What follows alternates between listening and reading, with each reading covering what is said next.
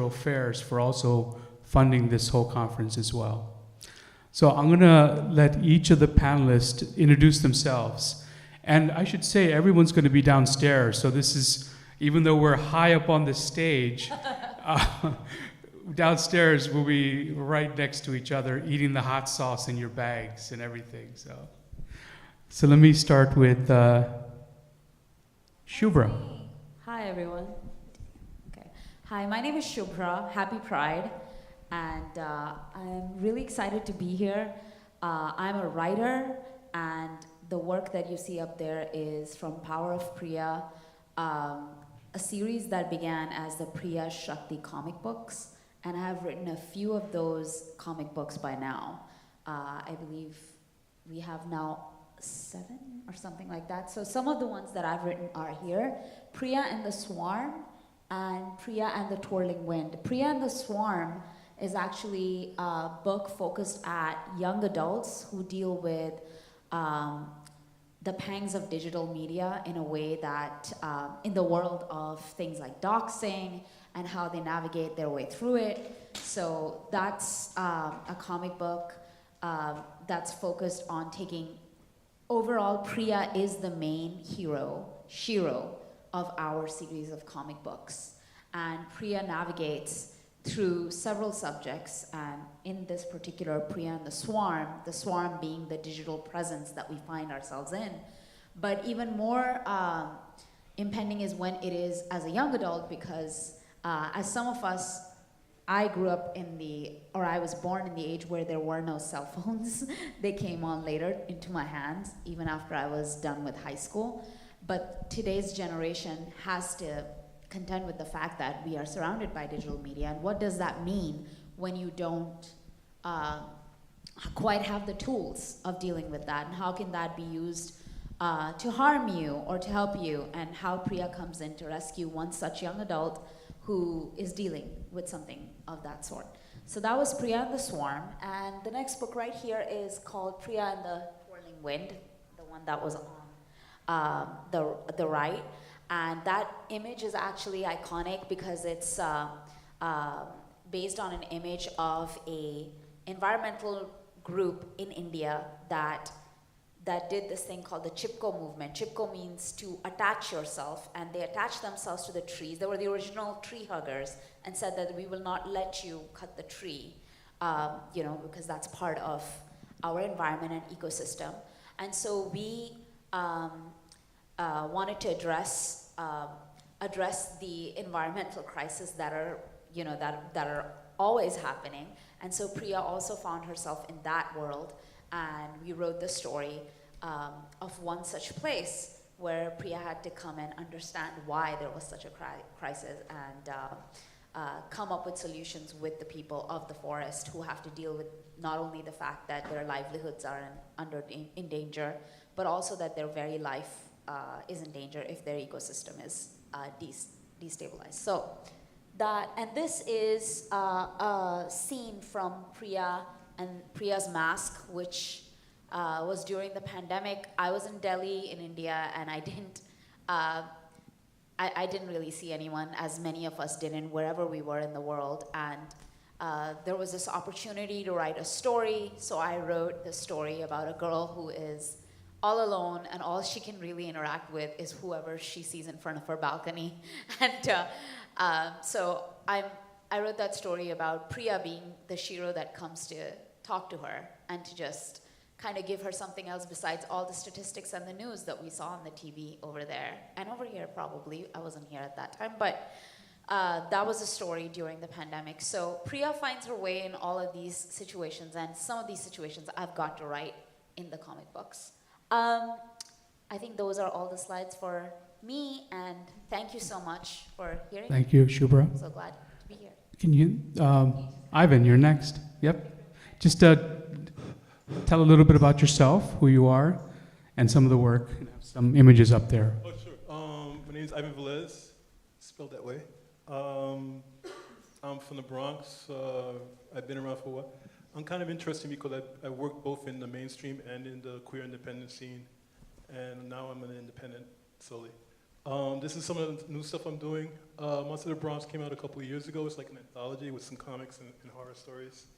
The second volume is past due, so I have to get it done by this year. This is The Root, which is part of my Creative Capital project. I got a grant to do a series of comic books based on the history of people of color in America, but using the fantastical kind of history, which is like the superhero history, with the premise that mainstream, there were always superheroes of color, except like America, they never got in front of the camera or they got put in jail and that kind of stuff. This is some of the other stuff I'm doing. This is part of the Root. This one over here is Tales of Closet, which is my first claim to fame. 1985, 86, I did the first intervention for gay youth. Back then it was just LGBT, and we went to all the high schools in New York, and plus a lot of other states too as well, so I'm very proud of that. And because of this work, I got my other mainstream work and my independent work. That's still the clothing, I'm still finishing it up. I've got like, I'm working on number 10. I've been working on number 10 for like 35 years. That's how old it is. But I finally got like about 20 pages done, so it's almost done. It's almost getting there.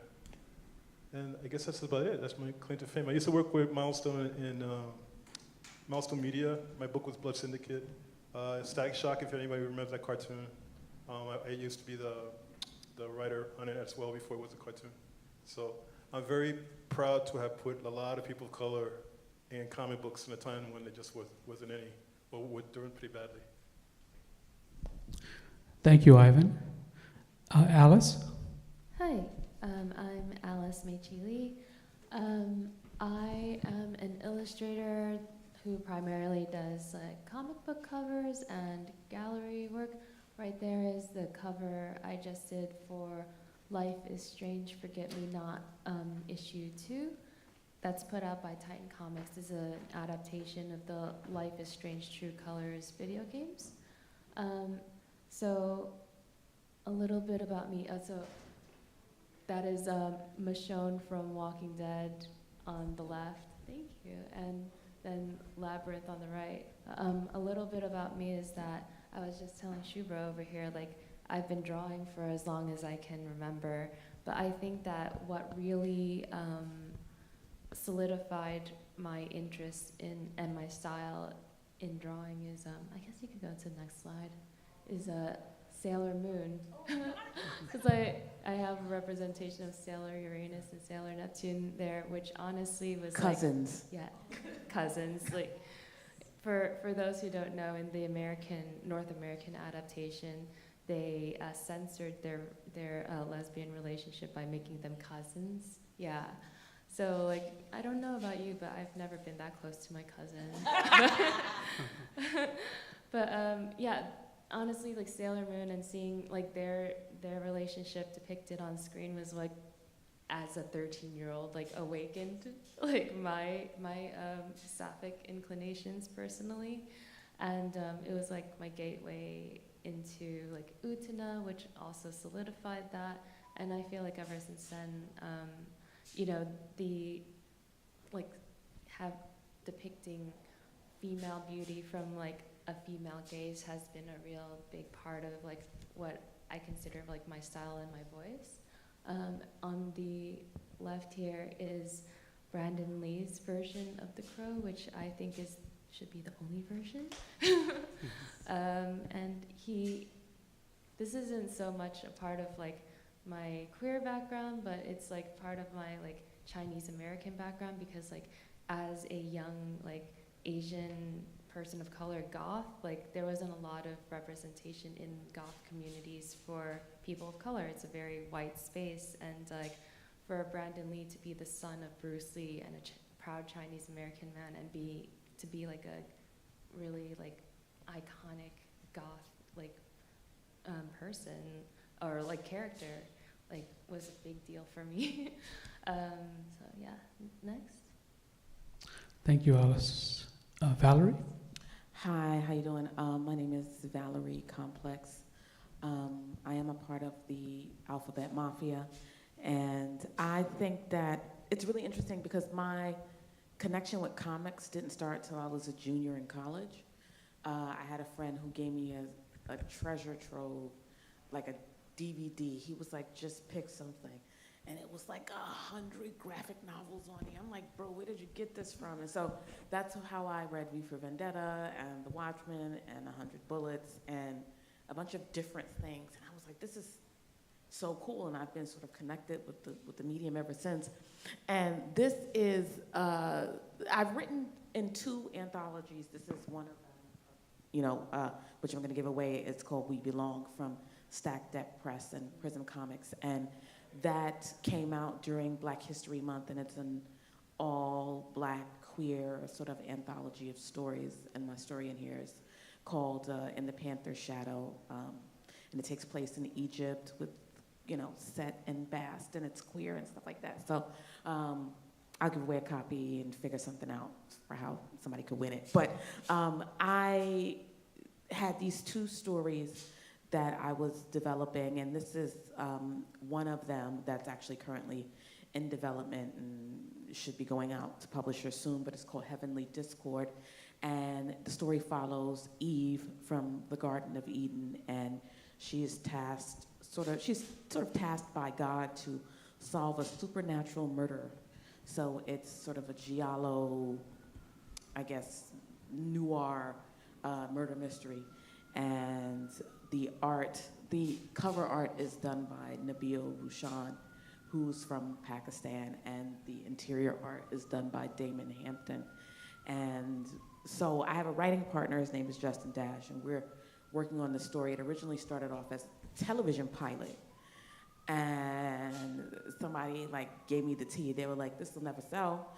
Not right out the gate, it's a good sample, but this is something that nobody would do right out the gate. And I was like, well, comics, it's a world where you can sort of expand on things and nothing is too outlandish and nothing is too sort of insane to do. So I was like, why don't we go this route? And so that's where this comes from. And next slide.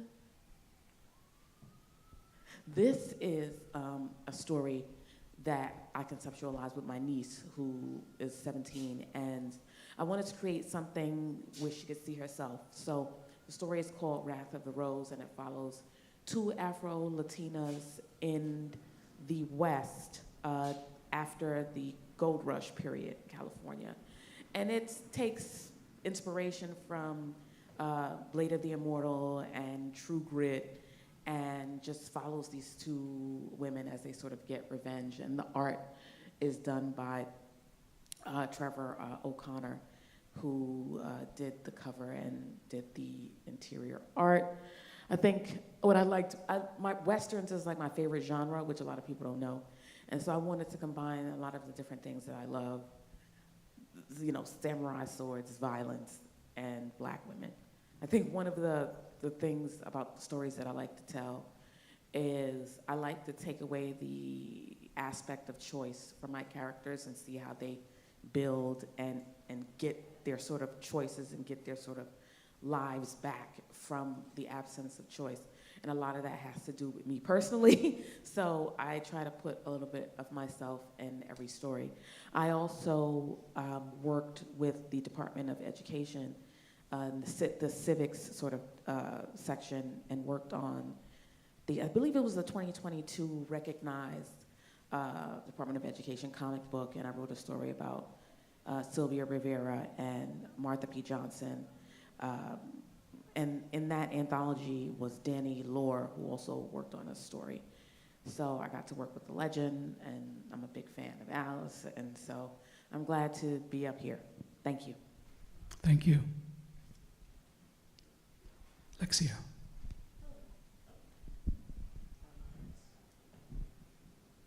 Hello? Okay, cool.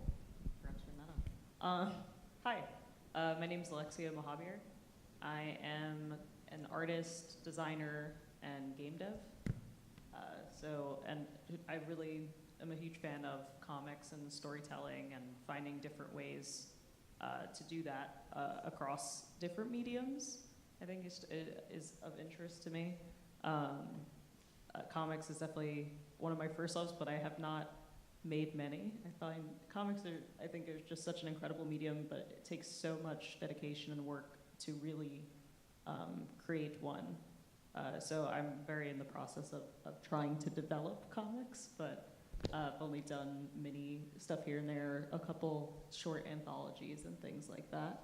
So on the left here is some of my characters for a comic I'm working on, exploring non-binary experience and gender with star girls. So that's that characters. And on the right here is one of my pins. So one of my favorite things as a designer, I really love to design like merch. To me is like wearable art.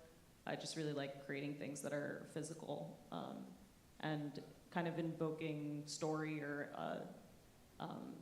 experience and meaning into those pieces. So that piece in particular is a pin inspired by trans love, essentially like self-love, and uses the colors of the trans flag as inspiration to kind of have this like radiating effect. So I really especially love designing pins, which I'm selling at this event as well. They're a lot of fun. This next one is one of my illustrative pieces. It's kind of a self-portrait and invoking my, what's the word? Like username, my profile, which is Woe and Grow, and is very much kind of like a mantra for me in the context of, I think, getting through difficult things and the idea of it being very like cyclical, but something that you can grow through and kind of work through while still finding the joy in it, I guess is the word. But yeah, I mostly do, so on that first slide, I think actually is the first, yeah. So that one on the right is concept art for a character. So in terms of most of the work I do currently is game dev. I actually am a community manager, Discord community manager for a nonprofit called Game Devs of Color. They run a yearly event called the Game Devs of Color Expo, where they showcase all different games created by devs of color, as well as they do talks and panels. They do a Steam sale of like a collection of games, and that's been my like biggest joy. I feel like games and comics have a lot of similarities in the sense of them being very visual media that you can tell stories in really unique ways, and it has this sense of interaction that I find really appealing and unique, and being able to explore aspects of identity and stuff, actually getting to be part of communities like Devs of Color, actually seeing people like me making all types of different games, indie games in general, very like booming in a way that even like 10, 20 years ago was just not really possible. But people being able to make their own projects. So like with that project in particular, I'm working on a game for that explores Puerto Rican identity. So this is like kind of a Puerto Rican magical girl who uses the powers of a coqui, which is a frog native to Puerto Rico that's kind of very much a symbol culturally that's named for the sound that it makes, the mating call that sounds like coqui. And just exploring like aspects of identity. I'm Puerto Rican and Guyanese. I am not fluent in Spanish, and that's been an aspect that's very difficult culturally. I think a lot of people who are diaspora of a variety of cultures can experience of that feeling of disconnect, and the complicated feelings around like pride, like cultural pride. And so that was something I really wanted to explore in a game, and the idea of showcasing Puerto Rico positively. The project was born out of, after Hurricane Maria had done a lot of destruction to the island, as well as a lot of the strange American response to Puerto Rico, which is essentially a modern day colony. So as a lot of mess within that.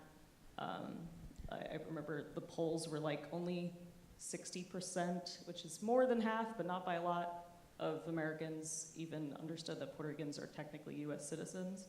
Like things like that came after that made me really want to like explore Puerto Rico in a positive way, even though it had been a while since I had gone to Puerto Rico. And I remember in my upbringing, going to Puerto Rico was not always fun. It was one of those things your parents are like, bring you. My mom would, yeah, we're going to Puerto Rico for the summer, and it would be very isolating for me because I did not speak Spanish. So wanting to explore that in games, and games just have a lot of experience to, I think, explore things in unique ways. So that's very much what I do. Yeah, an aspect of a unique component of storytelling. So yeah, I'm really happy to be here among such incredible creators and hearing everyone's different projects. And I think the way people bring in a lot of aspects of like identity, cultural, relating to gender, sexuality, is just really incredible. Yeah, thank you. Thank you. So I have a few questions for everyone. I had a lot of pleasure going through your websites and whatever I could find online and reading your work and developing these questions. So some of them are very specific to you. And I think a lot of people want to know about process, which is half the reason people come to Comic Book Festival is to understand how you create the work. I'll start with Ivan. In your work, you explore being a gay man, and you've been in the comic industry probably amongst all of us the longest.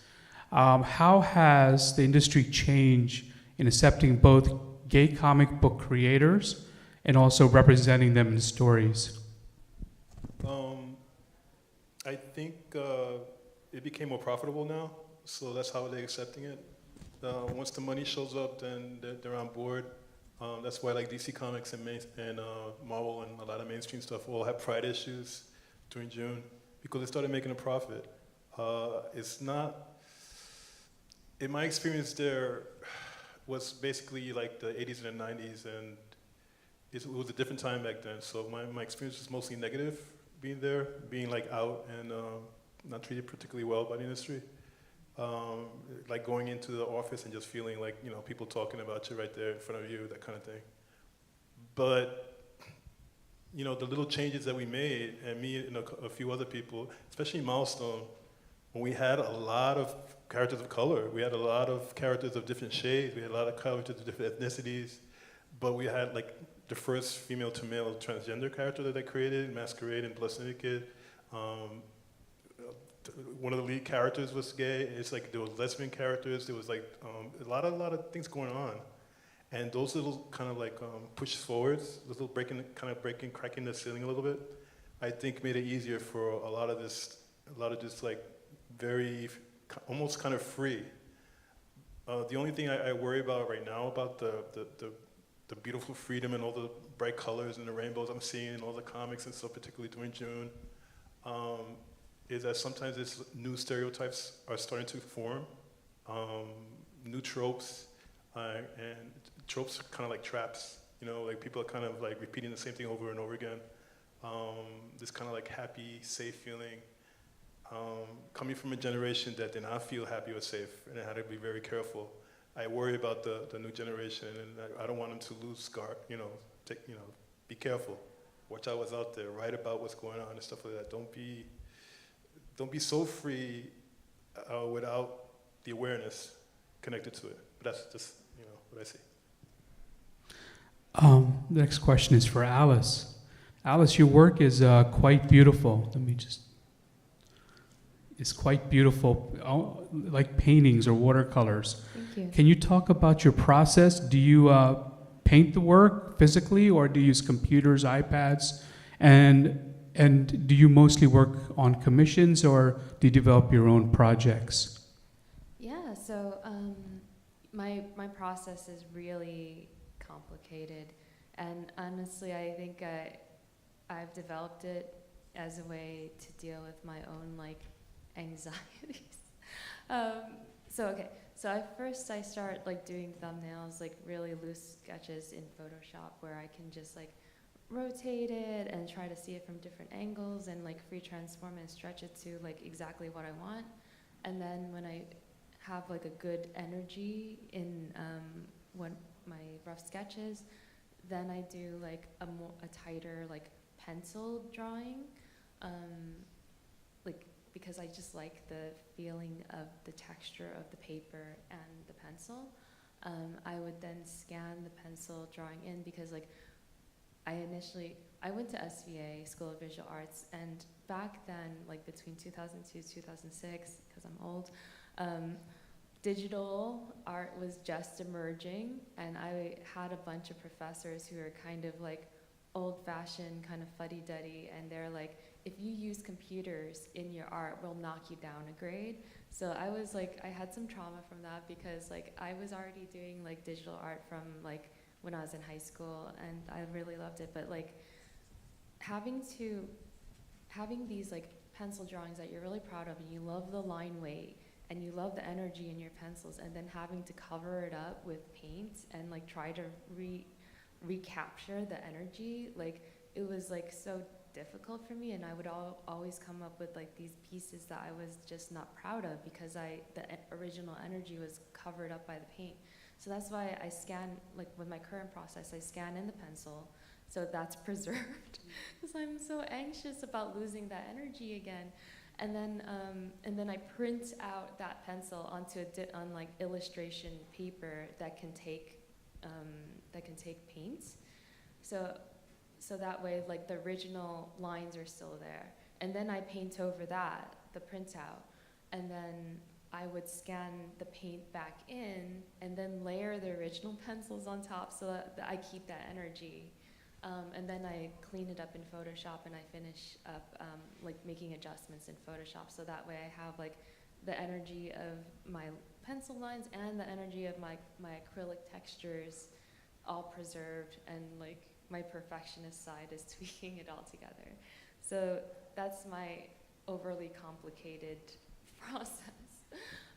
As for how I come up with these ideas, like a lot of the times, because I have like personal ideas that I want to accomplish, but I have this, again, it comes from my anxiety where like I can't really keep myself on task if it's like something that's my personal goal, but if I'm contributing to somebody else's goal, I feel like I can't disappoint them. So I always sign myself up for other projects. So like these two pieces I did for Gallery 1988 in Los Angeles, which is like, they like to exhibit a lot of illustrative work and a lot of pop culture work. So like if someone else has like a deadline for me, then I try my hardest to hit that deadline. Whereas like my self-imposed deadlines, I just kind of blow through. So those are, all the projects you've seen up here are like projects I've done for other people, whether it be for this gallery or for like comic book publishers or whatnot. So yeah, that's me. Thank you. Shubhra, you grew up in India and the US, San Francisco mostly. How has the treatment of women in both cultures informed your comic book writing, your film work, and theater, because you're also an actor? So I grew up in India till I was 13. I started high school in California, and I read comic books in India in my native tongue in Hindi, and they were much more interesting in Hindi back then than in English, like emotionally, and also just because comic books were always portrayed as something way more exciting than any other kind of text you were reading. So in my native tongue, I felt like, wow, this really packs a punch, anything that I read. And I didn't really see any female characters at all, actually, growing up. And I didn't think about that either. It just never like formed in my mind that they could be like any kind of, they were always like the tropes, literally, like the wives or the girlfriend and in general, as a kid, there wasn't even any of that. There was just superheroes that were just like, coming out and, Snake Man and all that. In Hindi, it was a lot more exciting than saying Snake Man. There was one very popular one called Nagraj. Nag means snake and Raj means the king. And he was just like the best. And then there was another one who was this really old uncle whose brain works faster than the computer. And we loved reading like things that were just about him. And so, like, whether women are there or not, it just didn't, like, come into the picture. And then when I came to the U.S., like, I read less comic books because I was just trying to get used to even the vernacular of what I was supposed to sound like here to be understood. So it was much later when I was an actor and I got to do more theater that I was more exposed to pop culture in this manner. So I think that to be able to write female characters that are central to comic books is very new and exciting and different than writing plays, which I also do. Because I feel that in comic book writing, we give a lot of agency to be as big as you can be. And that itself is different from, in my upbringing, right now India is a lot different, and for many good reasons. Women are coming out doing everything. And I'm so proud of that. But back then, it was still a little bit like, okay, this won't make sense if we have a woman do this, And if we were gonna have her do this, be this hero, then there has to be an angle of some kind of romance, some kind of rescuing, all of that. So it's nice to write Priya in a way that she rides the tiger and she comes up and she's like, I'll take care of this and that, and we haven't had the discussion of, who is she romantically involved with, because it's not kind of what we want for her. We want her to have, the lead, and that's great in its own manner. So, and I mean, I think that, I don't think, just to correct it, because it's easy to think in extremes, I honestly didn't think about like whether women are going to be, are they superheroes or not while I was growing up. It was just not something that, I was busy enjoying whatever I got. It was much later that I understood that actually putting Priya as a main character does change perspective. People are interested in reading that as well. So yeah, that's my answer. Thank you, Shubhra. To Valerie, there is a cinematic quality in your work in comics. The panels are like moving images, almost like cinema. You're a film journalist. Can you talk about the intersection influence of cinema in your graphic novels? Yes, I am a film journalist, and I have been for quite a while, actually. And I'm doing, making my transition from that into screenwriting and comic writing. There's a lot of, so I haven't admitted this to anybody, but I'll tell you guys. So I have a real serious problem with maladaptive daydreaming, and a lot of my ideas come from that. And in my head, this type of daydreaming is extremely cinematic. There's characters, there's names, they're moving, they're like living people in my head. And I take a lot of that influence and the influence of cinema and I do put it and inject it into my work, because, I don't know, I guess I see films was the thing that raised me. I remember watching my first film, which was Nightmare on Elm Street. It's not an appropriate thing for like a 5-year-old to be watching, but I did watch it and I kind of loved it. And then from there, my dad would take me to see movies, and it was just sort of this thing that I had always grew up with, and this thing that was always there. So in my mind, like the comics that I create are just movies that don't move.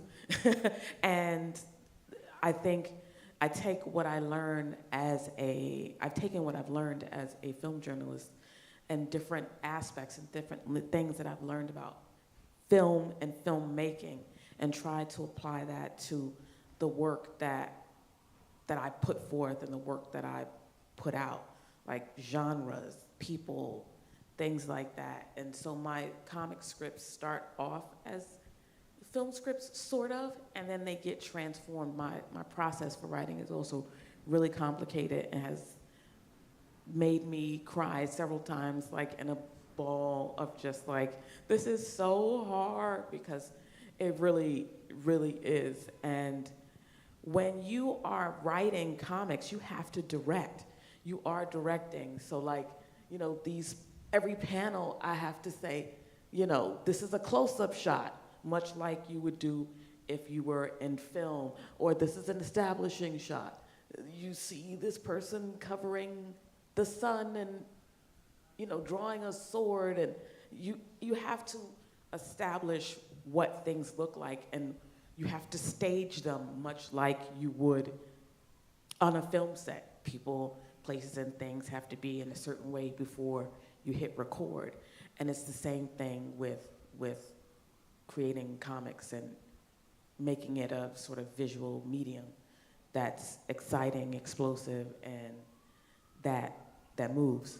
I just wanted to also say I'm also from the Bronx too. I was born in the Bronx and Same. grew up watching Sailor Moon, and so I was like, you know, a 6-year-old kid in the late 80s, and people were like throwing like pencils and screws at me because I was like this nerd that liked anime or whatever, and I never thought that I would grow up and create this sort of thing. So it's a really full circle moment for me. Thank you. Alexia, your artwork is colorful, bold, and iconic, Thank you. like Keith Haring. In fact, you have a photo of yourself holding sneakers with Keith Haring's artwork on it. How has pop art influenced your work, and how has GIF, culture influenced your work? Oh, I love that. The picture you're referring to, actually, so that was, I was hired by Converse to do a Pride event, I think last year or year before. Time is bizarre. But we essentially, I got to customize sneakers for folks. So that piece was, since it was Pride related, someone wanted a take on a Keith Haring piece, but done across sneakers. And so that was something that adapted on the fly, and essentially it was all with like Posca markers and painted on the shoes. I also had my sister, who's also an artist, helping as an assistant, so we each tackled one shoe to make this pair. But that's a very flattering comparison, I think, to the context of Keith Haring. But I definitely really love things that have strong like iconography. A lot of my pins and design work in particular, I do in vector art, which comparative to drawing, which I also do. I find that vector art is, which for folks who don't know, using like a vector-based program essentially means that everything is infinitely scalable. So comparative to things normally in a computer that have pixels, so things get blurry if you make them bigger. If you're drawing something digitally and you are trying to adjust it or erase it, that all can, it's difficult to undo it or to do something. It all affects the file in a way that affects the quality, and that you have to work around, especially if you're aiming to do things for print.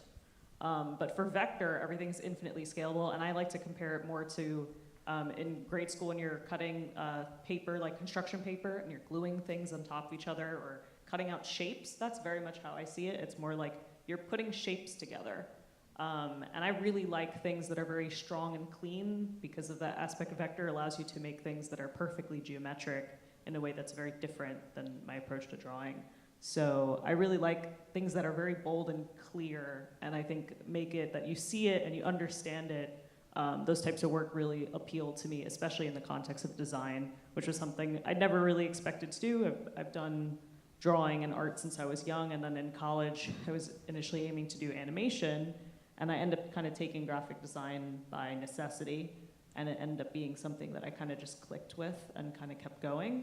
And I really like designing, especially for myself, so things like GIFs, so your point to that, things that have a, like a clarity. I always think it's really funny seeing like these two pieces side by side, because they're completely different in the process, and I think even stylistically, sometimes that's something I struggle with, for my work to seem clear, like it's coming from the same person, because I'm like, yeah, the process for both of those is completely different. One of them is done in vector, and you could see is very just clean and clear, and the other is similar to Alice that you brought up. That was the one on the left is, I did pencils, then scan it, and I love getting that kind of the specific energy, like you're saying when you're drawing by hand. But that's very the opposite when I'm doing vector work. So it's very much, I think, the aspect of design. That's how I tend to define the difference, design versus like art. design is about communication, and it's this idea of trying to communicate something very, very specific. So I think the idea of using things that are like pop art is graphic and clear, and you see something and you just kind of, there's a quality to that I really like to me, in terms of this piece, the idea of it, that you see it and you're like, oh, if you understand that it's a trans flag and this character holding a heart, you don't need a lot of detail. It's just something that you can see and it clicks, and that's something that really appeals to me. I mean, it's the same thing Keith Haring does with the very simplicity of his drawings, but they just pop out. Shubhra, how do you represent feminine power in your work? And is it different in the US as opposed to India or other cultures? Sorry, it's a tough question. No, I feel like, I think that there is a need in the West to separate a lot of things to male and female and make it very binary anyway, to say feminine power, masculine power, when in growing up, I mean, if I have to comment, so for Priya, I don't want to say feminine power, I just mainly want to just say, I think it's compassion. It's compassion and leading with compassion in that manner. And I do think that what we have done in our illustration, even the idea of having Priya sit on a tiger is actually something we are borrowing from Indian goddesses like Durga, who rides the tiger. And it's something that we borrow as something that she represents with not only power, but also compassion toward the world, as being a leader of compassion, not only seen as someone who can change into a different kind of a, because if you look at the mythology of Indian goddesses, it's different forms of the same entity. There is the form that is that can turn Raudra, as we say, or in anger, or there is a form that can turn into someone who is someone who would scare the crap out of you, or someone who is very compassionate. But for Priya, I think that she emulates the compassion in that manner. So feminine power in Indian mythology is attributed to the goddess, but also in the mythology is the fact that there is a single entity that represents many powers, and some of those can be represented as masculine or feminine. But I don't think that that's the only way to say that, yes, she's only feminine power. So I would say that, yes, she's more leader with compassion, and that's who she emulates. Durga, who rides a tiger, but she is compassionate towards the world, unless she is provoked and then she's somebody else, and that's just Kali, and that we don't want to see. So. Let's talk about another power. Let's give the mic to Ivan. Ivan, as a longtime comic book creator and illustrator, what, if any, is the threat of artificial intelligence on your work? Are you replaceable or irreplaceable, and why? Oh, I want to answer the other questions. The AI, to me, AI is just like another tool that's going to be worked with. I mean, it's going to be people's brains running it. You know what I mean? It's like in about 20 years, there'll probably be like famous AI artists or AI filmmakers who know how to code it or prompt it properly, or in a particular way. I just think it's just part of the tool set. Like when you said that the digital art was like being frowned upon by the old school teachers, it's kind of like we're in that stage now with the AI. Yeah, you notice a lot of the AI is looking the same right now. I mean, it's beautiful, and some of it's really creepy. And the colors palette seems to be the same, and that's what's going on right now. But things are going to change when people are more in control of it. When it's going to be one of these things where people could just go like that, and the AI will just like follow their movements and do like that. But I think nothing's going to replace the written word the way people can do it.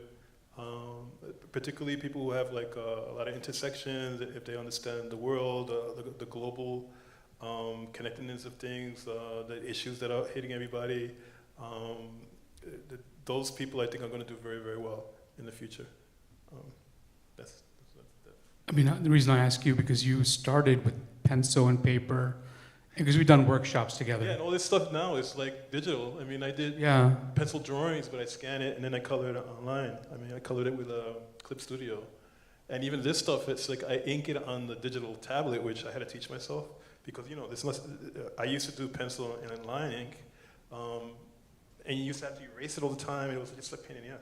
But I figured out the better the tools got. You know, before there used to be, remember that the parallax, which is like the tip of the pen between the glass? It was like almost like a half inch before, and you can never kind of like make the right line because you always saw that kind of like space and shadow underneath it.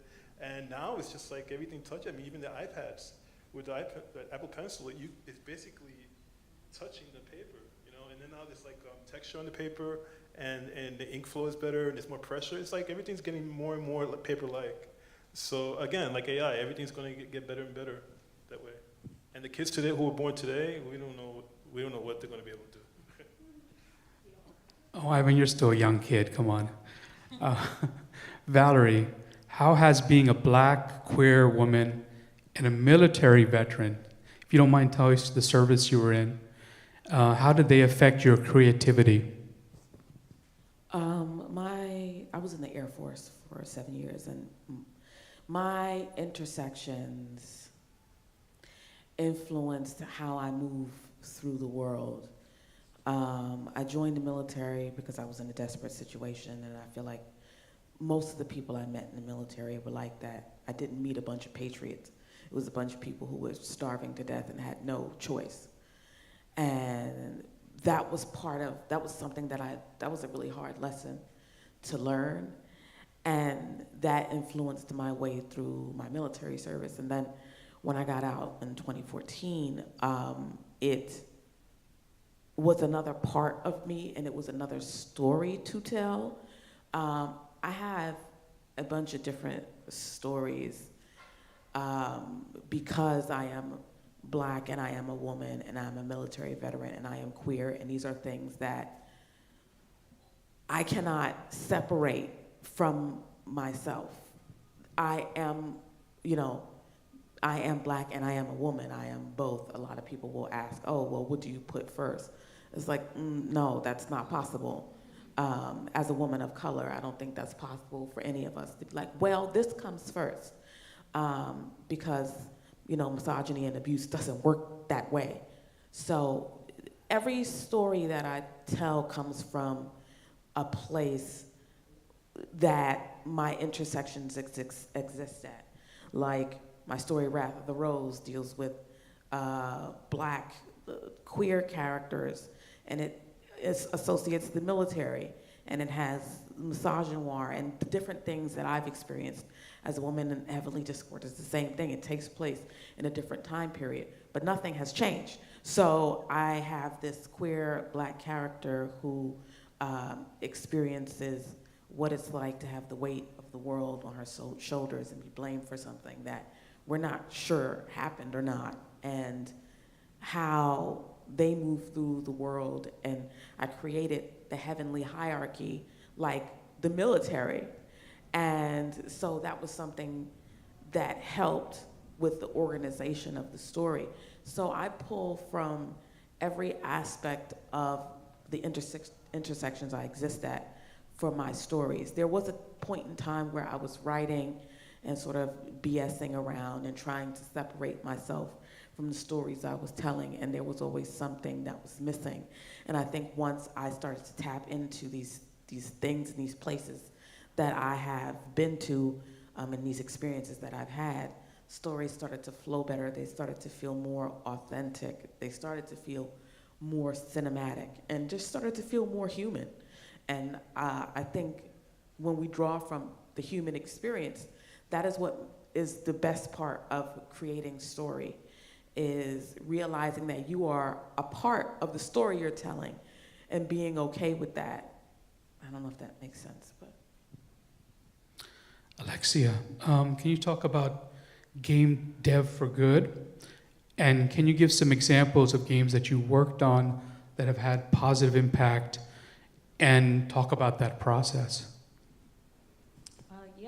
So Game Dev for Good is it's essentially, a lot of my work that I've done is on the community management side, as I mentioned, for Game Devs of Color. I really love events like these that are community focused, and that's kind of led me to that type of work. I really love, in the context of games, very much the indie side. So a lot of folks making their own games by themselves or with small teams, making even small studios. There's been some really successful ones more in recent years that's made that a much more viable choice, although it's still very tough currently trying to make a living doing games.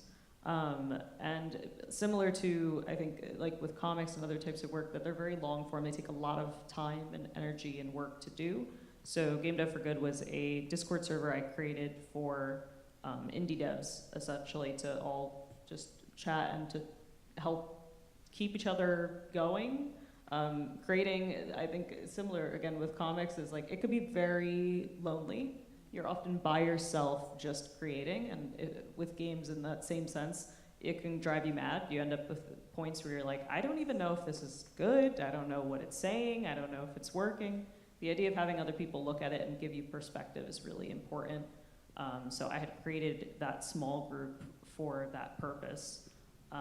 And yeah, in the context of games, I am still, as I've worked mostly on the community side, I don't, a lot of the games that I'm working individually, something that I don't have like anything published. I've done a few small games for game jams, which if people are not aware, game jam is essentially a short event that is usually like, it might be, oh, this game jam is for 3 days. It might be this game jam is for 24 hours or a week. And essentially everyone who participates has to create a game in that amount of time, which is, yeah, pressure is on, but you end up being very amazed. That's very much how I've got into it. With how much you can create in a short amount of time with just the right group of people. People end up creating some incredible stuff through game jams, and then even sometimes going further with it after to make it into a published or fuller project. So the use of like, I've done a couple even for nonprofits where we worked with young kids. So young kids essentially, they came up with a game idea, and then we took that and turned it into a game in the game jam format. But the ones I've worked the most on, most recently, there's a game called Mid-Autumn that was a all Asian diaspora team. I was hired to run community management and like social media related stuff, and it's an indie game that explores like Asian diaspora experiences, and the main character is essentially took over for they were kind of lost after college, ended up going back home to stay with their grandmother who is charging rent, and they end up having to take on the mantle of spirit guardian that their grandmother once did, and they spend their time fighting demons in the spirit world to kind of pay the bills, and then in the waking world, above the town, the small town, the fictional town in California, they're dealing with like gentrification. So it's like this duality of that. It's a roguelike narrative game. So I was very proud to be part of that project, which is like available to like on Steam and Itch and yeah, platforms like that. And then on my own stuff is still just smaller projects, but that's definitely in recent time is like the big one that I've worked on that I'm very proud of. Yeah. Can I say something real Sure. quick? I really, in regards to the question you asked me, and listening to everybody up here, you know, when people ask, like, how does your background sort of influence your stories?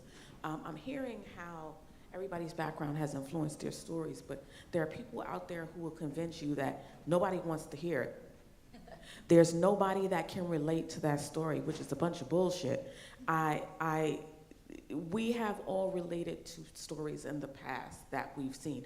The one outlier that gets to break out, we've all connected with that thing. But there are people out there who are like, well, nobody can relate to a black woman who's a military veteran. It's like, are you fucking kidding me? Like, you know, there's someone out there that can relate to Priya by reading it. And there's someone who, just like you talked about your story with Brandon Lee and how you connected with that, and somebody will see your work and connect with you.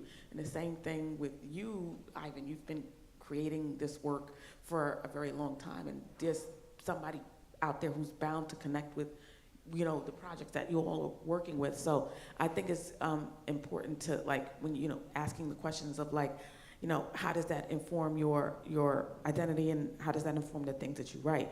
There's always room for people to connect with stories. Don't let anybody tell you, oh, there's no room for that, or people won't connect with that. I've heard that many, many times from many publishers, and it's a bunch of BS. So I just want to throw that out there. I also wanted to add, like, none of us on this panel is like a cis white man, yet I'm sure we've all connected to a cis white man's story, because those are the majority of stories out there. So, like, if we are expected to consume, like, that that perspective, then why can't it be the other way around? Yeah, there's also, I have to add my 10 cents. The people controlling the stories too. You have to be very careful of that, because like what happened during the 70s and the 80s, where you had like a lot of black men with big afros and bare chests saying, holy sweet Christmas, that kind of stuff, is because it was written by white folks who looked at blaxploitation movies as a reference for black people. That happens all the time. Latinos get colored. Before they used to get colors, we were red or gray.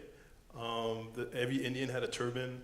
It was like all these kind of things that happen. You have to be very careful, because now the new tropes are happening because other people are writing them, and they're making everything very rainbow. And because that's what they understand, that's what they see. When I was a kid, you see how old I am, there were literally no characters of color. And I'm not talking about just because black and white TV. It was just like nobody. And you get used to that, and you think it's normal, and you don't think about it, and then you get older, and you realize, why do I feel like I never could be a superhero unless I turn my face white, you know? Why can't I see my family or my friends reflected in these characters? And that's the thing that really kind of messes with you. So the work you guys are doing right now is God's work, you know, that kind of thing. You're really helping change the game just by existing.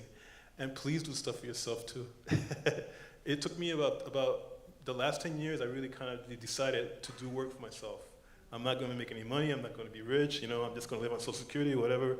But I can draw, and I can do stuff for myself, and I'm not going to be worried about other people and what they think about it. Let me put my body of work and what I feel and what I think I can do, and then let other people judge it afterwards.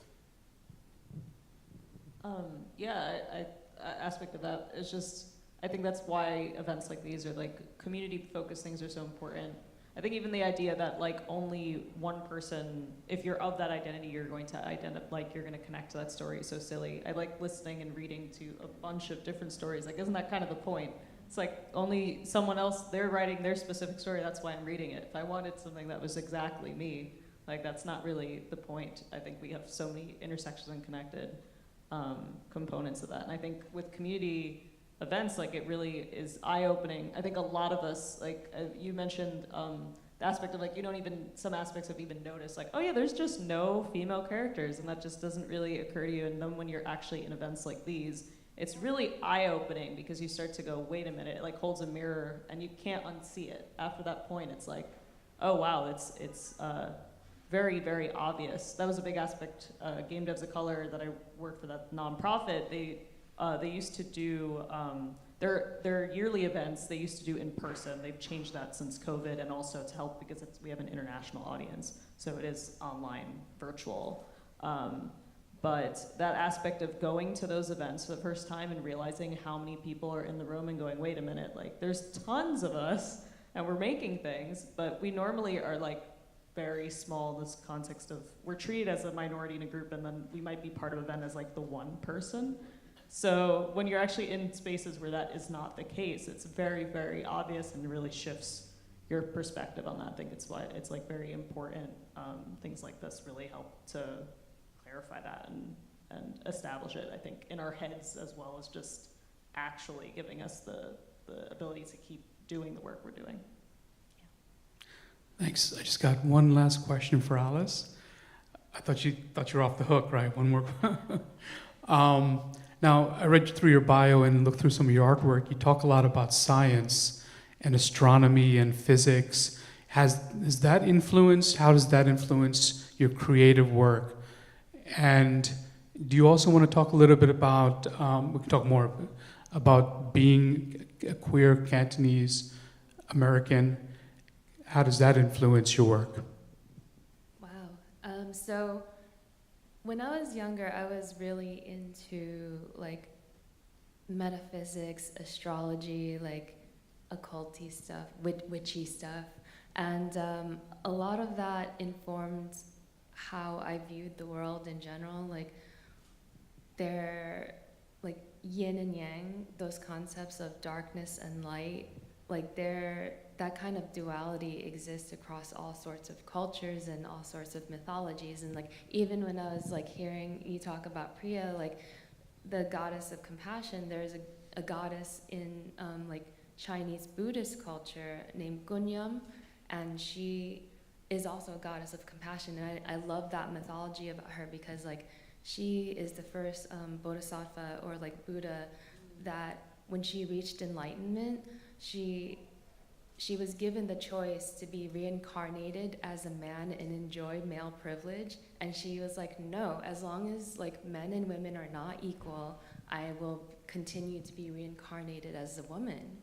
And like I've always viewed the world through like myths and like these concepts of duality, darkness and light, and I know it's kind of loaded because like the feminine energy is usually associated with darkness and the masculine energy is usually associated with lightness, and you can see this in astrology as well, where like the sun is masculine and the moon is feminine, and it also extends to like warm and cool colors. So like my entire like paradigm of the world has been informed, like this is how I see the world through this kind of symbolism. So You also did a cover with Neil Gaiman, I think, right? yeah, well, I did a piece called for his Snow Glass Apples short story, and that was originally supposed to be released as a print through his Neverwhere site, but then it never did get released through them. He tweeted about it later to like so that I could sell my prints on my own, but like yeah, it was never released through him. But yeah, like Neil Gaiman obviously like was a big influence early on in my art as well, and I do think that like a lot of these the symbolism and science have to do with each other. Obviously, like astronomy and astrology are interconnected. Actually, astrology came first before astronomy was a thing. I'm not super into like a lot of like occult ideas anymore. Like maybe like my world is a bit more grounded now, whereas when I was young, I was like really like really in the clouds with that. But it still like informs my visual language for sure. And sorry, what was the second part of your question? About being queer Cantonese American. Yeah. So I mentioned when I was like making the Instagram post about this that, you know, I had to come out multiple times in my life. I initially came out when I was like around 14 as a lesbian to my father because I was dating a girl at the time, and we were dating for 6 years, and then I had to come out again as bisexual because I fell in love with my husband, Michael here. And in many ways that was even harder because I spent the previous 6 years developing, you know, a community in the gay and lesbian community, and those were the majority of my friends. So when I came out as bisexual, like I lost a lot of friends in that community because this was the early 2000s. There was a lot of biphobia back then, like from both straight and gay people, because like, you know, straight people didn't believe that bisexuals existed.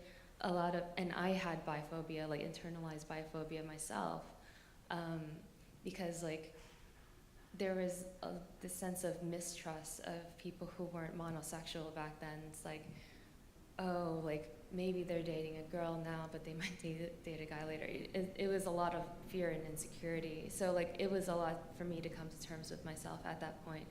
And then like I came out again in 2021, like at the height of the pandemic, because I was like questioning the nature of my gender. And I was like, when I'm not performing femininity, I don't feel like a woman. I feel agender. So I came out as gender fluid then. But like in terms of my Cantonese side, when I came out to my father as a lesbian, there wasn't, like homophobia wasn't really a big thing in my family, or I don't even think like so much in my culture. But my dad kind of like, he got kind of angry for like 5 minutes because it was a shock to him and he wasn't expecting it and he really wanted grandchildren. But then he quickly calmed down and was like, you know what? Gay people are really cool. Gay people have always been cool to me. And maybe, he turned to my sister who was there at the time, and he was like, maybe you should consider dating girls too, because then you won't get teenage pregnant.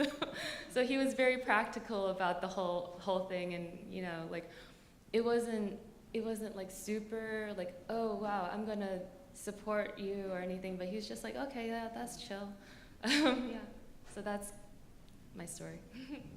That's amazing. I mean, such great stories from everyone. I want to open up to the audience if you want to ask any questions. There's a mic up here. We're just asking you to use the mic because it's being streamed and they need to get the questions on the stream. Anyone, and of course, afterwards, we'll all be downstairs. You can ask questions directly as well. Does anyone have any questions they want to ask? No? I was gonna say, if nobody has any questions, there was something about, oh, there you go, never mind, go ahead. Well, actually, why don't you say it while she goes to the mic? I was just thinking about how bisexuality has been portrayed in the media. It's been portrayed as something evil and sort of uncertain, and it's like, oh, this person is bi, so they're like gonna use that to sleep around and be evil and do crime and stuff. So when you talk about like biphobia, a lot of that is influenced by media and film and television. It's gotten somewhat better, but not by much. Hey guys, you briefly touched upon like representation and like getting things like right. I guess what kind of advice do you have, whether it be written or through art, in kind of representing a culture correctly? Because I remember there was a Marvel comic that had Puerto Ricans in New York using Mexican California slang. And it was hilarious because I'm like, we don't talk like that, like vato and all that, like in New York in the 2000s being Puerto Rican. So I guess for you guys, how is it getting like representation correctly, whether it be your own work or working with a publisher and being like, hey guys, like that's not how that works? Yeah, I think that, first of all, if something is not correct, and you know, you have to call it out and you have to check yourself, because you can't also be like, I know everything. And within whatever it is that you're trying to borrow from the culture or portray from the culture, you should take the help of people who are well-versed, who are actual, you know, who have the knowledge. And it's not like it makes you seem that you're less than or anything. It's just that you're doing the right thing, because a lot of people that you don't see at that moment when you're making that choice are going to be influenced by it.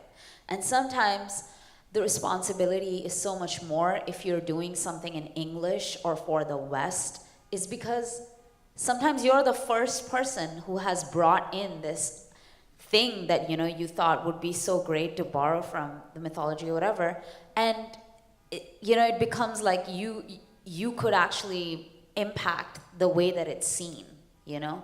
And it's not a small thing. I think that it's very important to really be aware. And, you know, if you're gonna write that, if you're gonna put your name to it, you have to be responsible. I do believe that. And if it means that you have to have a kind of conversation that involves like people really sitting down and reconsidering, that's fine.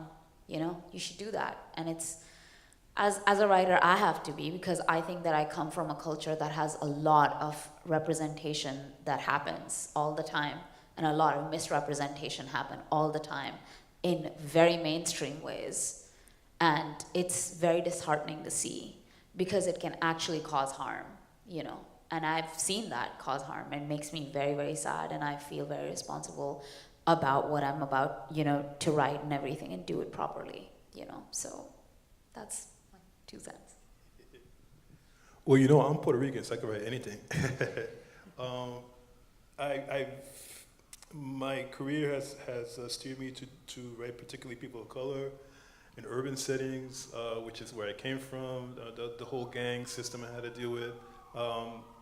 What happened to me is that I was very aware of all the stereotypes out there, and I kind of used those stereotypes to kind of like against the reader, that kind of thing. I would have like, for instance, there's always Spanish women, and just Spanish. She speaks Spanish, but they don't tell you where she comes from, what country she comes from, what area she comes from, what's the situation, how did she get here, what is, you know, that kind of thing. Why does she even speak English if she just got here like an hour ago?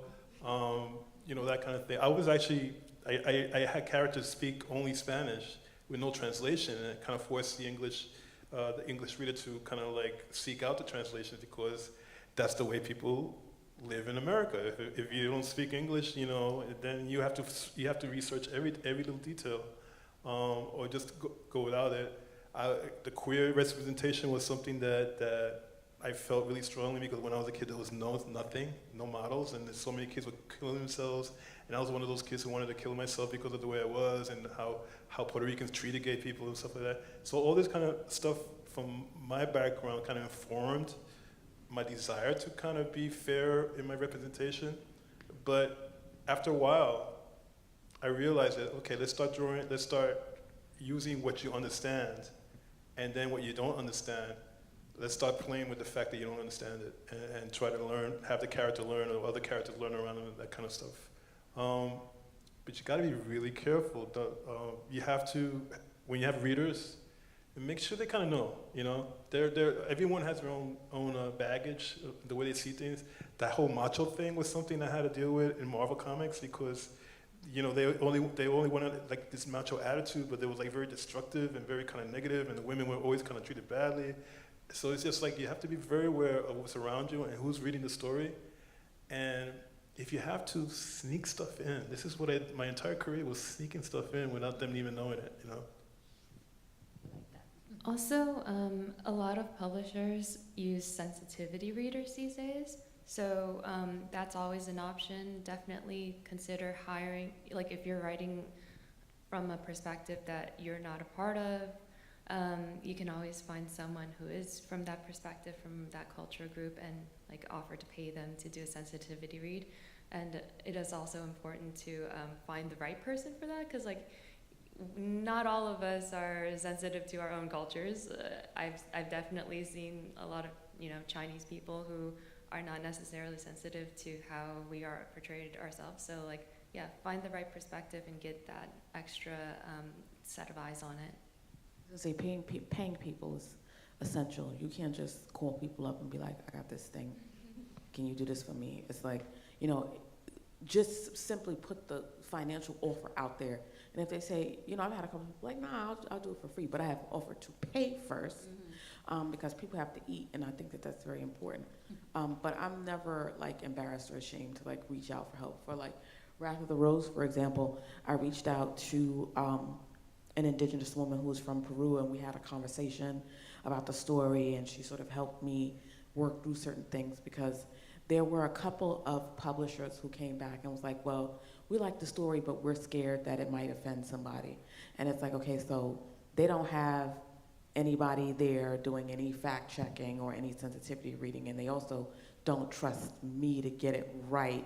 So that's a problem in and of itself, but also I talked about bringing consultants on and paying them as well to help to make sure that the story goes right, because the character with the hat is like African and indigenous, and that had to come from a place of research and a place of asking people and a place of paying people and paying, you know, and getting the sort of right folks to understand the story and understand what that was like. And then I had to make a decision on whether or not that was an aspect I wanted to keep, because of course I don't want to, you know, offend anyone. And then with like Heavenly Discord takes place in the Bronx, but I haven't lived in the Bronx since I was 14, and I'm 41 now, so I still have to ask people and do research and stuff like that, because the Bronx has changed significantly. And so I have to make sure that that's accurate, because especially people from New York, and especially people from the Bronx, if you get something wrong, they're not going to let you get over it. You'll never get over it. You'll never live it down. So that's not, you know, I don't want that to be a part of my legacy, for people to be like, you're from the Bronx and you got this shit wrong. So. That's a great question that I honestly think about a ton. I think when you are part of a marginalized group, and that's touched on a bit, and if you're often one of the first people doing something, there is so much more pressure, and I think a lot of it, even unfairly so, of people wanting you to represent everything perfectly, in the sense of like, okay, if you make this type of character, and it could be informed by your own experience, and people want it to be everything at once, and that's just not possible. There's going to be aspects that people are going to be like, well, that doesn't match my experience. It's like, yeah, we do all have different experiences. That's kind of the point. I think it's something that, to balance it, the idea of approaching things with care. I think your example is such a good one in the sense of why Marvel gets flack, and absolutely should, is the context of a company, an entity that is, it's not an individual person, it's not informed by someone's individual experiences. Obviously that was a situation of, okay, the company chose these things, they maybe hired people, people are working on it, but that is a lack of, this is a company with resources, and they absolutely know better and should put those resources to ensuring that's correct, which I think is a very different thing than someone individually being like, I'm gonna write a story based on my own experience as a Puerto Rican or whatever, and that's not going to match everyone's experience because we're all different. And I think trying to find the balance of like being true to aspects of your own personal experience, and not just the idea that like, oh, well, it has to be a certain way. In the sense, I know I struggle with that a lot. I mentioned that working on a game, trying to do like a Puerto Rican character and magical girl, that was like, there's so much internalized stress of the idea that like it's going to be rejected, people are going to think it's wrong, it's the wrong way to be. The context of even not knowing Spanish is such a stressful component. I remember we went very early on in development. I did an event, my partner, who's also Puerto Rican but even knows even less Spanish than I do and has never been to Puerto Rico, and that being an aspect we were trying to explore in the story. But we did an event showcasing the game, and someone came up to us after the event who was Puerto Rican, being like, I'm so excited for the fact that you're doing this. I literally came to this event because I saw you guys on here, which was insane because we were so new and young.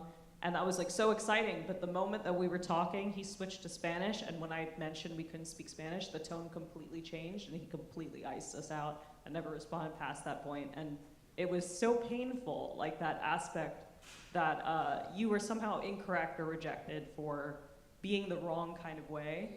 And I think trying to find, like doing things with care, doing things based on aspects of your own experience and what you know, and trying to learn what you don't know, because yeah, there's things we are ignorant about, and that's important, I think, to the process of creating things. When you're writing about things you don't know, especially working with other people, you know, to find that information. If you're working for a company or you're working for something big, that's obviously in the context where consultants and stuff of why they have people for that exact purpose. But I think it's also really important to try to write to your very human self. I think a lot of it is honestly being a good creator, in the sense of, I think good writing, good art, and a lot of these things, if you're writing a comic, it's the same things that make a good character. The idea of, hey, is this character specific? Are they just a broad stereotype of nothingness, or are they am I trying to give them like specifics? If they have elements of themselves that are supposedly stereotypical, well, how do they react to those stereotypes? Like, what do they feel about the things that they supposedly are, or whatever? I think about that a lot, of just like, it's our reactions often to the stereotypes that are a relevant aspect of our experience. So trying to find that balance, and I think improving writing skills in general, of like not making characters flat, that often hits harder when you're doing marginalized characters, because people are going, this character is very stereotypical or boring or whatever. I think the idea of trying to make more interesting, more thought out characters and stuff like that, I think is a big component of it. But yeah. I think that a big part of it is like a level of fearlessness that you have to have when you're telling these stories, because you just gotta go for broke. Like I still have anxiety over the stories that I write because there's a lot of different intersections that exist, especially with Heavenly Discord and having Eve as a Black woman. How are people going to react to that? Because we're in such a sort of religious, Christo-fascist state that we're moving toward, and everything is, white is right. How will readers respond to that? And even though it's fantasy and it's a mystery, anytime people are not white, everything is certainly thrust into reality. And it's like, well, have you ever met Eve? Do you know if she's white or not? And it's like, well, I only listened to, this book that somebody wrote in the 1600s from a white gay man, King James, who was gay, yes, and wrote the Bible. So these are, the type of things that I often think about, or like when you think about what does it mean to be an Afro-Latina in the West after the gold rush and all the research that requires in getting that right. There's a level of, you have to just be like, you know what, I'm just gonna write the story anyway, or I'm gonna draw the thing anyway, or create the game anyway, and see who, try to make it as accurate as possible and see who connects with it. Like, I really do hope that Heavenly Discord does get a publisher, but I foresee maybe having to try to crowdfund it because I just see publishers being afraid of backlash. Can I ask a question to you guys about genres? Because doing genres is kind of like part of the whole thing too, like a field that you have to play with. What is your secret genre that you really love, right? But you really want to do, but you're kind of scared to do a little bit? Because for me, I love wuxia. Oh my God, it's like I can't get enough of wuxia. It's ever since those kung fu movies when I was a kid in the movie theaters, and I just watch it, and now I'm watching like this thing called The Heroes, all those Jin Yang stories. Oh my God, it's like more, and I want to do one, and I want to do one right, but I'm kind of nervous about it and scared about it. So do you have anyone? I don't know if historical fiction is a genre, and also at the same time also something sci-fi space. Those are my two favorite that I would like to explore that I haven't yet. So. I think, I'm sorry, am I talking too much? I'm sorry. No, you do what you I think the stories that I'm tackling right now are like horror and Westerns, genres that women of color have notoriously been kept out of. And it has been seen, especially Westerns, as like white male peak fantasy, the John Wayne of it all. And it's like, I grew up with my grandmother watching things in the South, like the Virginian and, Tales of Wells Fargo and High Curial and, different Westerns like that. And you rarely ever saw Black people, but for some reason it was a genre that I liked because I liked the lawlessness of it all. I liked the violence of it all. And it's a genre that Black people don't often tap into in terms of writing and being a part of creating that world. And supernatural horror, horror is Black women are really coming up in the cinematic space by creating horror films and telling stories from a specified lens. But what Akilah Cooper is doing that's special, she wrote Malignant and Megan, is her stories are not told from the lens of the horror of Blackness. It is horror, and it is a story. Now, I'm not saying the horrors of Blackness is not important when you get your stuff like Get Out or Nanny or, I don't know, I guess Them is another example, but it's just horror. And so finding a way to either create something that you want within the genre or combining your experience with this genre to tell a story from a specific lens is scary to tackle. You know, because Rather the Rose has gone out to publishers, and the things that I've heard have been like, just borderline racist. Not borderline, just like straight up racist stuff.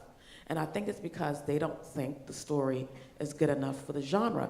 If I turned my characters white, I believe they would sell like hotcakes. Because you hear these stories already about black women who have had to change, or women of color who have had to change characters of their stories to white folks. To All the Boys I Loved Before, Jenny Yang, they tried to approach her to it's a film that's on Netflix, stars Lana Condor, who they tried to convince her for a year to make the characters white. And she was like, no.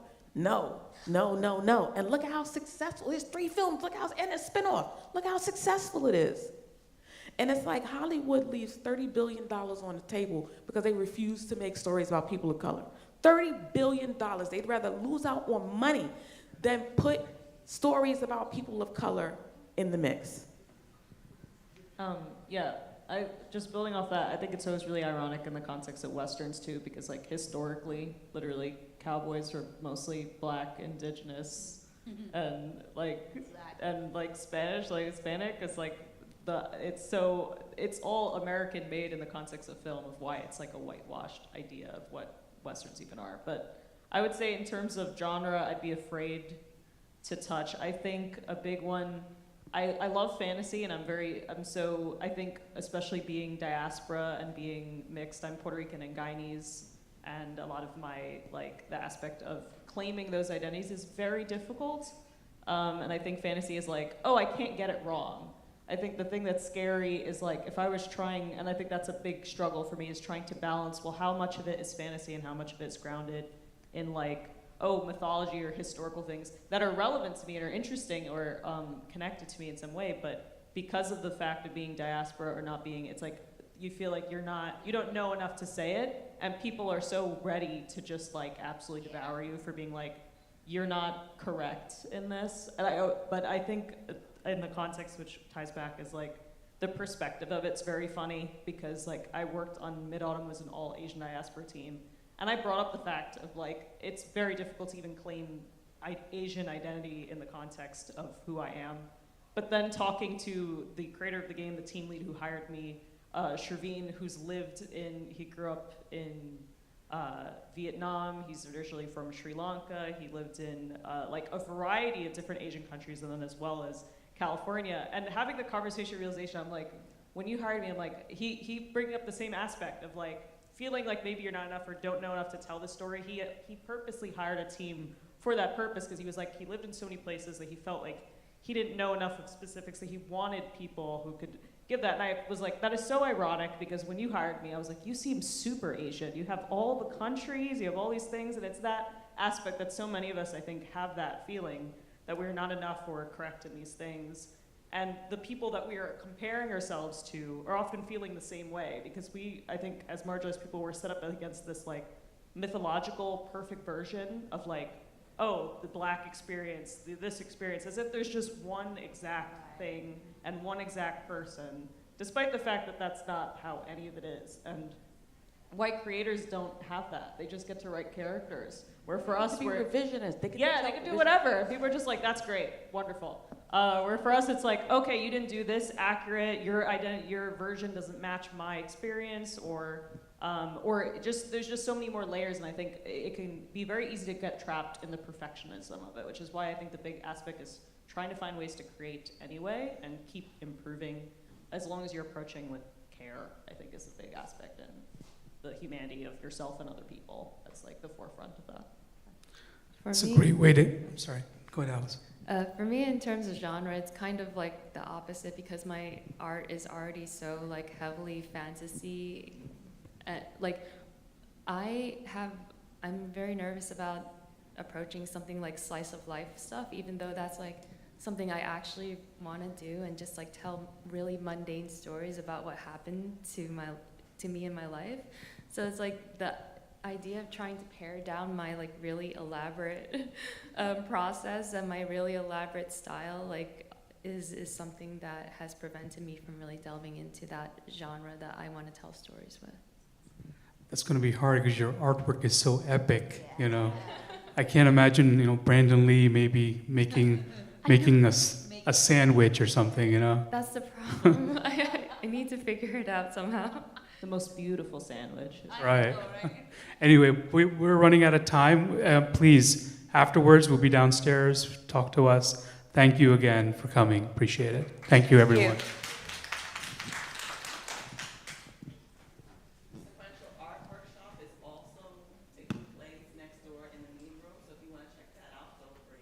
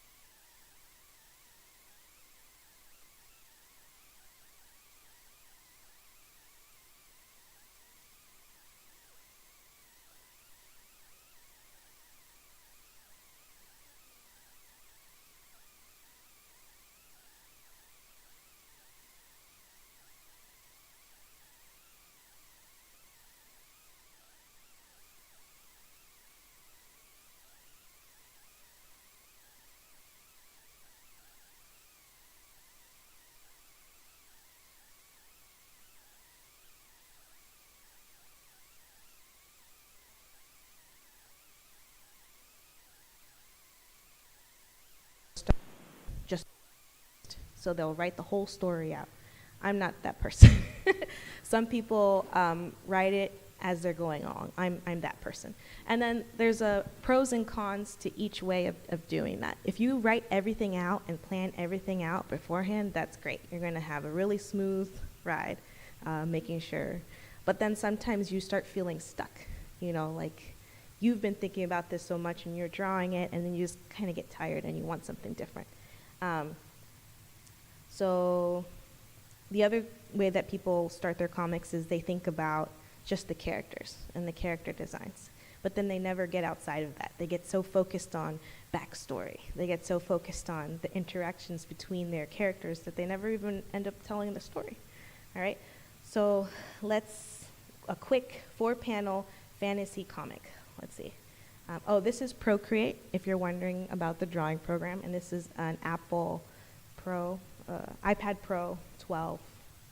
It's from 2019. All right, fantasy. Let's see. I love dragons. All right, so we're going to start with an egg. Oop. All right. We have this egg here. And actually, dragons, maybe they lay more than one egg. So this one has a bunch of eggs. All right, so this is how I'm starting mine. All right, and then do I want words? Do I not want words? All right.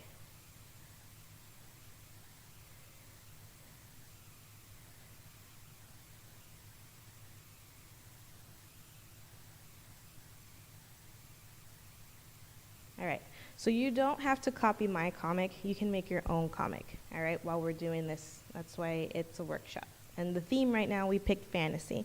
All right, so what counts as fantasy? We got dragons, fairies,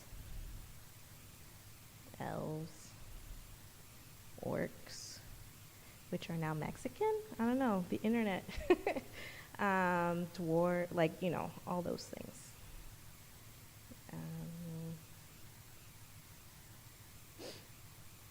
All right, so my comic starts with 3 little eggs in a nest. All right.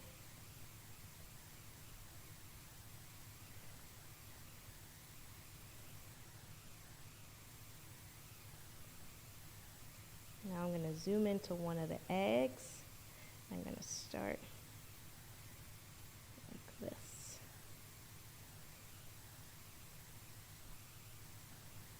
All right, so if you look at this, you're like, oh, it's only a few squiggles and the lines. You can tell a story with stick figures. You know, they don't have to be, woo, party time, karate kick, yeah, hearts and stuff. All right, and then I'm getting out of here. Boop, boop, boop.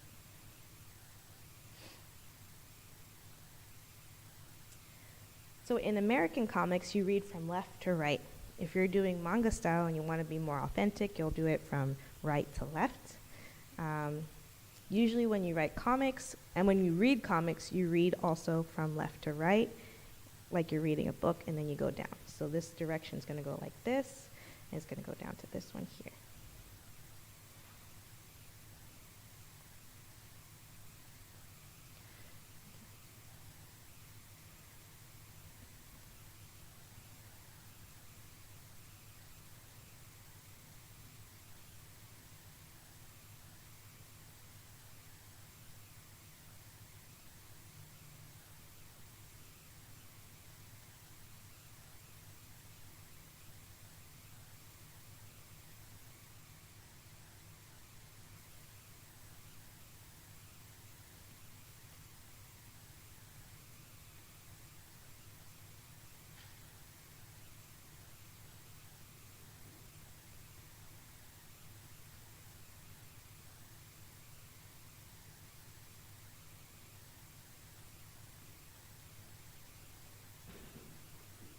All right, so my little dragon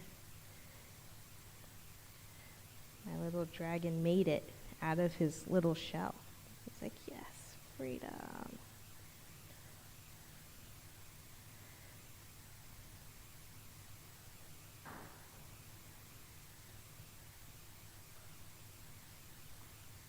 So you guys are doing it on paper. So you can erase and you can change it and do whatever you feel works for you. And those of you following along at home, on your sheet of paper if you have one, or if you're doing it on your tablet, just the same idea. You just draw boxes, and this is just thumbnails. So the good thing about thumbnails, it doesn't have to be fully rendered, which means like all cleaned up and ready to share. This is just for your ideas.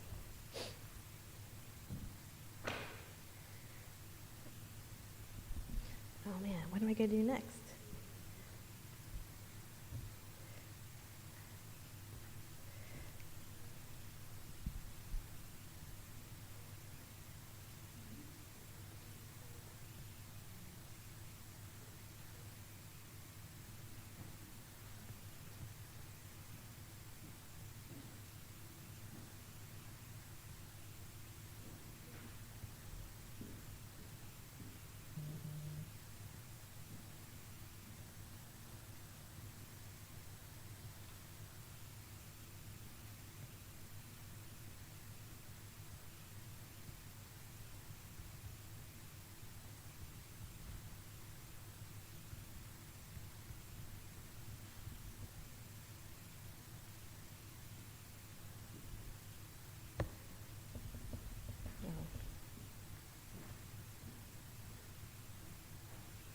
All right, and this is the beginning of my comic. So then what comes next? Well, then I can continue telling the story, and now I know it can be about the little dragon going around looking for what to eat. Or maybe in the next panels, the other eggs hatch, and they're like, pipe down, you're being too loud, I want to sleep some more, or something. It really is just how you want to tell your stories. Okay, everyone's drawing, which is good. But now I'm going to ask what you're drawing. You don't have to share like the drawing, but you can give me an idea of your story. All right, so what kind of story are you telling?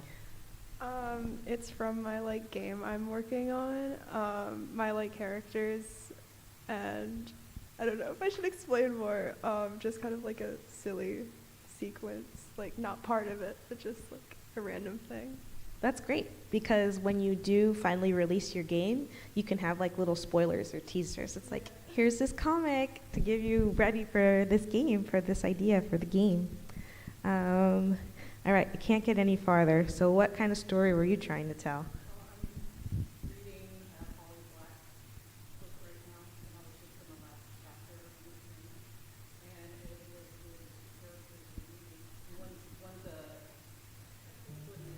piece by Westbrooks and Horn. Like a satyr? Oh, an elf. Okay. They're all about and say. So what's the author's name?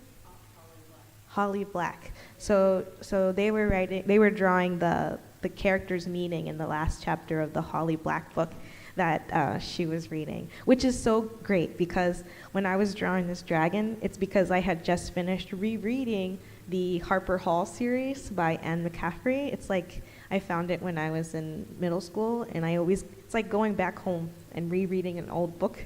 But I love the fantasy elements of it. And then sometimes if you can't think of an idea, I want to draw something, but I have no ideas, that's fine. Everything's been done already. Find a book you like and just draw out a few of the images how you see it. Because how you see that meeting would be completely different than how somebody else sees that meeting. So thank you. And then what are you drawing? Character inspired by a guest D&D character that I was going to do with my friends, and she has a magical bonnet, so I'm doing the bonnet getting lost and a dog finding it, and the bonnet talks to the dog. Can you imagine? The bonnet's I'm all slobbery now. Ends up this magical bonnet takes out anything the character needs. Kind of like Harry Potter book requires anything we need, but it's a bonnet that just needs anything. That's so good. So I figured the bonnet gets lost at the top Mm-hmm. That's, I love that because Dungeons and Dragons is having a resurgence, which is great. I'm so glad that people aren't saying it's like the devil anymore, because it really is just storytelling with your friends and having a game about it. And is it like a sleeping bonnet, like a silk bonnet? Oh yes, that's so good. So is the owner of the bonnet a black girl or?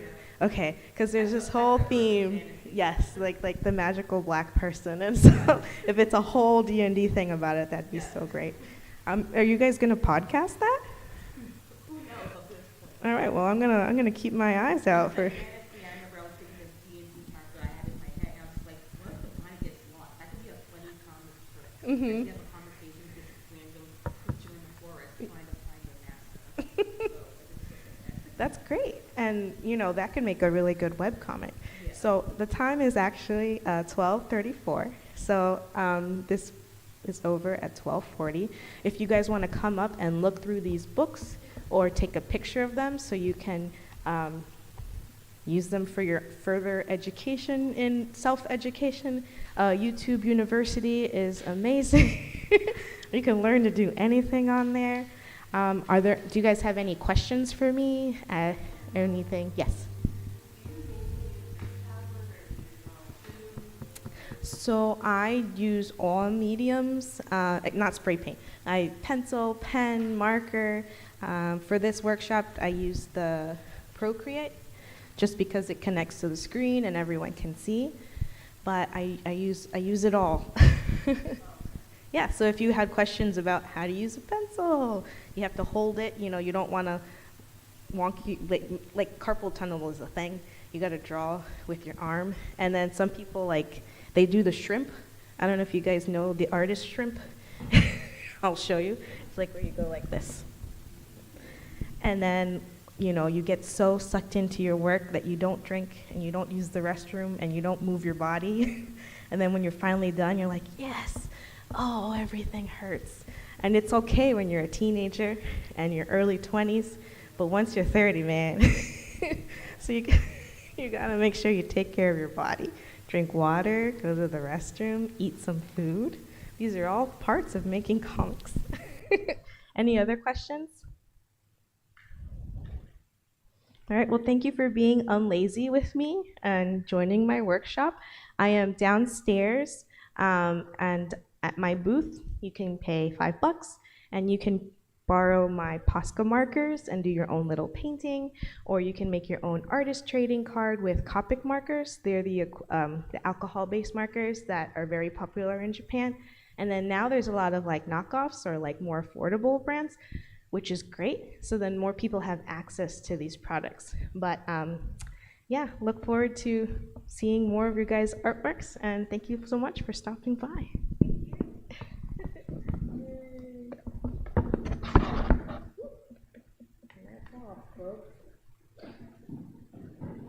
Yeah, feel free to look through the books or take pictures of them.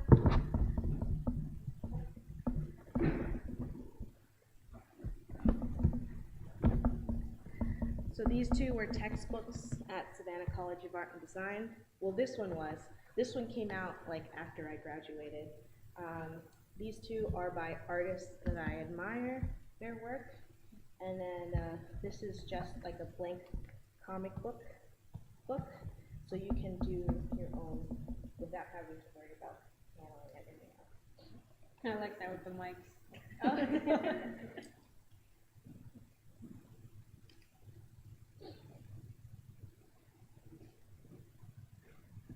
How you been? I'm good. How are you? Good. Funny, I told Regina, I was like, yeah, my first workshop was Savannah when I heard you were up here. I have these. You can take one of those too. Yeah, I definitely will be working on this. Thank you. You're welcome. And then there's also it's all blank, so it's a workshop. So I will give people the material so they can work on it or take it home with them. Yeah, I haven't drawn in so long. This will be A good warm up, a good reading introduction. course. same. I was trying. I was like, this is kind of a bonnet. I like the shirt. Thank you. Yeah, right? I need to get some water. Yeah, I can turn down I want to fill my iPad with more coffee. I think there's water and coffee downstairs. Yeah, okay, cool. Yeah. Thank you, ready? Because I'll just no one. Well, since it's just you guys. Now I had a song and now it's gone. A song. Yeah, no, I can't remember now. It was a Selena song that I like to sing for karaoke, but now I can't remember. Selena.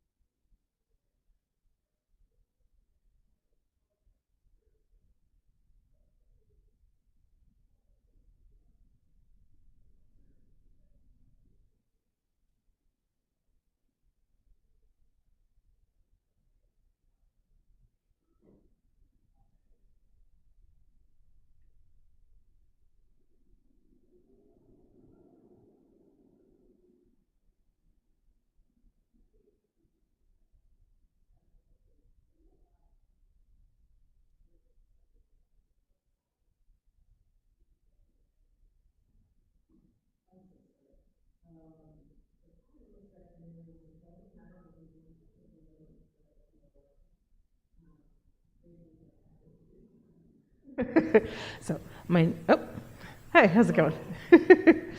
um, it feels really weird to use this microphone in a room with 3 people. I mean, I'm going to make you come a little closer.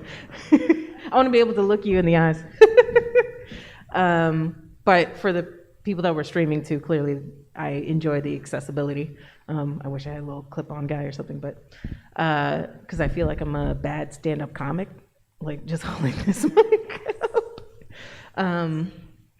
But my name is Vida Ayala. I write comic books for a living. I've written both IP, corporate comics, license, however you want to talk about that, as well as creator-owned / independent stuff. I have worked for Marvel and DC. I have also worked with Vault and Black Mask, and so I've had the privilege and the kind of good luck to be able to kind of work across the spectrum, which is really fun. This is supposed to be a writing workshop, and there's usually 2 ways that I do that. So there's the more Q&A kind of way where I kind of go over the basics of what's expected for a professional, and then just we talk. We just talk stuff out. We could talk about specific stuff that you have questions on in terms of your own work or in general or stuff like that. And then there's the version where we just make up a story together. But I feel like just from talking to you for like a couple of minutes, you know how to put together a story. Well, you already have a lot of the elements just based on talking to you for a couple of minutes. We were speaking about some of the, I'm sorry, I don't know your name. I didn't even ask your name. Huh? Jermaine, okay. Well, we were talking for like 5-10 minutes. I didn't ask your name either. I apologize.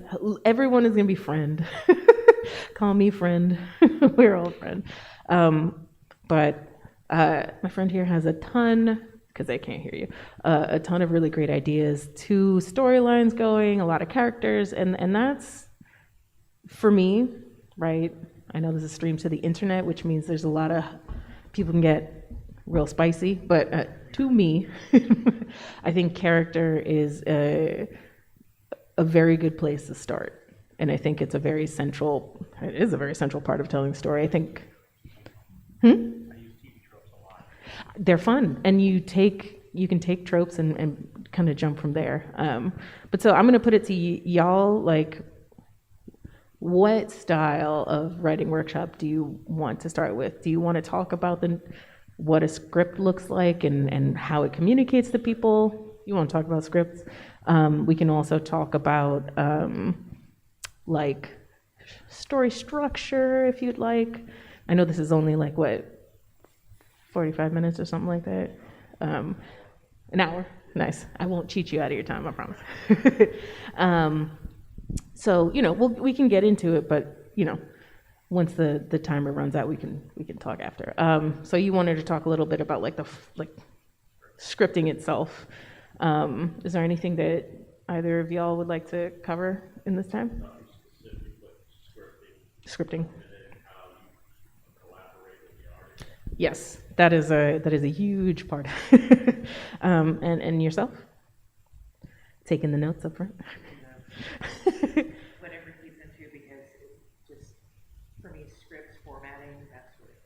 Okay. I wish that I'm never as prepared as I'd like. I had like a physical example of like the script format, but it is actually really easy to find online. There were a couple of people who put together like a sample of like, this is the physical format of, oh my God, they left me paper, the fools. I will sketch one out really quickly. I have a pen, but thank you. I'm gonna put the microphone down. Sorry, you won't be able to hear me for like a second, and then I will pick it back up again. So you can find, here, maybe I can put that. So you can find the sample script online. I'm blanking. I know that Steve Stewart and like Stephanie Cook and Camilla as well. There's Scrivener. There's Scrivener. As far as writing it, but I was looking for examples just to. Yeah, like they physically were like, here's like the breakdown. Did I bring my pen? Yeah, I did. Was I a fool? But one of the great things about comic scripting is also the curse of it, which is that there's no official format. It's not like screenplays where if you do not use, Final Cut, then you're not getting in. Hey, I'm gonna be going over stuff y'all already know a little bit, but we can just chop it up after that. So while I kind of do the basics of it, the point of the script, getting into also what you were interested in, is to communicate with your artist, right? Like, it is a document, a letter, however you want to think of it, directly to the person that you're collaborating with. Also your editor. But that's basically why you're writing the script. You are not communicating with the person that will eventually read the book, or if it's online, the webcomic, like whatever. That's not what the point of the script is. You want to be able to put information in a way that is clean and easy to follow to the person that will be collaborating with you. And as I said, there's no my spelling is incredible. There's no official way to do that. But what I have found is, and I'll mark it down on paper, there's a couple of ways that are cleaner than others. I've seen some wild, I'm gonna curse a little bit. I don't know who's watching, so if there's someone underage, I apologize. I have a mouth like a sailor, and I apologize in general.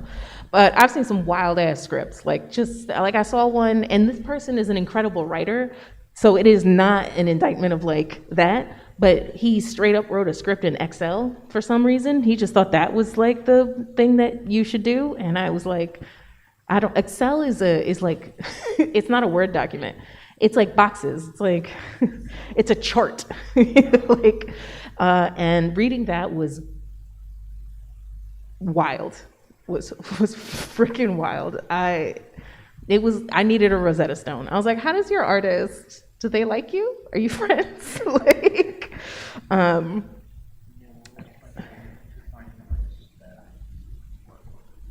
There's a lot of different kind of strategies for finding collaborators that we can definitely get into as well. Which, I think for a writer specifically, not for a cartoonist who can also do the drawings, and not for the artist half, but for the writers, you do want to actually just be writing before you even have a collaborator. You won't necessarily give them the things that you wrote, but you need to be able to have experience and feel comfortable writing a script that someone else will look at. Which that first step of being okay, now you can see it. If it's the first thing you've written, you're not gonna feel comfortable.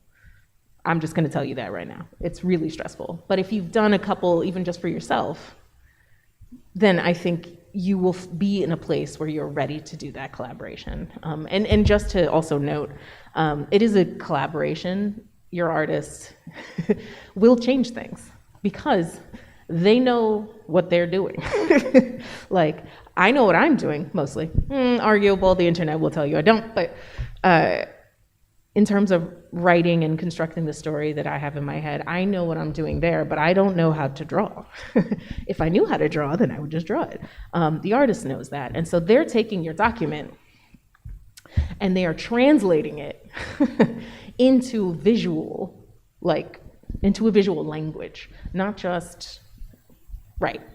So it's not gonna be your vision when you hand it over. It's gonna be your vision together. And that's something that is at first very difficult to kind of wrap your head around, but there will be things that happen because of that are more the truth of what you were trying to get to than you could have ever done alone. And that's really important. If you don't want to collaborate with people, write a novel. Even then you will have an editor. If you want to do something, or learn how to draw, if you don't want to, you can learn how to draw, that's fine too. But it's a good thing, and letting go of control, that's where you get magic. So that's my like soapbox thing. But anyway, back to the format of the script. So we have title, right? You have to put the title on top. Sometimes I just put untitled. You put your name. So I usually put script by because it's not a comic by me. It's a script by me that I'm handing to someone that we're going to collaborate on. And if it's the first time I'm working with someone, I do an introduction before I even get into it. Hi, this is how I'm going to script this for you. If you don't jive with that, let me know. We can change it up. We can talk about that. This is, very general, right? Like, and you'll see as I get into the format, but it'll be like, I like to, when there's a character on panel, I'll all caps the name. That's a thing that I do. Not everyone does that, but I want to make sure that you know that this person I'm seeing on panel. Maybe you'll change that. Maybe you'll think of a better way to do it, so that kind of stuff. If I don't put pictures directly into my scripts, I use hyperlinks just because I think for me and my fun neurodivergence, it makes it look cluttered. But some people love dropping pictures in, and that's fine. But I will change the color on the hyperlinks and tell them. So that's where you get all of that like admin stuff out of the way. And I like to include a very clear message of, this is what I'm seeing. This is not a strict schematic.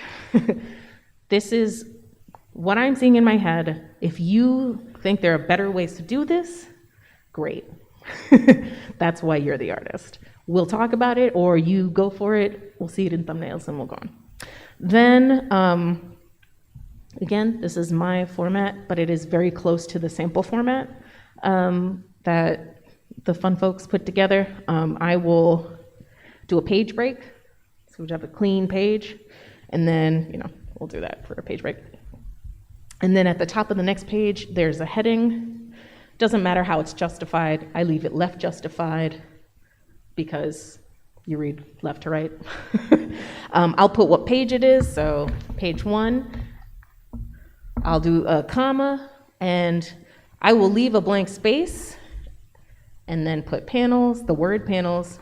At the end of the page, I will count up how many panels that I wrote, and I'll put them right there. So we'll pretend that this will have 4 panels, so that's what it's gonna look like. Usually this is bold and underlined so that they understand that this is a new page, right?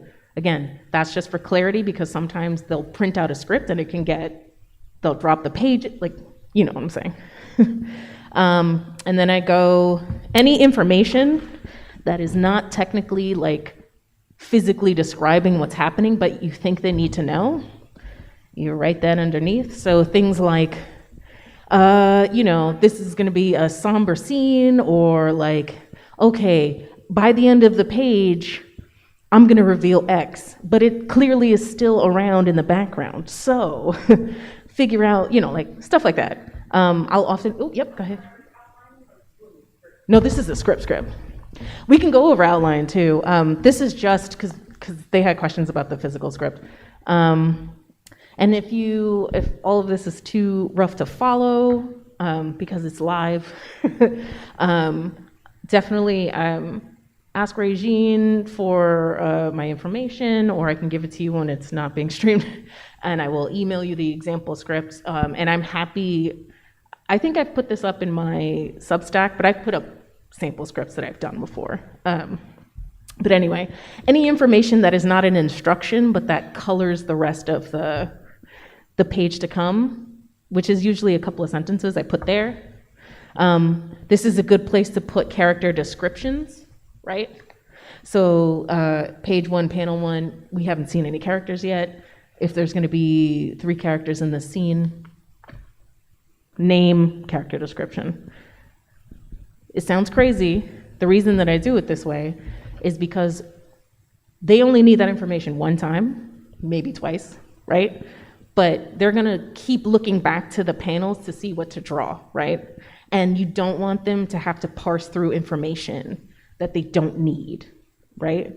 So I only need to know, the mood of the piece one time, it's in my head, but then I'm like, okay, who's doing what? That's what you need to know. You don't need to read through a character description 85 times when you're trying to draw them smoking a cigarette, throwing a punch, kissing a baby, whatever they're doing. And then I move into panel, and I number the panels. Panel 1. Usually I'll do that in bold, just to make sure that they know it's a new panel. This is totally your choice. I cannot impart that enough. You are just trying to find a way to write this in a way that is easy to read for a person who will have to look at it much more than you do. And then below that, I was given the advice many years ago by the great Joelle Jones, and it was fantastic advice, and it cleaned it right up. And she said, she's a writer and an artist, she said, give me an action and give me an emotion and get the hell out of my way. So, what is happening? How does what's the feeling of what's happening? So the bad version of this is, character A and character B are sitting in, and then you brief description of the room. Character A is angry, character B is very calm. And then, so after the description, that's what they're doing, that's how they're feeling. Again, just write it down. And then I like to center justify dialogue. I think it makes it easier to find, and an artist can read it once and then ignore it. They need to know what's being said to, again, figure out the acting that they're going to have to do, right, with anyone's face or body.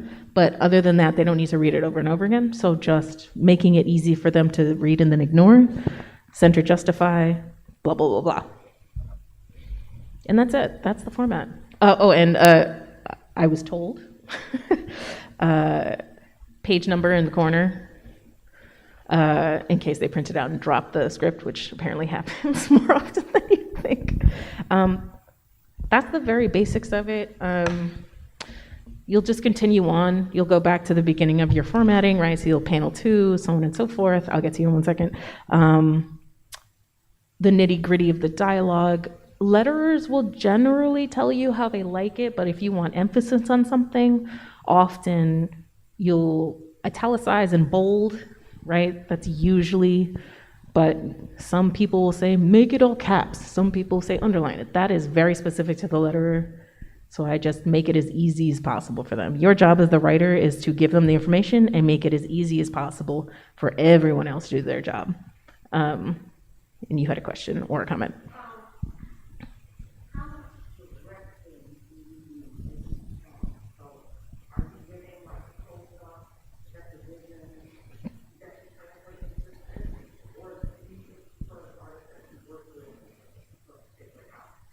That's a good question.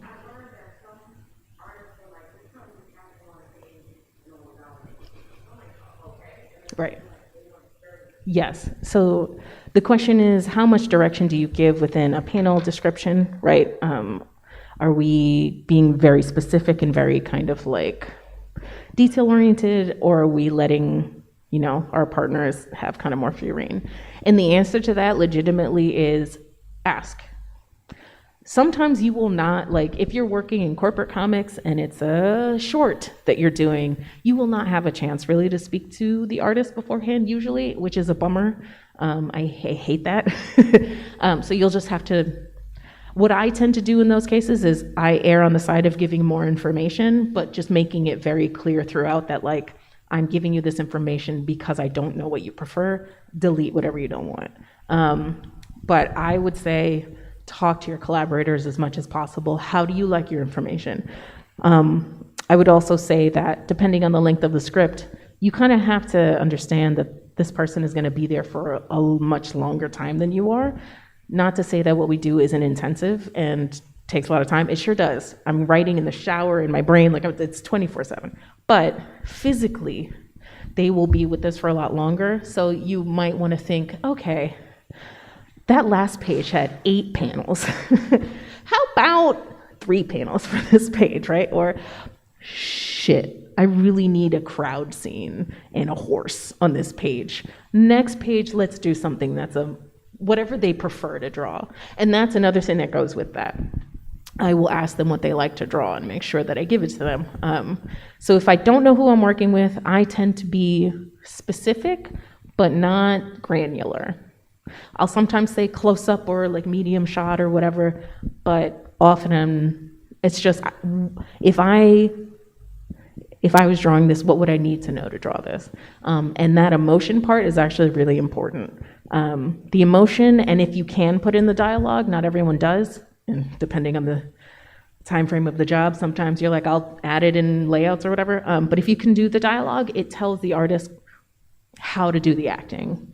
So that's kind of, I am not of the Alan Moore school of writing scripts. He's a mad genius, and he can draw. So what he used to do, apparently, maybe this is apocryphal, but this is what I've heard, is he'd draw it and then describe what he drew and then give that to the artist. So it was very dense. It was like a James Joyce novel.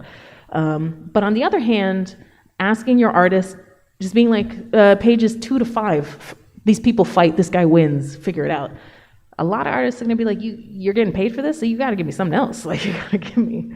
So what I would say is, you're not trying to justify your role in this, you're just trying to make their job as easy as possible. So if you think this is a really specific scene and I have something in mind that's specific, be specific. I've even drawn horrible layouts and gone, feel free to not do this. This is just what I see because I'm a writer.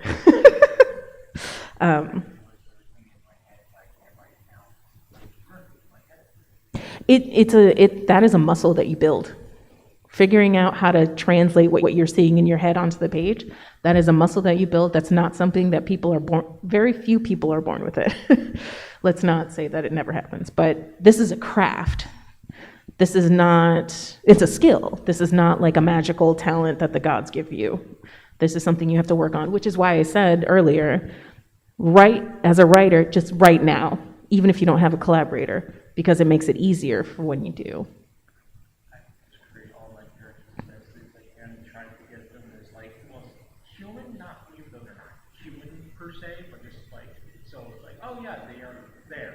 Yeah, you definitely, your job, one of the harder parts of our job, right, is fleshing out these characters before we have a chance to talk to the artist. If you're lucky, you will have a collaborator from jump. That happens usually later in your career, where you hook up with like a collaborator and go, what are we doing together? And then together you figure it all out. But it is one of those things, again, where you are working together. It's not, what you want to put in it is very important, but what they want to put in it is equally as important. And so you want to make sure that you're synthesizing something that you're both happy with.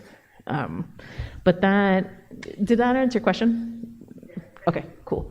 Do we have any other questions? No. Yeah. Do I use music? Yeah, yes, I absolutely use music to help create a scene.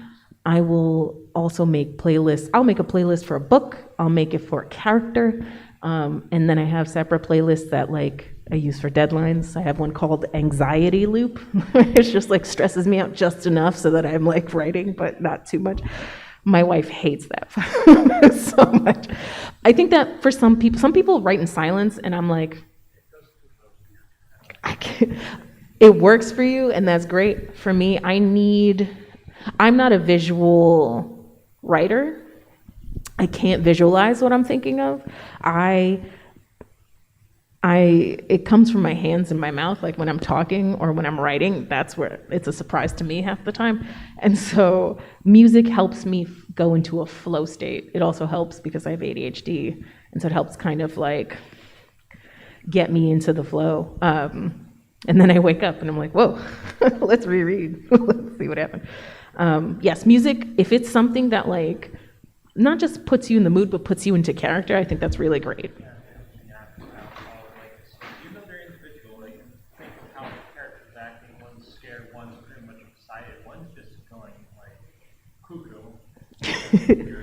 I think also it's a gift that you give. doing things like music can be a gift you give to your artist. I'll often like link them my playlists, and I've had a lot of artists go, "This is really fun." Like, I don't know if it helps them, but they're like, "Oh, this is fun." So it's like something you can share, and it's another way to be like, "This was the mood I was in when I wrote this." So like, here you go. Let's get on the same wavelength. That was a good question. Any other questions, comments? Oh, that is a good question. Are there movies that I watch to inspire what I write? I have, I don't know if it's like a disease, but a condition where I can't stop. Like, things just give me ideas and it will not stop. You understand? I know, see, I felt like we were of a kind. So anything. I had an idea the other day watching Lilo and Stitch, and I was like, what if this? And I was like, I'm gonna use that actually. That was pretty good. Like,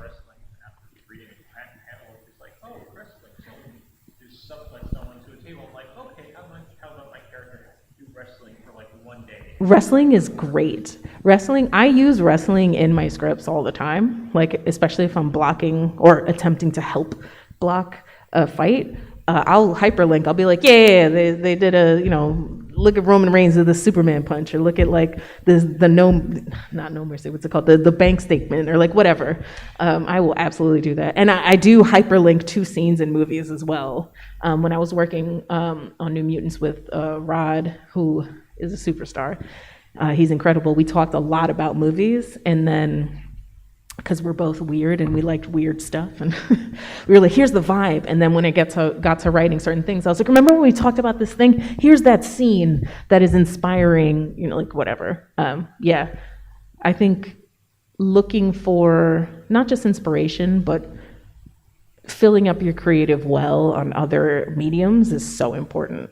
You can definitely tell, and this is not shade, but you can tell when someone is very like, I'm only interested in comics right now, versus someone who is like, I read novels and listen to music and watch stuff, and neither is better than the other. But I think that like, as a creator, I think you enrich yourself and your experience when you take inspiration from other places. But also read a lot of comics, like read them, please.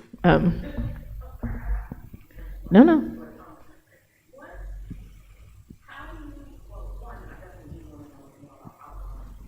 Oh yeah, we can talk about outlining, absolutely.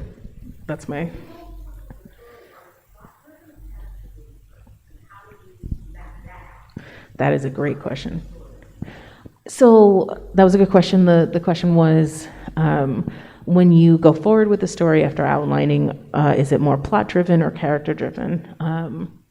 I tend to be more character-driven as a creator. Some people are more plot-driven, and that either one is fine. I think that you have to think about two things. One, what is the job that you're doing?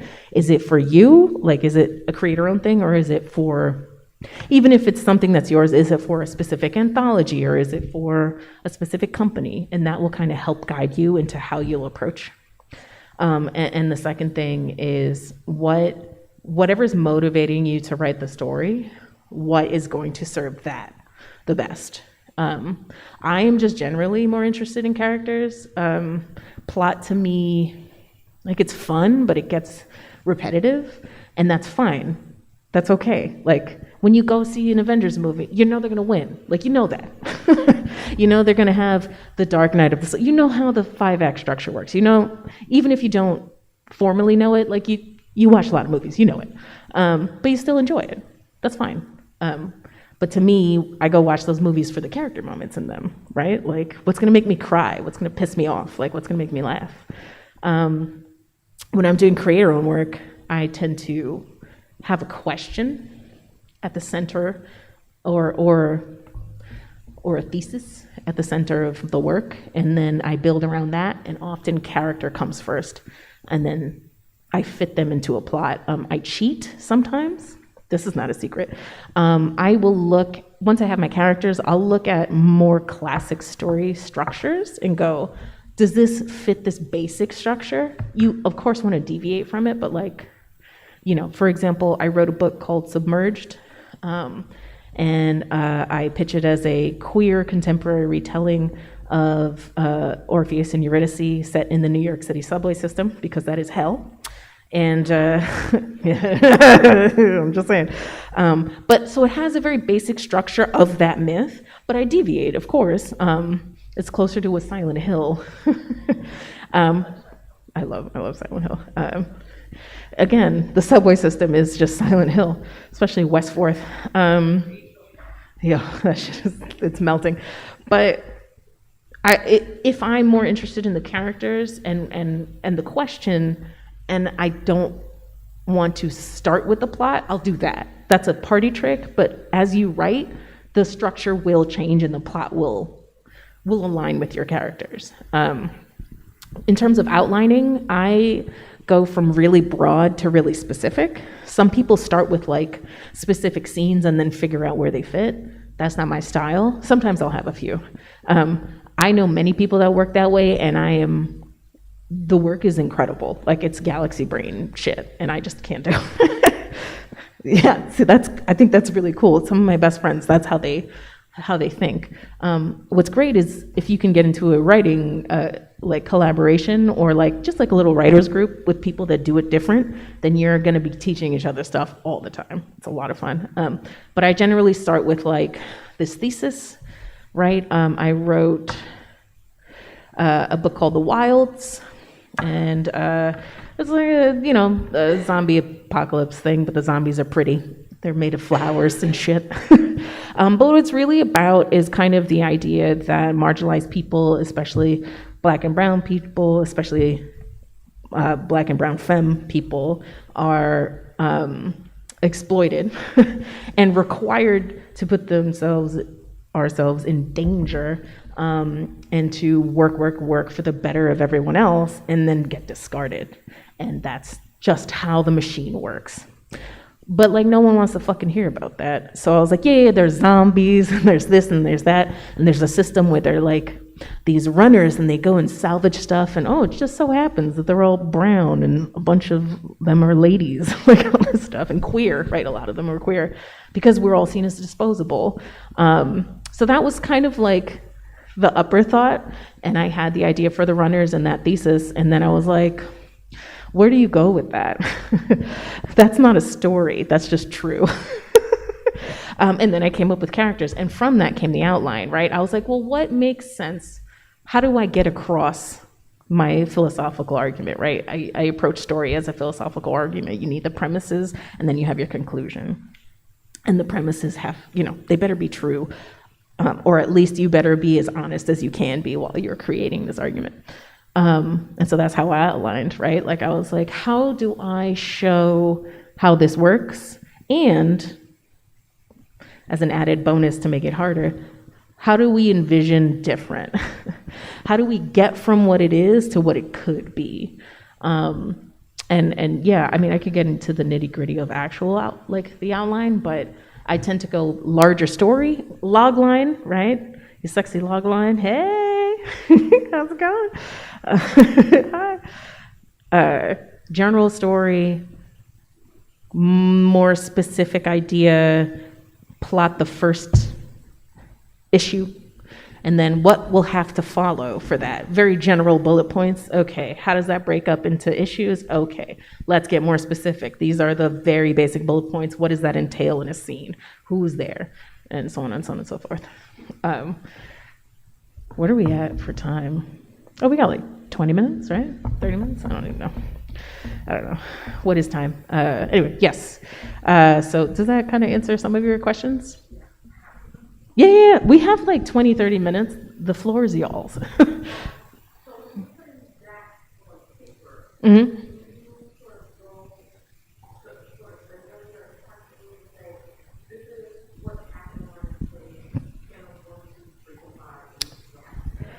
That's a good question.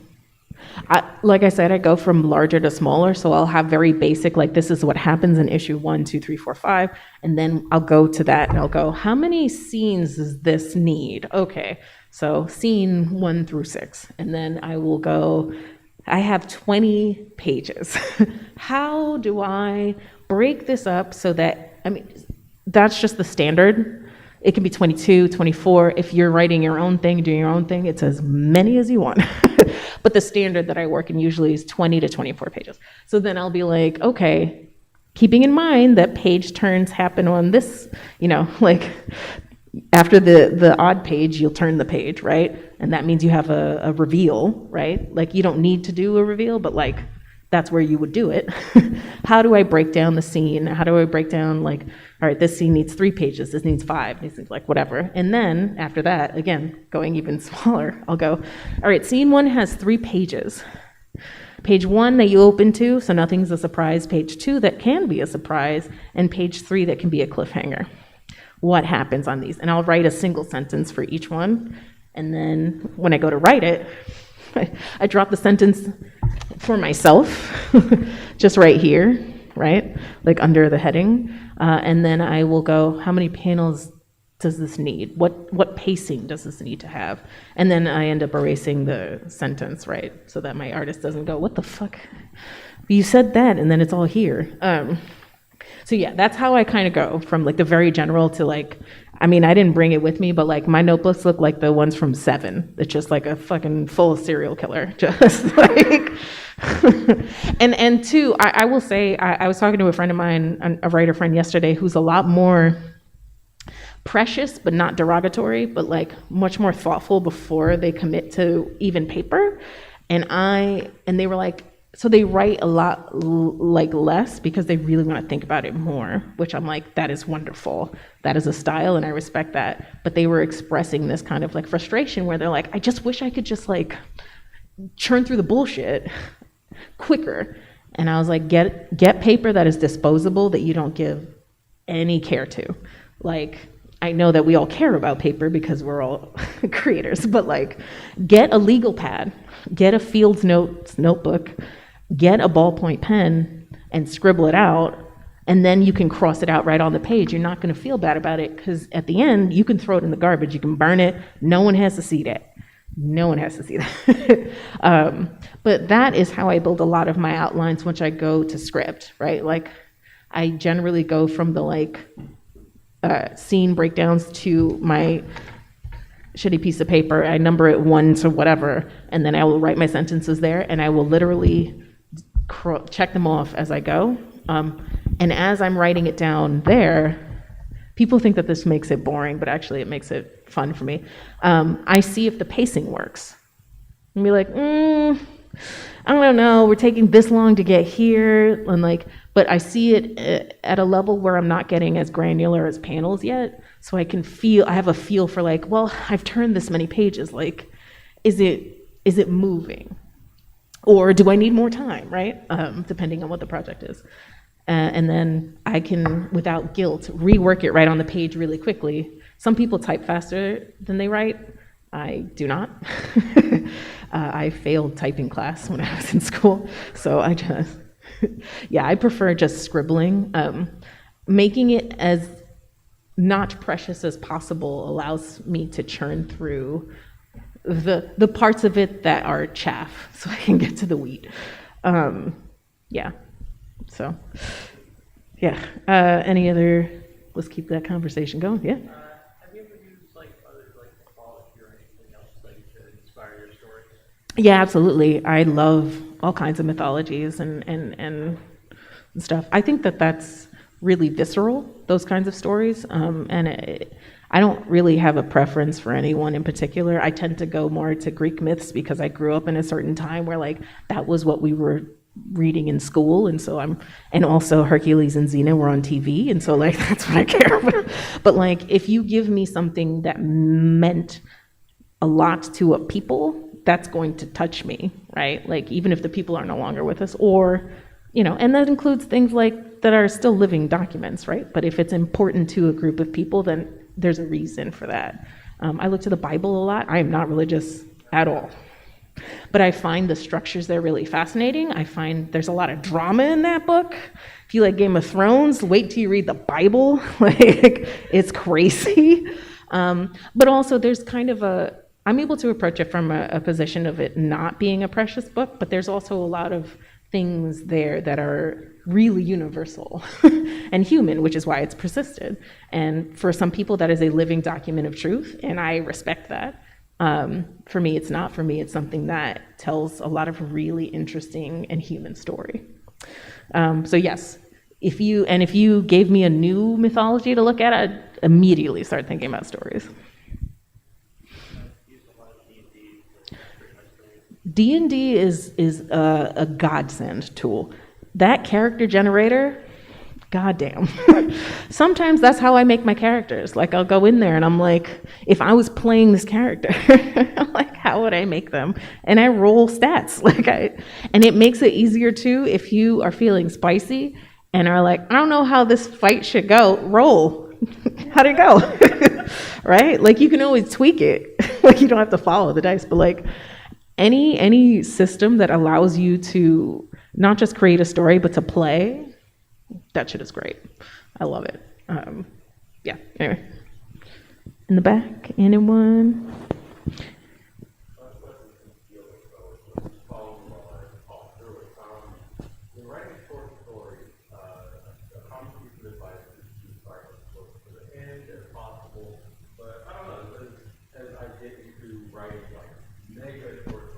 Yeah, like Flash.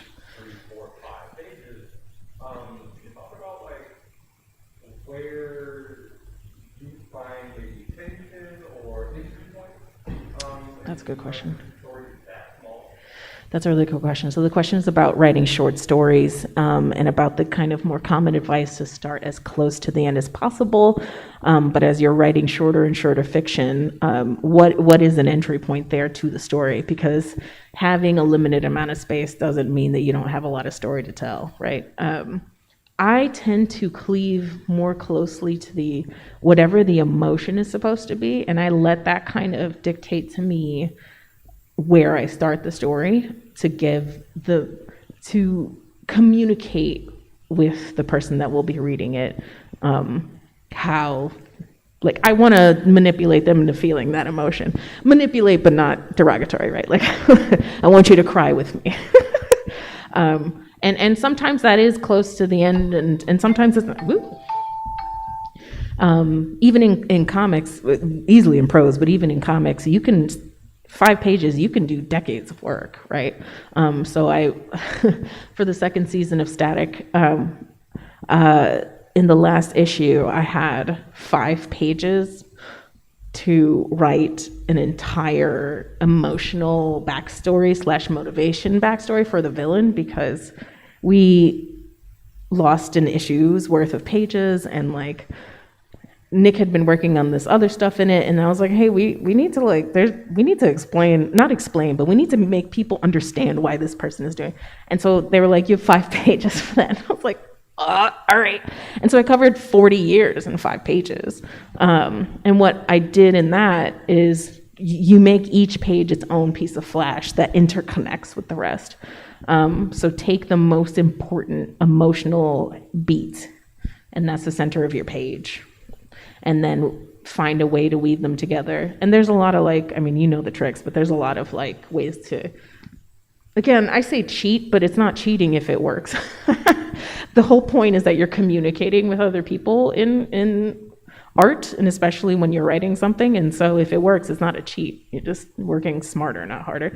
But I'll do things like I'll overlap captions from one page onto another that could have to do with what you've just seen, but also lead you into the next kind of page or scene or whatever. I find that that's a really effective tool to keep people kind of going, and you don't need a cliffhanger that way to get people to turn the page, which cliffhanger is kind of a bad word for it, but you don't need the thing that makes you raise an eyebrow, right? You're already like, oh, wait, they're talking. Here we go. I love that in movies too, when you have the sudden voiceover that leads into another scene. I'm like, oh, that's intriguing. But I find with short stories especially, that can be that's a tool that I reach for a lot. I think that's what I kind of feel when I'm doing short stories, is cleave as close to the emotion as you can, and in that way the time doesn't matter. just thinking of a short story. I was reading N.K. Jemison's short story that's told completely out of order. It is a very short story, and it is told temporally completely out of order. But because of the way that she weaves the emotion, it's a punch to the gut when you get to the end. And I don't want to spoil it. If I can remember the title, I'll blurt it later. It's a prose short story by N.K. Jemisin. She is one of the best of us. She's one of the most generous people to work with and know as well. Like, she's a gift. If you ever meet her, tell her that. She's a gift. Did I answer your question? I'm sorry. Okay. My brain is just no good at any time. Should I go for a villain like backstory? Should I go short or long? Like, should I go for like Kefka Plazos from Final Fantasy VI? Oh man. Should I go like Sephiroth Final Fantasy VII or I think it depends on what the story is. This is a personal thing. I don't believe in like hard rules. But for me, what I like is when you are able to weave backstory into the present, or at least not do like an info dump. Like, I like little reveals throughout instead of like one big reveal, because I find that it doesn't interrupt the pace of whatever is going, whether it's a long pace thing or a quick pace thing. You don't want to have to stop to tell a separate story unless that is the convention that you're using, right? Like, sometimes that's the point. But also, I think that you can do a lot of backstory stuff, especially for a villain, in the actions that they take now. And then when you do some reveal work later, it's a callback. And you go, now I know why they do that. Holy shit. And I find that to be much more powerful, because you can actually do something like take a character who you're like, this is one bad motherfucker, like Jesus, and then humanize them with the reveal, and you're like, you're still a bad person, but like, now I see why you do that. I don't agree with you, but I understand you. So I think that like weaving in that kind of stuff helps you connect with that character more. But some people do like just the big thing at the beginning, and then you're like, oh, that's coming for you. Like, that's crazy. So it depends also on the genre, right? I guess, like, if it's a horror story, like, yeah, just front load that, because that makes the villain scarier, right? Like, you're like, this person is, without mercy or whatever. That's a good question. Anybody else? I see you nodding a lot, but do you have any questions? It's so good.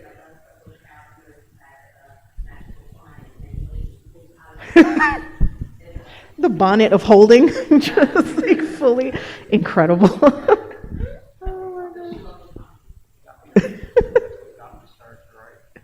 D&D? Yeah, D&D is the entry drug for a lot of writers, and I love that for us.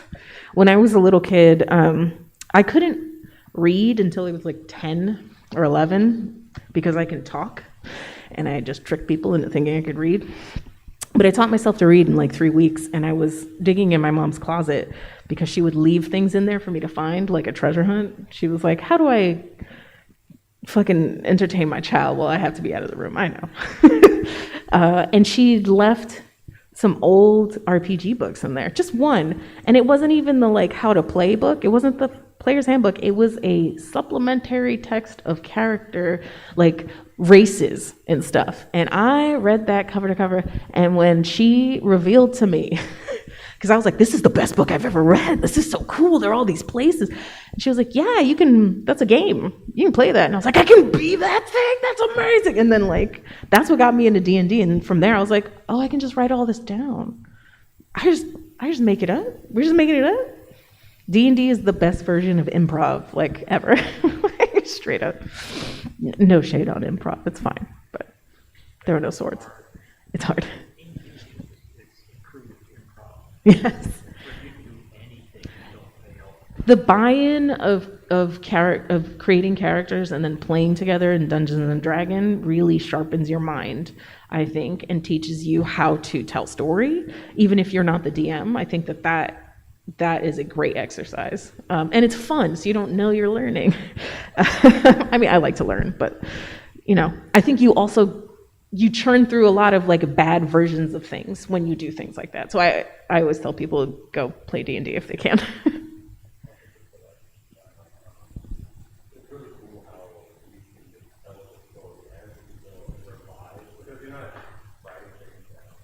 No.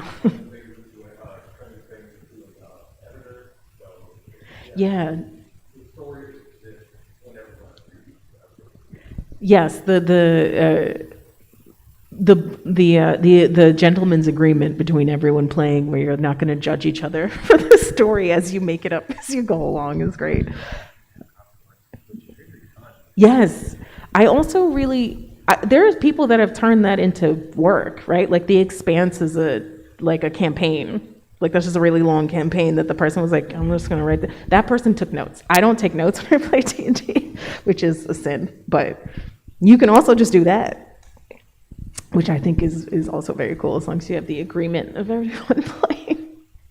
I think Jackson and Colin, who write Star Trek comics now, I think a bunch of their, not the plot of what they're writing right now, but a bunch of details and characters actually came from a long campaign that they ran, a Star Trek RPG campaign. And they got all the right permissions and everything to like include that stuff, but like, yeah. Not having an editor can be really fun. When you're putting stuff out, it is not fun, it's very scary. You definitely want someone being like, does this make sense? Can you just check this over, check my work? Yeah, I pay editor like out of pocket if I don't have like the structure. What are your preferred genres to work with?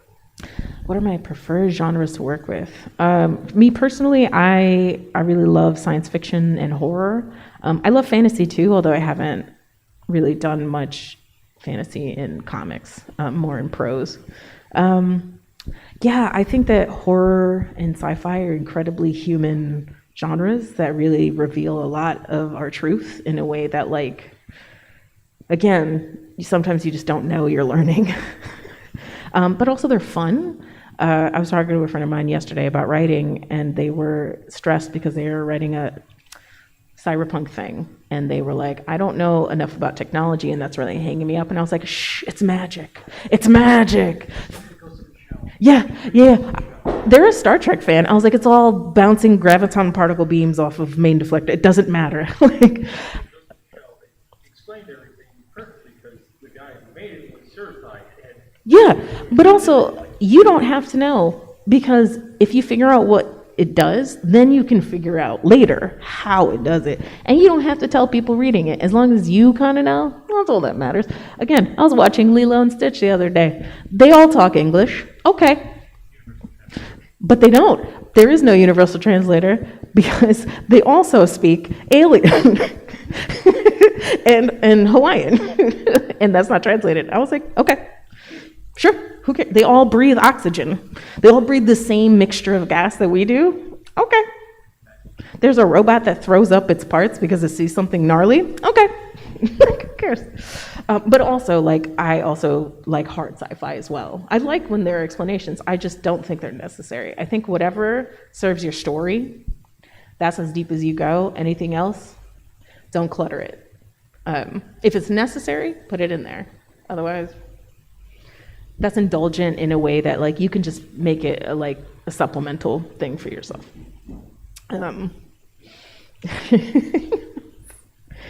Val? Oh, yeah, okay, Chris.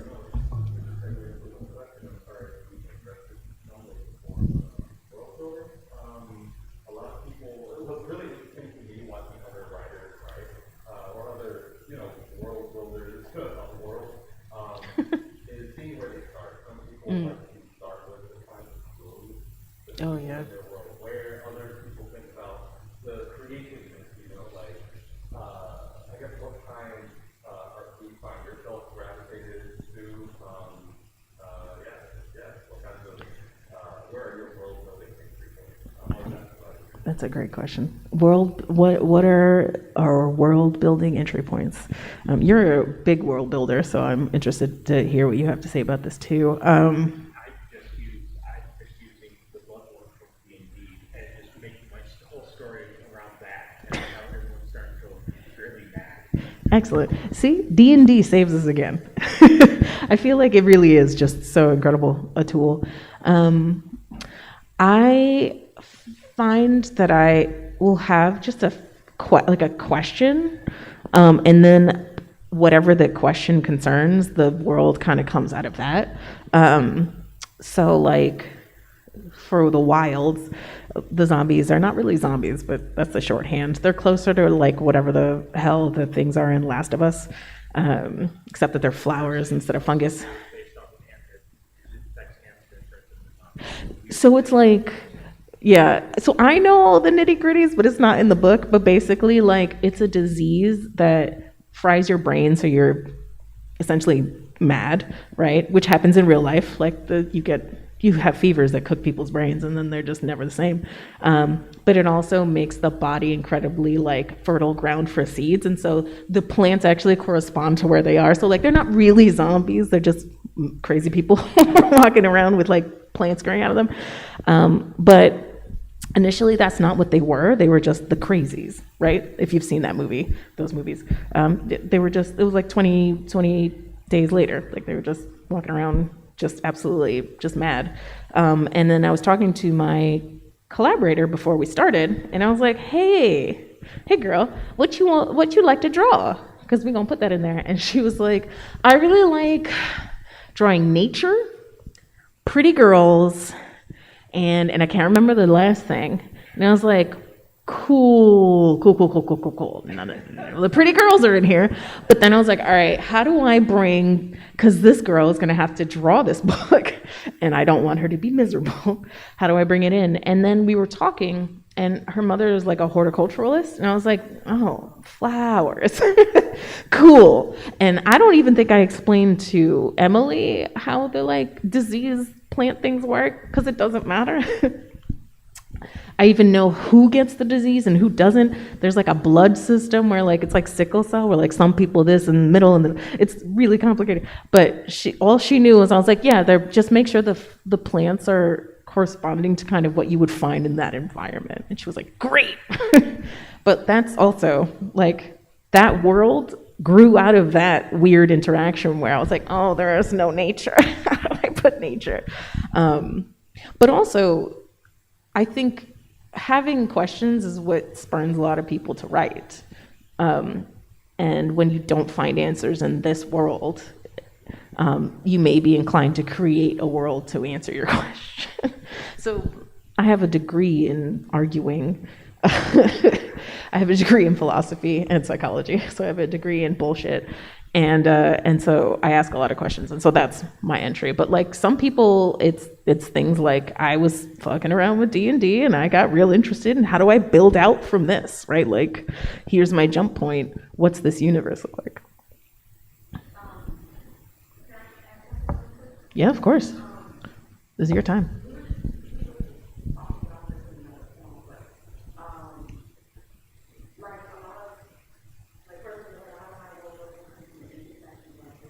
Mm-hmm. So I am a lesbian black woman who is lost in the military, and so I take these different aspects and add them to stories, and then like I like to think about characters when they don't have a choice. So I think when they have a choice, and my character is black. So I really focus on these different concepts, and I have like typically now that this is different characters. But a lot of the same elements still very much there. So that can also help as well as the comfortable with having to, yourself and sort of that thing and No, that's great. So Val said that she approaches kind of building worlds through looking at the intersections that she exists at, and building characters and then worlds off of that, and then taking away the absence of choice from her characters because they're black women, and that's a rough place to be for autonomy. I think that also that what I have found is that no matter what the different worlds that I'm interested, I also love world building. I'm like a big, like I'll just do it for fun. But the themes carry across, like Val said too, like having different stories in different universes doesn't mean that your metaphors and themes won't kind of be in lockstep or parallel to each other. That is a very good point. Yeah, looking inward to create the world is, I think, gives you a really strong foundation in a way that sometimes where if you're just like wondering about the birds might be a little harder.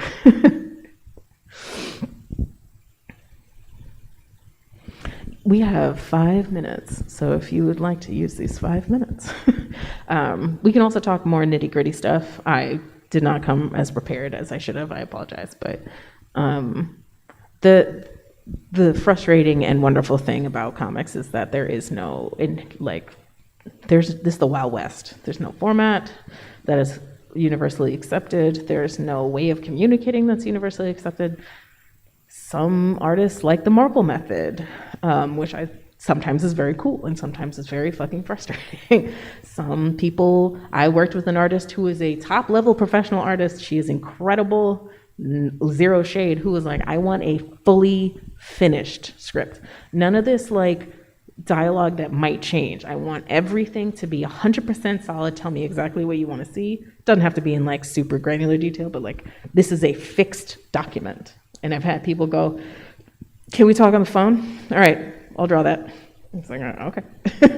So that can be very frustrating. Always talk to your collaborators, clearly, unless you can't, because that shit happens.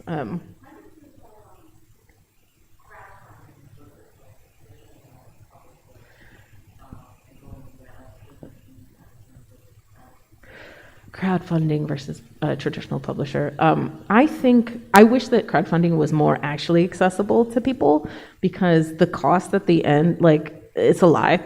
You end up losing money when you crowdfund, usually, unless you kind of have a kind of like train of crowdfunds that pay for the way back. It is not really accessible. I wish that it was, because I think not having to rely on traditional publishing and cultivating your own community of people who want to read your work and who want to interact with you is really powerful. I think that's like, traditionally, that's why comics rocked. They're a scumbag art form that you just printed at home off of your printer, and then you went and you fucking handed them out or you sold them or whatever. Like, that's why they're strong, right? No one could tell you no. You just made them, and then, then you were in conversation with each other. It was like hip hop, right? Like, it was like you fucking make a mixtape, you're diss tracking each other, you're going back and forth, no one can tell you can't do that. Whereas the traditional publishing, so I wished crowdfunding was feasible. There are workarounds that make it a little more feasible for people. Kickstarter, they take a chunk, shipping is bullshit. But at the same time, there are ways to kind of work around that if you narrow your field of focus or your format, right? I'm not doing printables unless you do this much. I'm not doing, only in the same country, whatever. And I think that I think people are taking more power, and there are other platforms that are making it easier.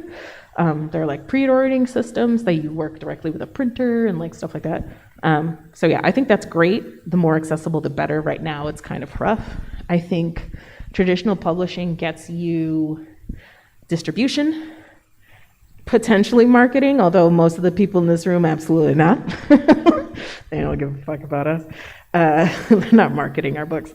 It also gets you an editor, right? That is really important. And that's not to say that you can't like have an editor that's wrong for your project. That does happen. But honestly, most of the editors I've worked with have been godsends, because what they care about is bringing forth the best version of the story I'm trying to tell with my collaborator.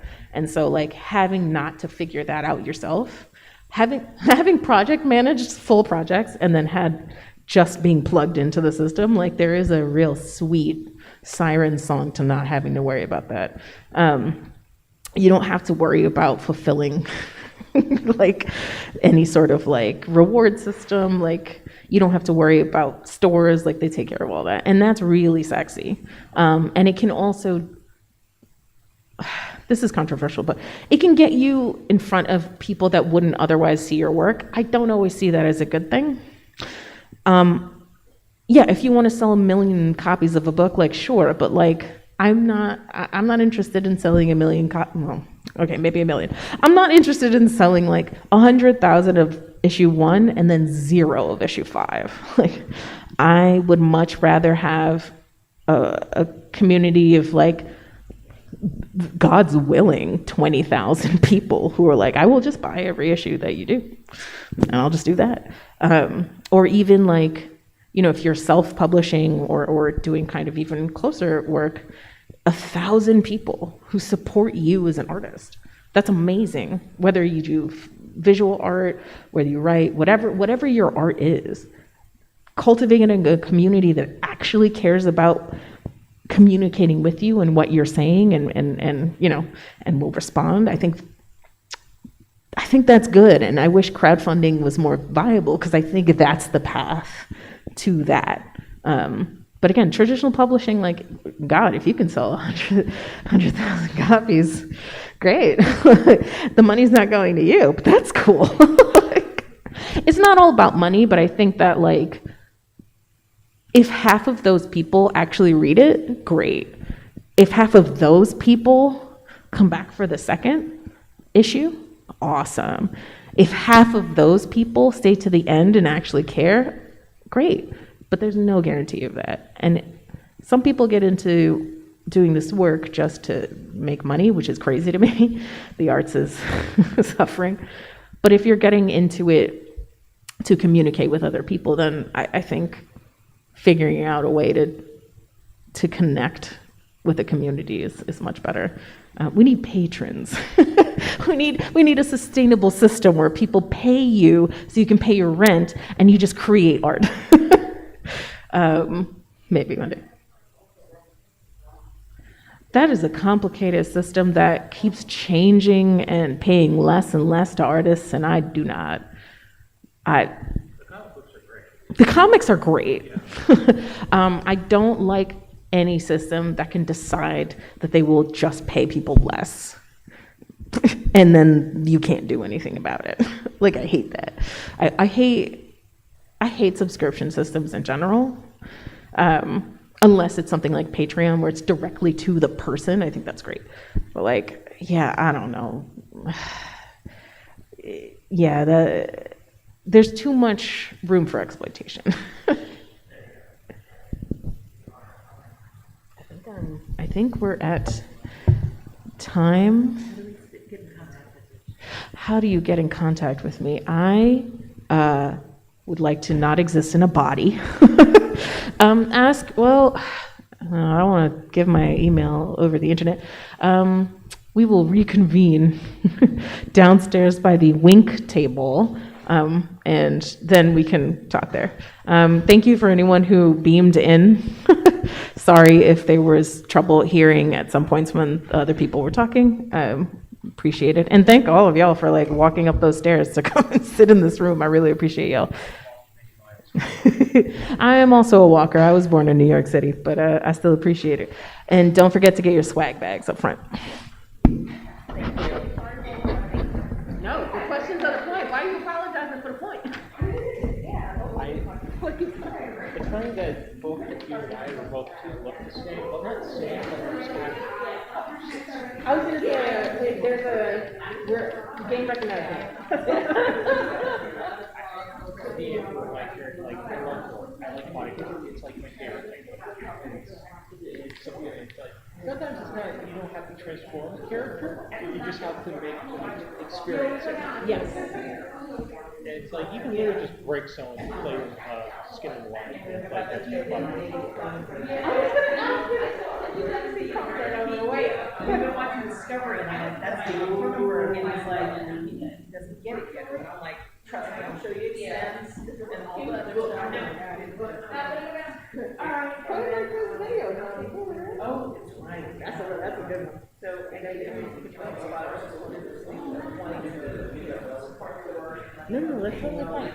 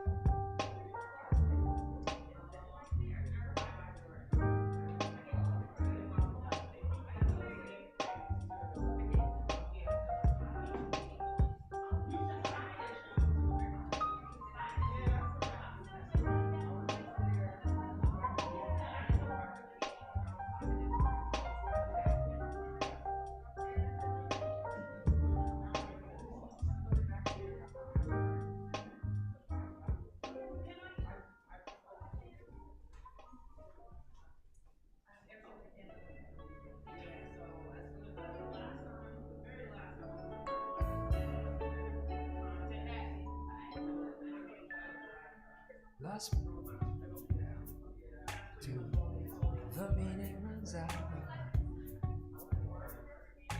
my swept away again.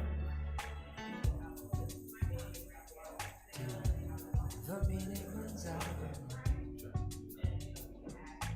my swept away again.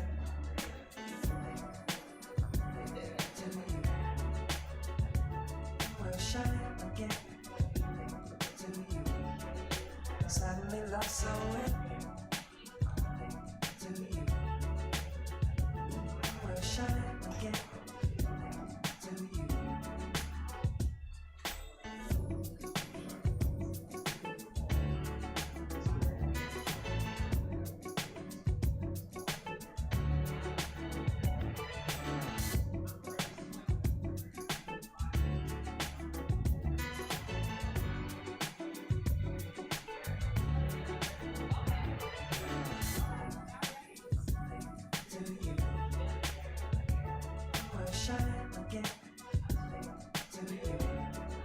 Suddenly lost so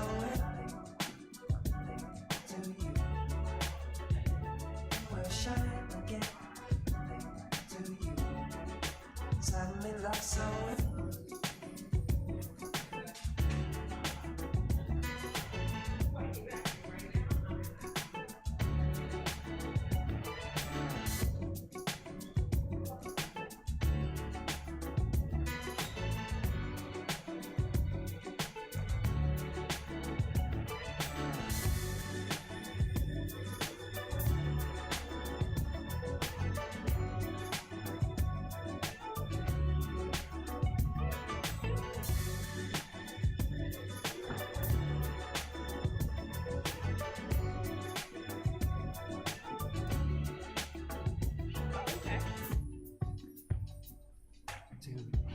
the meaning runs out of my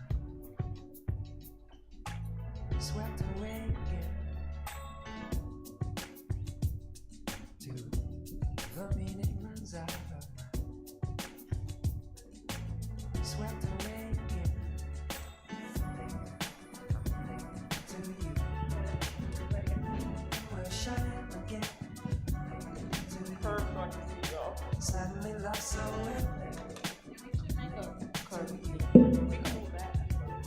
will shine again to you.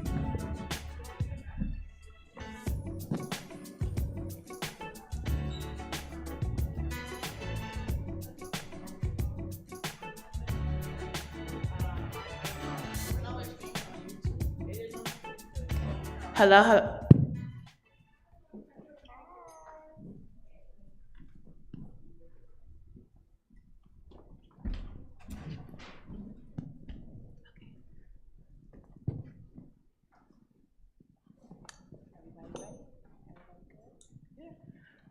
Hello, everyone. Happy Pride. Thank you for coming to Women in Comics Con. We're so excited for you to be here, hanging out in Queens with us. My name is Erica Hardison, and today on this panel, we're going to be talking about pop culture and melanated queerness. So I'm going to pass the mic to everybody because I would like you all to introduce yourself, tell everyone where your socials are, and a little bit about yourself. Here we go. Hey y'all, nice to meet you. I am Chris Kindred. I work in video games and I am a graphic novelist and illustrator. Wear a few hats, but everything I do revolves around story, and this is what I'm always thinking about. Oh, I'm a game designer too. I write games, specifically tabletop, and I love the way all of these forms of storytelling speak to each other, and you can find me and my work at chriskindred.com and for Chris Kindred on Instagram.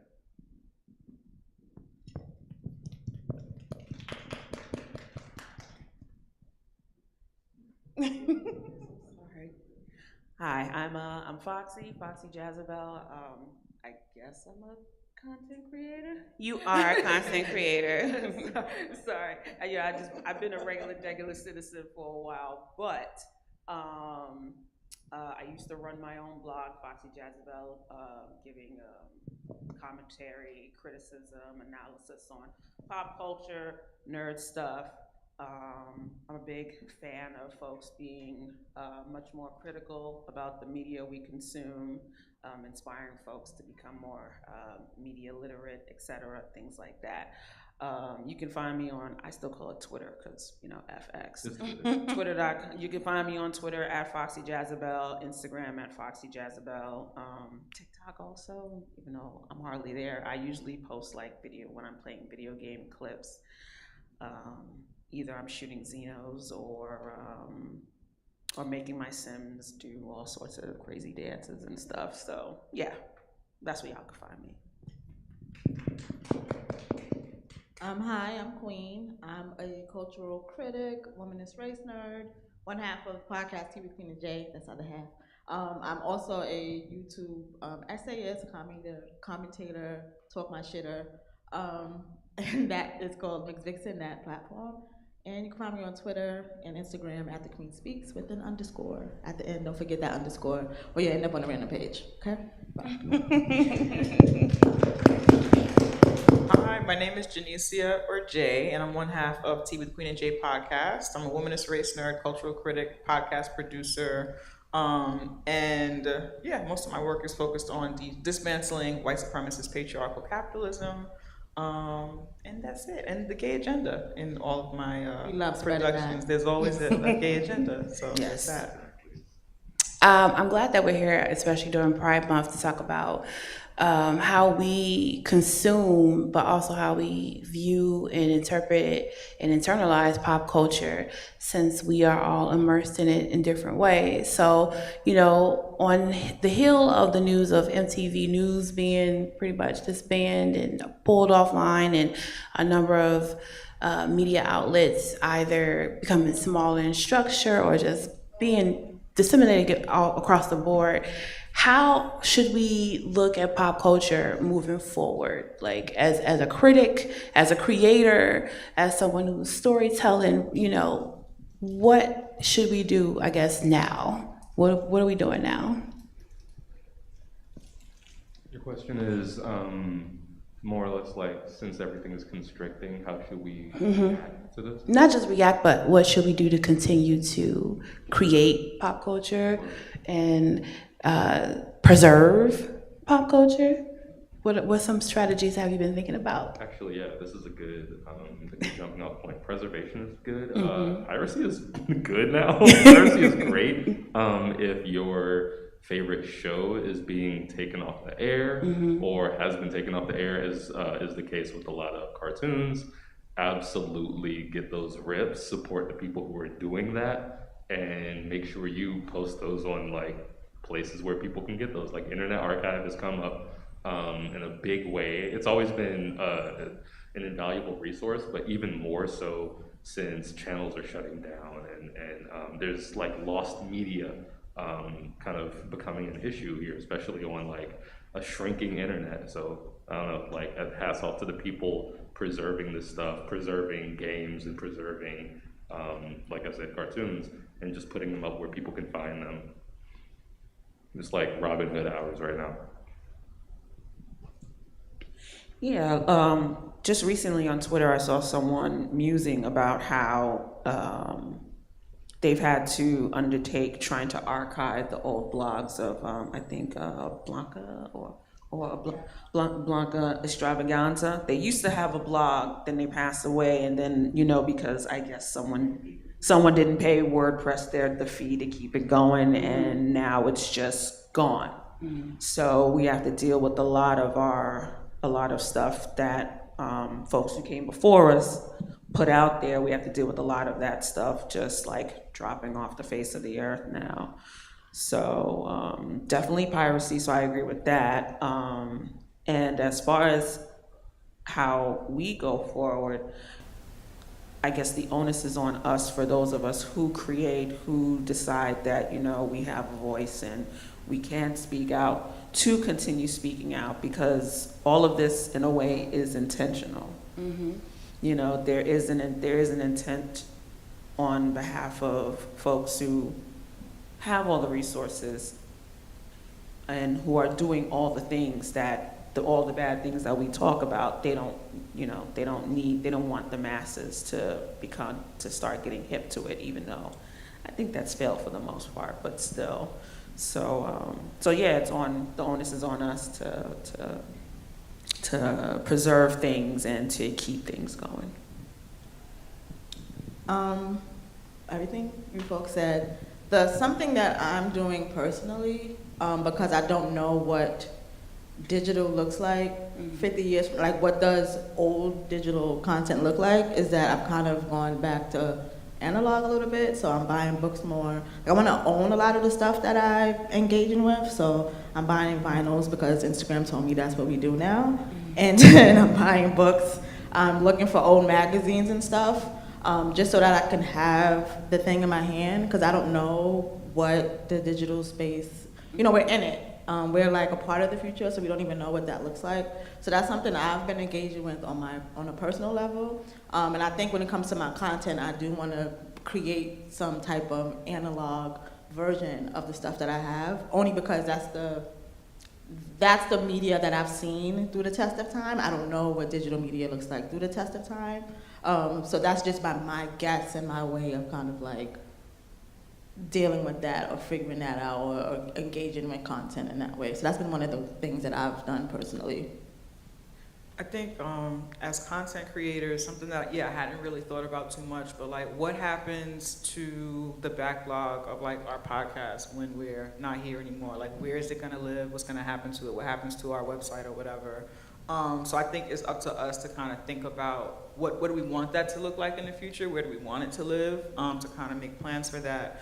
But also, it makes me. Did anybody watch the Reading Rainbow documentary? Is it on Netflix? Did y'all watch it? I think it's on Hulu. Is it on Hulu? Okay, I don't know where I watched it. So it was either Netflix, Hulu, or Amazon, right? But there's a scene or storyline in there where they talk about the government trying to spend less money on public broadcasting, and we know that has happened in all different arenas or whatever. But anyway, to see it go back that far, it just, and the reason why they were trying to restrict money, it wasn't just about the money or the budget or whatever, it was about the ideas, right? It was about creating children who are thinking about more than what's being presented to them, and that's really been the threat. The impetus behind restricting funds in those areas was not that, we need this money so bad. That was like the cover. But Newt Gingrich was like, no, they're getting these wild ideas about what freedom looks like, what liberation looks like, what creating looks like. And so I think that it's important for us as people who are getting older to really think about what it is we're passing on to our kids, and I don't have any children, but I mean our community of children, because I think a lot of us who live within a liberal community and progressive space kind of take for granted, like I just remember being in my 20s and being like, they teach the same, 5 black civil rights leaders or whatever in school or whatever, and that's all you learn about. Now, they might not even get that. Or like the push for us to be like, our movies should be about more than slavery. Sure, definitely, absolutely. But do kids know about slavery anymore? You know what I'm saying? So for me, it's just like thinking about what exactly is being lost and what gaps we're gonna have to make sure that we fill for our communities to make sure that they're getting the information that allows them to carry on the legacy of disruption until we're free. Because that's really what this is all about, is fighting for freedom, establishing freedom, and they can't really do that if they don't know that we're not free and what exactly that means, I don't know if I went on a tangent, but that's what it's okay, you're fine. Go ahead. If I could build on some of those points, the disruption is particularly apt right now because I think we also have to think about who we let have our stories, who we let have our media. Absolutely. Because, there are fewer places to publish, and they might offer a deal. I can't say if it's going to be a good deal, but, that might look good in the moment. And what happens when they pull support? What happens when it goes under, right? Like, if you're in comics, you've seen the cycle where new tech pops up every few years, offers a few creators an egregious sum of money, and then the whole platform dissipates immediately after. So what happens? I guess it's up to us to encourage each other to create structures to keep our work, right? And to distribute it in a way that allows us to still benefit from it, but also still have some sort of control over it. I mean, this is an age-old problem that we've been having. You know, I'm just sitting here thinking about what y'all are saying, and as a journalist, I'm very disgruntled because I'm seeing myself and colleagues and peers who are having a really rough time, not only getting their stories published, but finding places to publish them because, you know, it used to be a time there were multiple magazines and multiple newspapers and literary journals and niches of media where people could submit content to. And now it seems like maybe like a handful of people own all of these properties and media and outlets, and people are finding that their thoughts, their pitches, their ideas are being stifled more. And back to you when you said, Jay, back in the 90s about how Reading Rainbow was facing lack of funding through public broadcasting. The book that I'm writing about static, which is hopefully coming out next year, the research that I'm doing, did you know in 1996 there was a specific law with telecommunications that stifled the voices of public radio, and it hit college radio specifically hard, the hardest. And college radio and those independent radio is where a lot of people, community, especially like local community leaders, you got real hard driven community news are being like eliminated. I remember when I was a kid, there used to be a lot of public access shows and channels. I can't even remember the last time I seen a show that was on public access that people watched a lot. So as a pop culture reporter, critic, whatever you want to call it, you know, I'm looking, how are we continuing to talk about pop culture and its violence and how it's impacting us if we have nowhere to expose our thoughts to outside of our own? I've been telling people, you know, I know there's Instagram influencers, TikTok influencers, YouTube influencers, but I encourage everyone to buy a domain and host all your content on your server, because you never know when these social media companies are gonna like shadow ban you or just block you, and then where is your content? You know, is your content only on Instagram? I encourage everybody to funnel all of their content into their own website and drive people to the website so you can have those people and talk to those people directly who want to hear your voice. But that's about over it. How do you critique pop culture with a queer lens when a lot of pop culture that's presented to us is through a heteronormative lens? I think I'm kind of in a unique position here because I worked as a consultant for a while, and our clients would come to us specifically for this question, like, hey, we're a straight team, and we understand that your company is made up of a lot of marginalized voices along different identities. And so we have to think about, okay, how do we judge what we've been given, and how do we make suggestions to nudge them in the right direction in a way that still rings true, not only to the story that they're trying to tell, but would ring true for someone of the same experience, right? And the answer is, as I've encountered it, changes per project, but a thing that I've noticed in between is that you have to come from a place of joy, like genuinely what would make, say, the player feel real joy and to be really seen. And if they don't feel seen in any of our depictions of, say, queerness or blackness or X-ness, then are we doing our job, right? Like, if we're not coming from a place of joy, then what's the point? So. In regards to, I'm sorry, what's the question is, how do we critique things from a From a Black queer lens. Well, you know, as folks whose, you know, our identities are, you know, are political and against the status quo, just, you know, with us just sitting here and breathing just for existing. So, you know, right off the bat, there's kind of a, I wouldn't say disadvantage, but there's always like, we have to operate from understanding the reality that our existence isn't seen as much, or, you know, or even accepted, or is pretty much outright, you know, an anathema to the status quo. So when I go about any criticisms that I have about media that I consume, I think about, you know, I always keep that in mind, that a lot of times media, stuff that's made in mainstream media, they may not take into account that folks outside, you know, white, cis, hetero, or whatever exist. So I think that's pretty much how I go about it. Like, does this media accept empirical reality for what it is, or are they just, are they still in that bubble? And I just go from there.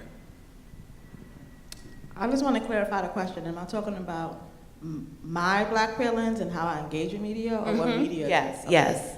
Right, thank you. So for me, I don't know how to not be myself. Like, I don't know how to not see Black queer stuff, or if it doesn't exist in the space, because that's just what I want to exist all the time. So I don't really, and I guess engage with the content in the way that I just engage with my everyday.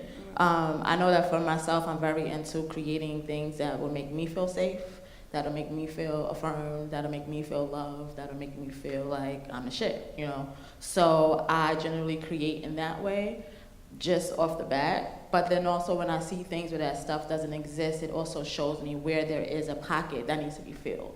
So if I see, I'll use like the messy bisexual trope. Like, it's just always like bisexual women are just like messy women in relationships all over the place, don't have our life together, just blowing with the wind, blah, blah, blah, blah, blah, everyone's poly, you know, whatever. And I just make sure that if I create something about bisexual Black women, that it's not that, or it's what it actually is for me, or, you know, I'll put something else out there because I know there's this pocket now, because all of mainstream is saying this one particular thing about bisexual people versus the life that I live, or the life that other bisexual folks live. So I will engage in that way also. I think, like I said, I always have a gay agenda when it comes to what I create.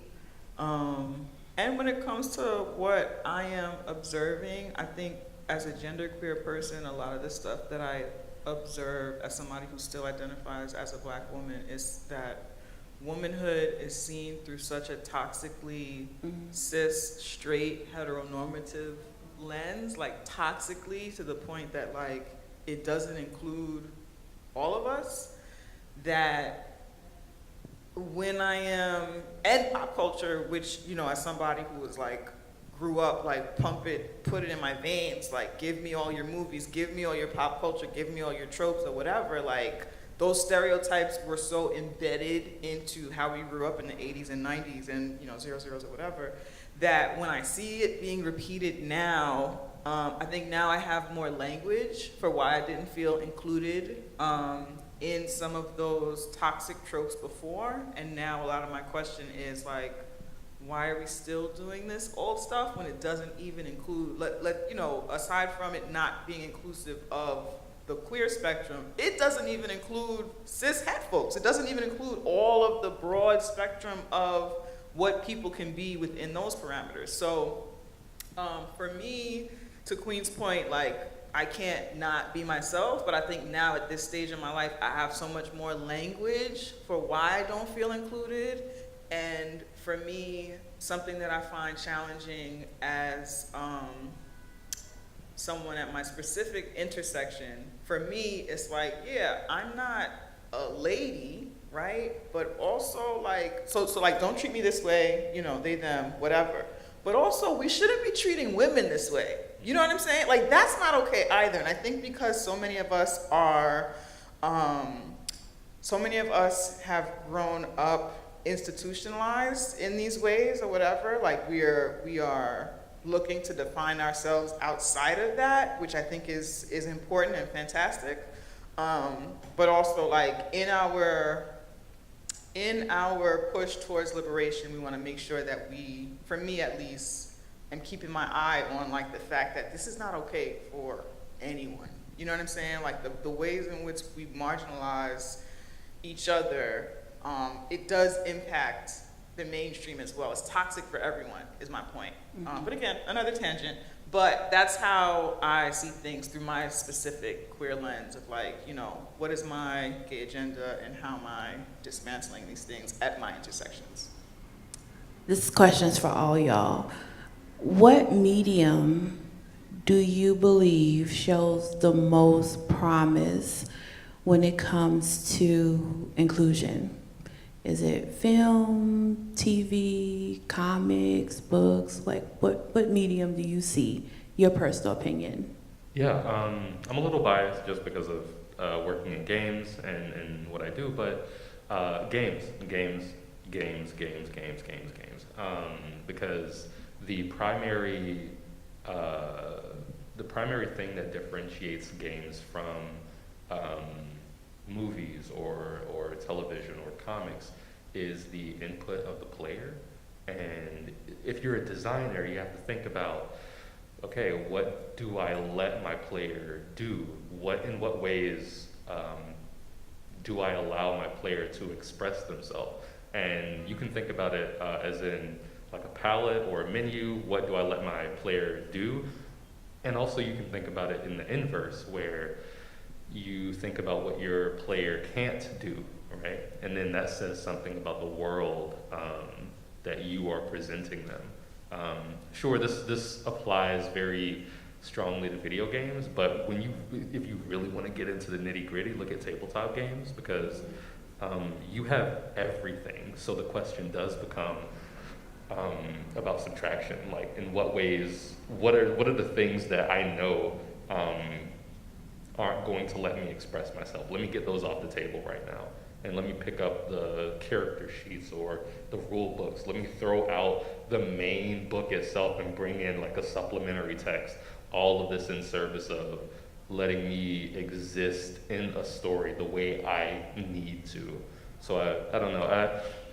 I don't know if this is like the most, but I guess for me it does make the most sense. Like tabletop games, you're just vibing, like you're just talking, and the story is collaborative, and you can tweak everything. Nothing is in stone until it's over.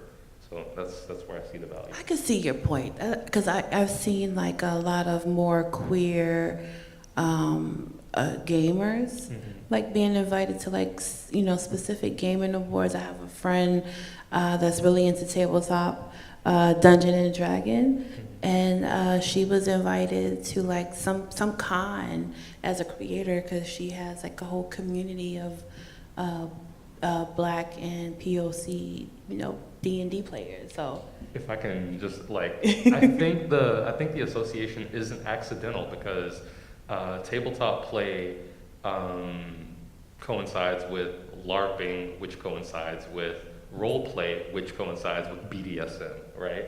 And all these things that escalated quickly. Yes, I like this. So like, yeah, no, all of these things talk to each other because they focus on the objective of creating a space that is negotiated and safe, and everyone has the same expectation for the goal of having a good time. I'm gonna keep that. That's like fouled in my head. I'm gonna. Yeah. Oh, yeah, but sorry, I definitely agree with that as someone who has recently jumped into the foray of tabletop gameplay via Vampire the Masquerade, because I love occult and supernatural and vampire stuff. So, and that game, from what I've seen, And the two chronicles that I'm a part of are like the best, are a very good medium to just insert things and to just be yourself. And especially given, you know, the nature of the game, it's vampires, so it's like they've been around for forever. So it's almost like anything is possible, any, you know, any type, any sexuality, ethnicity, gender background, etc., things like that. So it's not, you know, outside the realm to think, oh yeah, this person is, you know, like, oh, this person is queer, you know, well, why wouldn't they be, you know? So I definitely think that gaming is a fertile avenue for us to be able to, as queer folks, to be able to, you know, express ourselves and just be ourselves, period. I would say that, I would add television to it. I mean, I guess if it wasn't owned by like powers who are against everything that we are, but at the same time, you know, everyone watches television, everyone watches, you know, a certain type of show, and we all know that all the media that as we should know, I should say, is all the media that we consume is political. It doesn't matter the type of genre, there's always a message, there's always an agenda, you know, so yeah, I think gaming for sure, and television, because, you know, folks are always watching something every day, so it's very easy to just, you know, to just start slipping in a little something here, slipping a little something there, and, you know, we all know that, you know, like,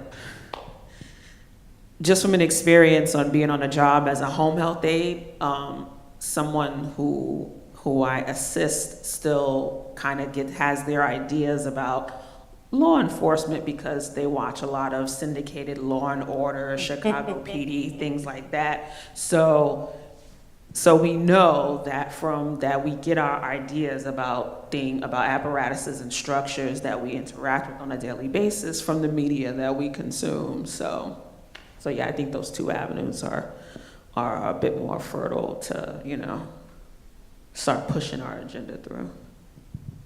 Yeah, I would say television, just because of the accessibility of it. Mm-hmm. It's just really easy to access, really easy to get to, and I just think of the ways that certain television shows have, although, you know, my mom has known me my whole life and I've been saying stuff and talking about things, it took for her watching P-Valley to be like, oh, strippers aren't that bad, they're just working, and Beyond the Pole is an art form, and it's because she was watching P-Valley, nothing to do with what I said, nothing to do with what I told her about sex work or anything like that, but because she saw a show that gave her a different viewpoint on this profession that this Muslim woman just thought was like, ugh, you know, for decades. So I do think the accessibility of television makes a lot of that easier. It's just that because, like what you said, the powers that be control what can be on TV and what you can access and what you can see.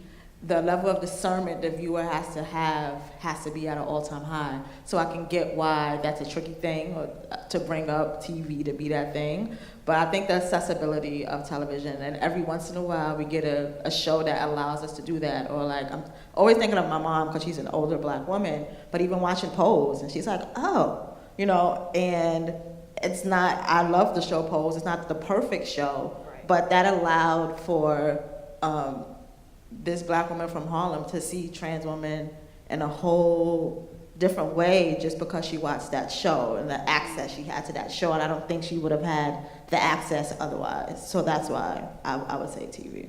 It's like the ubiquity is like a legitimizing force, right? Yeah, exactly. Yeah, I agree. I agree too, because I when I asked that question, I was thinking about all the different mediums, and you know, one of the things that stood out to me is in recent years, you know, I don't know about y'all Twitter feed, but my Twitter feed was a mess when Lovecraft Country came out, and it was also a mess when Watchmen hit, and it's like all these conversations. Yeah. I'm not gonna lie, I was a little taken aback that people didn't know about the Tulsa Massacre. Like, that was their first time seeing or hearing anything about it. were you taken aback? Because you A little bit. You knew about it, but you also knew these niggas. You know what I'm saying? And that's not to say that anyone is bad for not knowing or whatever. Yeah. Like, to me, I was more surprised to see it on screen, you know what I'm saying, than I was surprised that people didn't know about it. Anytime I've encountered it has been about people not knowing about. Where did you learn about it, for example? Where did you learn that that was a thing? I was about to go into that. I've also learned on social media that being raised with Black people, living in a Black community, having all Black teachers in your, prime years is a privilege that I never. Right. Yeah, I never really even I sat with it. Like, I'm just a girl from the south side of Chicago. Like, oh, you grew up with Black teachers? Even the cops were Black. The alderman was Black. Everyone was Black. So it's like, y'all don't have that experience. And it wasn't until like an adult I was like, oh, well, that is a privilege. And I was like, really? Living on the south side of Chicago is a privilege? Yeah, because even me, like, I'm from the South Bronx. I went to a Catholic school in the hood called St. Augustine, and even there, even in the South Bronx, like, we did have some Black teachers, but like it wasn't like the norm. I'm used to like principals being white, science teachers being white, English teachers being white. Like, that's just something that that is just, it's like, oh, so to hear your experience from, growing up in Chicago, not only growing up in a community just with Black people, which of course I did too, but going to Black schools with all Black staff and stuff like that, like that's like, for a while that, kind of blew my mind. Yeah, no, same. I grew up in Virginia, and I was in the country, so it was just like Black folks everywhere. I had, only like mostly Black teachers the entire way through. And then I realized sometime in my 20s, like, oh shit. Yeah, I grew up Black as hell. Like, like I've been here, so I don't know. That did inform my perspective in ways I wasn't even aware of until much later. Until I was fighting to keep it. Like, I went to grad school at NYU, and that's a place that will challenge your Blackness at every turn. So I'm like, okay, I realize now that I have something to lose, which is very core to my identity. Let me make sure I assert it as much as I can. So, yeah. And to answer your question, just to piggyback on what we said, about folks being surprised about Tulsa, the massacre being a thing, and another reason why I think television is very fertile for, for being the media vehicle that we need. Like, even Tom Hanks wasn't aware that Tulsa happened. Sorry, why would Tom Hanks be aware? I mean, of course, no, he wouldn't be aware, but it was just amazing for me, like, as someone who has been acting for so long, just ubiquitous. Tom Hanks. Right. Had no idea. Yeah, but that for me, I'm glad that you said that out loud, but I just want to underscore that, sorry, it just rings we are at war, everyone. Why would Tom Hanks know that? Because, and this is no shade, it's just one of the things that, like, we assume that we're living in the same America. We assume that we're all getting the same information. It's very strategic that some Black folks didn't know, that people in positions of privilege and power like Tom Hanks don't know, our elected officials don't know. All of this stuff impacts policy and impacts when and how people are able to access freedom. You know what I'm saying? Yeah. So of course he don't know. It's very strategic. And I love that you said Tom Hanks, because he is a kindly, pleasant white man, right? So if our favorite white people, those who are in positions of influence, who can convince other white people to do good things perhaps or whatever, if they don't have the information, like, it's important that they don't have the information. All of this is very strategic. I apologize for the tangent. Oh no, it was definitely needed, and even for me as someone who as of recent, has started on the basis of there's a high probability that they don't know much about this shit. But even I, at the time, was surprised that Tom Hanks didn't even know him. Right. So there are Watchmen, right? So Watchmen happened because the creator was influenced by Ta-Nehisi Coates' reparations discussion and his literature and things like that or whatever. So this is a white creator using his influence to employ black people, tell a black story or whatever, which has also then moved and influenced other people or whatever. But if Ta-Nehisi doesn't write that book, if the chain reaction doesn't happen, then Tom Hanks still doesn't know. Right. Still running around not knowing. White people don't respect Ta-Nehisi Coates. And if he's not at the Atlantic, right? Right. Exactly. Yes. Like, people can have access to Ta-Nehisi Coates is because of the platform, right? And that kind of goes back to what I was saying. If journalists and reporters and writers don't have outlets to write about things, how do you get across to the masses? So, if Ta-Nehisi was writing at, ABC magazine, that only mostly black and brown people read, would Ta-Nehisi Coates still have the same impact? Maybe regionally, maybe in certain literary circles. Would the case for reparations even get... Exactly. So it's we have even gotten that. And to your point, my grandmother, she told me about Tulsa Massacre, but at the same time, she was born in the 20s. So that was something that she remembered. I mean, even though she wasn't born there, but that's a story that she grew up listening to. Yeah, that ties kind of what Jay was saying earlier, that we have to make sure that within our communities we are telling these stories and having these conversations and filling in these gaps. Because I know for myself, my childhood was probably similar to yours, like very black. All the schools I went to, I didn't have a white principal until high school. Like, me either. Very But for my parents, it was something, even from the South Bronx, was very deliberate. Like, that was on purpose. And my parents were like that about the media I consumed. I wasn't allowed to watch a lot of stuff. And, like, our television was a black TV, like, even with what we watched, or if it was certain subject matters that my parents were like, I was raised Muslim, so it was, like, too much Christian stuff. It was like, no. Like, just very, deliberate about what I consumed so that so it still affirmed me. And I think that is something that, I don't have children, but I think it is important as a person who is a caregiver or who is raising little people to kind of make sure that they're surrounded by media that affirms them, so that they don't start to desire these things that are not a part of what the community says, that particular community says what they should be doing or what they should be saying or how they should be acting. So I think that's a... Just to fill that in, you said your grandmother told you, but your grandmother told you because she knew the importance of having these conversations within the community. So media is going to do what media does, because we do not control the scope of media, but we're going to figure it out and we're going to find a way. Somebody's grandmother's going to say something, somebody's auntie's going to say something. Like, we are storytellers, like, the information will be passed on and had. We just have to make sure that we are invested in community enough that we are doing that. There are a lot of stories that die literally with a person because we feel that whatever we're saying is not validated because some entity didn't say it was. Right. So I don't like to see a lot of these large publications fall or whatever, and it reduces the access that certain people have and certain voices have, but we are valid. Like, we don't... Right. I don't believe that we should only see these other institutions as ways for us to tell our stories, because that's not the truth. You are absolutely right. And for anybody that has like a blog or something like that, and I'm a victim to this too, so I'm saying it out loud for myself.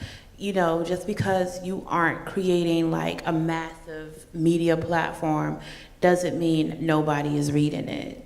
There has been multiple times I've written something, I was like, oh, no one's gonna read it, no one reads my website or whatever. And then like I'll see links to bigger publications, ping backs. And I'm like, why is this publication linking my article? And why is this link, so people are reading it, so just keep writing it. We only have about less than 15 minutes. I kind of want to get into some fun stuff. Okay. I want to ask y'all, what's your favorite fandom and why? Ooh, come back to me. I'm gonna think about that. Okay. Anybody, what's your favorite fandom that you love talking about, you love engaging with some parts of the community with, and or you created your own fandom within it? I have a love but hate relationship with comics fandom. A love relationship because comic books were my first love and I still love them. Love talking about them, love reading them, love being inspired to doodle because of them. But I have a hate relationship with them because as someone who grew into the role of a critic, not just enjoying the media, but you know, analyzing it and seeing what makes it good and what it's lacking. What I have found is the lack of critical thinking of the fandom that I am associated with. Again, all the media we consume is political, and it seems like that is still a major hurdle that many refuse to just jump over and be done with it. So when I'm engaging with fandoms on social media and to see them lament or be happy about certain things like the end of the Krakoan era in X-Men and talk about, oh, it was just too much of this, too much woke stuff, which woke is a dog whistle. Anyone who says it in a derogatory manner, yeah, that person is suspect 9 times out of 10, just to let y'all know. But, and from even them saying that about the Krakoan era, you know, it takes me back because I'm like, do y'all not know what the X-Men are an allegory of? Like, are you kidding me? Like, are you serious? And to see that, like, not just with X-Men, but then sometimes with certain video games, like, case in point, homegirl, Valerie, someone was going back and forth with you about a certain movie being too political, and then they said something stupid like, sorry for the ableist language, they said something ignorant like either Call of Duty or one of those games are apolitical, and I was just like, so, you know, so for me as someone who's a content creator, who is a critic, you know, one of the ways that I try to engage is education, re-education, you know, de-radicalization, stuff like that. But sorry, that's a tangent. But love and hate, comic fandom, that's the one I like engaging with the most. Sorry. Okay. Anybody else have a favorite fandom they like to engage with online? I have an answer now. So Star Wars, I've been thinking a lot about Star Wars, but I don't know, I don't engage with it as readily as, I don't engage with it as often as I engage with criticism about Star Wars. Like, I listen to a Star Wars recap podcast more often than I would like pull up any given show. But what I like about the criticism that I hear, and this says more about Star Wars as a whole, is that you can really pull out any story and any specific viewpoint. Every story in Star Wars says something different fundamentally about the world, and that says something different about that like reveals what the writers are processing. And what's really interesting is that, say in a series like Andor, you'll see that the director was you can think about, like, you can apply Marxist criticism to Andor in a legitimate way, in that there's a character that will confirm like real life communist or collectivist thought and inject that into the canon of the rebellion. And now you're like, okay, this is commingled into this story that's like 40, 50 years old, and now you're looking at it in a different lens. Or you'll see someone take down, say, George Lucas's ideas about what was happening in the Middle East at the time the fucking, the prequels were coming out. and you can apply criticism there. I just like how much Star Wars is a constant commentary on the major political movements happening, because it started with a reflection, it started as a reflection of the Viet Cong, right? It was already speaking to Vietnam, and it just continues to speak about every conflict from there. So, I don't know, that's what I like about it. And there are really smart people talking about Star Wars. And now that's wonderful, because now that gets me thinking about other, you know, a commentary on other like small resistance movements, Viet Cong, Palestinian resistance, absolutely, Cuban Revolution, things like that. Not Star Wars, but Dune was Frank Herbert processing the Algerian Revolution.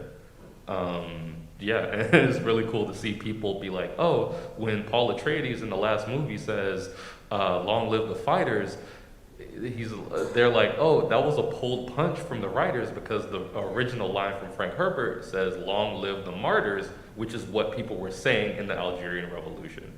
So, I don't know, shit like that is cool to me. Okay. Queen and Jay, what are y'all favorite fandoms y'all like to engage with online? I can't think of any. I'm still thinking. That's okay. I hop around. I really enjoyed the movie that was Kendrick and Drake. That whole thing. I was invested. That was a thing. thing. The podcast. I'm very into the memes. I'm into the hot takes. A lot of them are bad takes. When somebody hits me with some nuance, I love that. The people it's going over their heads, I'm entertained by that. I'm very entertained by that whole thing. So I've been invested in that. And then I've divested from a lot of them, but Netflix, all of their dating series. Yeah. So the last one that I was into, I had to get off the Love is Blind train, because are they feeding those people? Are they treating them okay? We don't know. They're drinking though. They're drinking. Are they giving them water? We don't know. So we didn't watch the last season of that, but they just did Perfect Match, which is a ridiculous game show. So I've been watching all of the TikToks and everything on that. That is also toxically straight.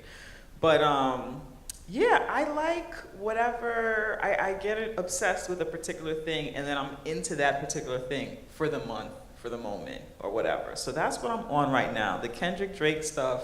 Did y'all see that clip of somebody pinching Kendrick's cheeks like he was a toddler? They said Drake got bodied by a cutie patootie. Oh yes. My goodness! Wow. I that one. Oh, so yeah, it's just a lot, and it's also filled with a lot of like womanist race nerd stuff, because we all know Megan is the one who kicked it all off, yeah. And like, you know, she is the victor or whatever. But like, there's a lot of stuff in there.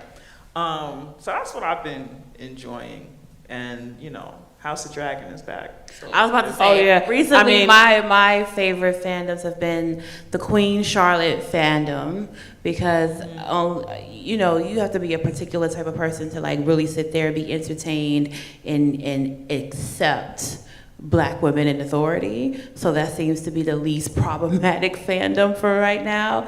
All of the Black House of Dragon and Game of Thrones fans, that's like the best. Out of all the fandoms, talking crap or with other fans of House of Dragon and Game of Thrones fans is hilarious, because the memes are just nonstop. And I would say She-Ra, the animated series. I love She-Ra. That's okay Is that fandom. officially not coming back, or is it coming back? Or I think so. I'm not sure, but that fandom is okay. I don't know. It was good. The ending was cool for me. Yeah, it's funny you bring up Love is Blind, because I think the last time I talked about it was during the one season where everyone was in an uproar because of the one couple where the guy confessed that he had past relationships with men and stuff, and apparently that was such a big deal. That was the first season. I ended up writing a blog post about it, because you know, as a queer person, as a bisexual person, it's like, oh, here we go again, folks thinking that bisexual men don't exist. Oh joy. Yeah, you know what? Going back to fandom, so the Bridgerton, I actually hate that fandom. It's the worst fandom I've ever engaged with. And I've engaged with a lot of fandoms, like all throughout the years, writing about comics and superheroes and pop culture. I've engaged with almost every fandom, and the Bridgerton have to be the worst fandom I've recently engaged with. I think they're worse than Star Wars because there's a lot of racism within the fandom with a lot of fandoms, right? But it's mostly women. So their racism is more passive. And it's like, you just want to fight. Just want to fight.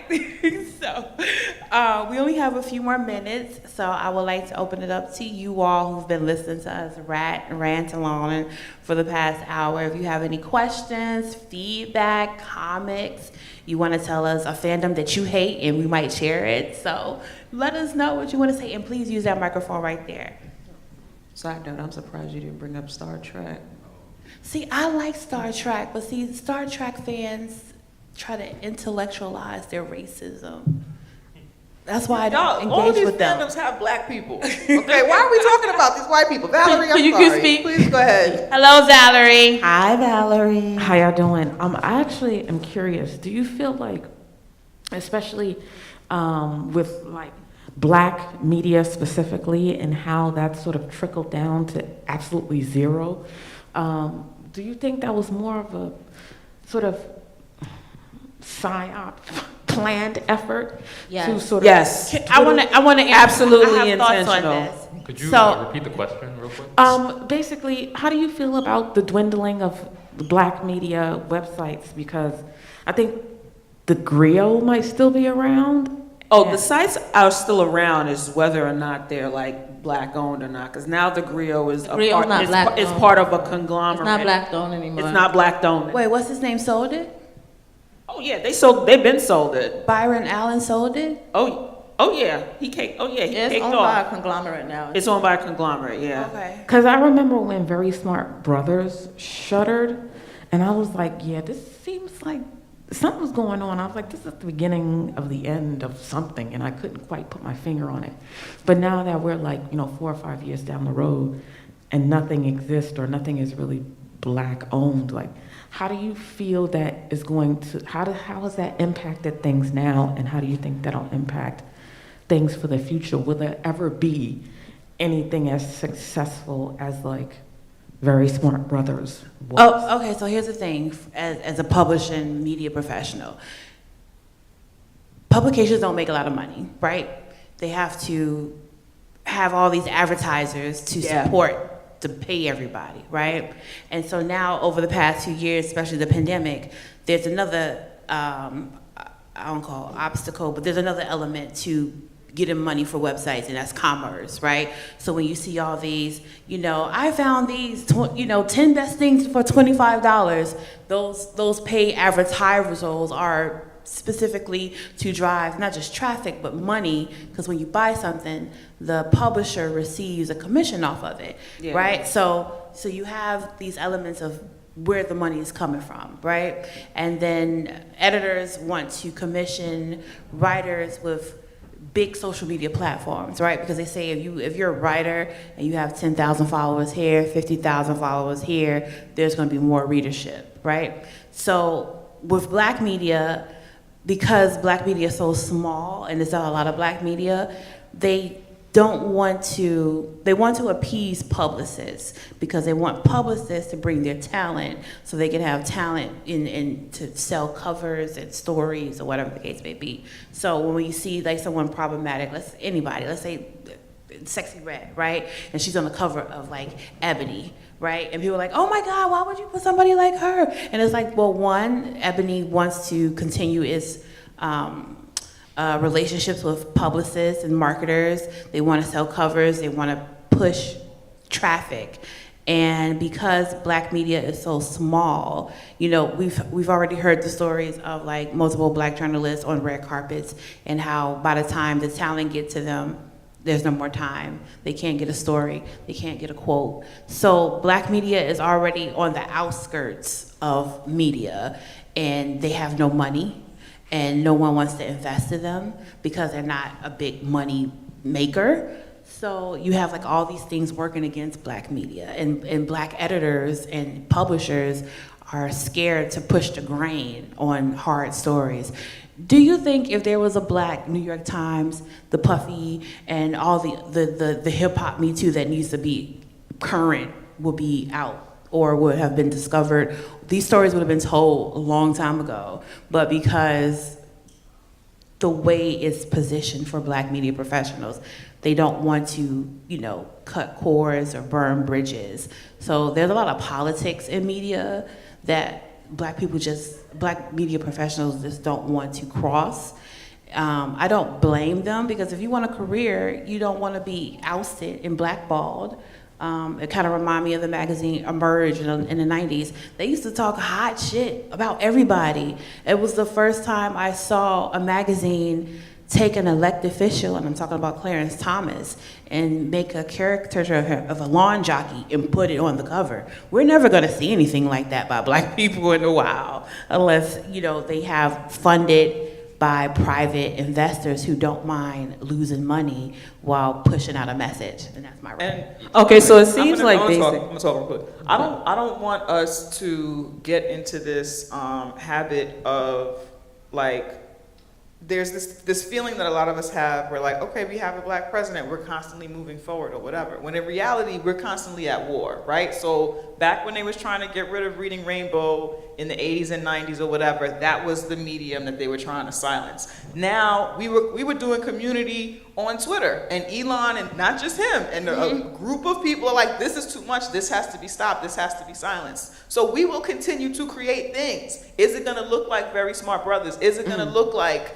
is it gonna look like a Twitter? No, it'll be something else. But to say that because we're at war and it looks like anytime we put something up, they burnt Black Wall Street down. We are at war. We are at war. When we walk out of here and we have our lunch, we are at war. Tomorrow, when we go to whoever, y'all go to church or do whatever we do, we are at war. We are constantly at war. So something else, we will create something else, and they will try to destroy it. And I think it's up to us to make sure that we are reminding our community, our children, that we are at war. So this kind of position that we have where it's like, yeah, they took this, yeah, they're gonna keep taking stuff away. What's important? What's valuable? What's the goal? And I think sometimes knowing that we're at war, it's important that we adjust what we think our goal is. So the goal is not anymore to be, get with a big publication or whatever. It's not the same as it was before. What's the goal? So if we shift our goals to be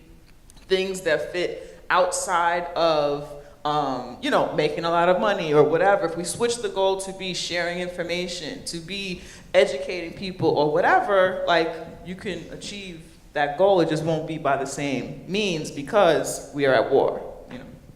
Okay, I just want to piggyback on that because basically what I wanted to say was... You gotta have the final thought because we're over. Oh, we can't? Okay, go ahead. Okay. Sorry, no, I think basically the main point is that the game is rigged. The game has always been rigged. The business model for journalism with advertising and things like that has always been faulty. So because of that, they're always going to prize whatever brings eyes and whatever brings money. I'm sure everyone heard of that whole YouTube apocalypse that happened back then when advertisers were pulling out because of, depending on the type of political messaging that you're saying in your videos, advertisers are not going to want to touch it because they don't want to, they never want to drive away their target demographic from money. So yeah, basically the game is rigged that way, and I do agree that we have to always keep it in mind that there's always something against us. The ball's never going to be in our court, so there is going to be an onus on us to decide if we're going to stand on business, stand on our principles, and push our stuff out there, or if we're just gonna, go with, politics as usual. No, quick thought, just off the heels of that. We've seen since maybe 2020, anyone who's been on the internet and has been Black in 2020 can remember the kind of upswell in maybe real or fake, like the Great White Awakening. Yeah, those the black boxes and how all that support kind of dissipated after a while. Yeah, absolutely. And so we're just seeing an extension of Black life being relegated to a niche interest And that's, I don't know, like this happens, like you mentioned, this happens in every cultural era. And yeah, just want to support that. So. I know I ran away because I had to run away. So I'm hoping I'm not saying stuff that people have said. But I think this is the cycle. I think these cycles happen where we're like a niche and then we're the forefront of the culture in a more, in a louder way. So I think that, yeah, it's just kind of just a cycle of the media run and just how that goes. Like, remember that when we were younger, when there was like the black movies and that, you know, like there was, you know, sometimes I think segregation is good, but, but I think we're probably just gonna enter that era again where we're not so much at the forefront. We already noticed it on TV, like where our shows have dried up, shows with like black leads have dried up. We've seen that happen before, and they, you know, they blamed it on the writer's strike last time. You know, so these are things that we survived and dealt with formally. I think we have the tools. We've done it before. It's nothing new. The system is rigged, and we survive it every time. So that's kind of how I feel about that. Okay, does anybody else have any questions? Oh, yes, thank you.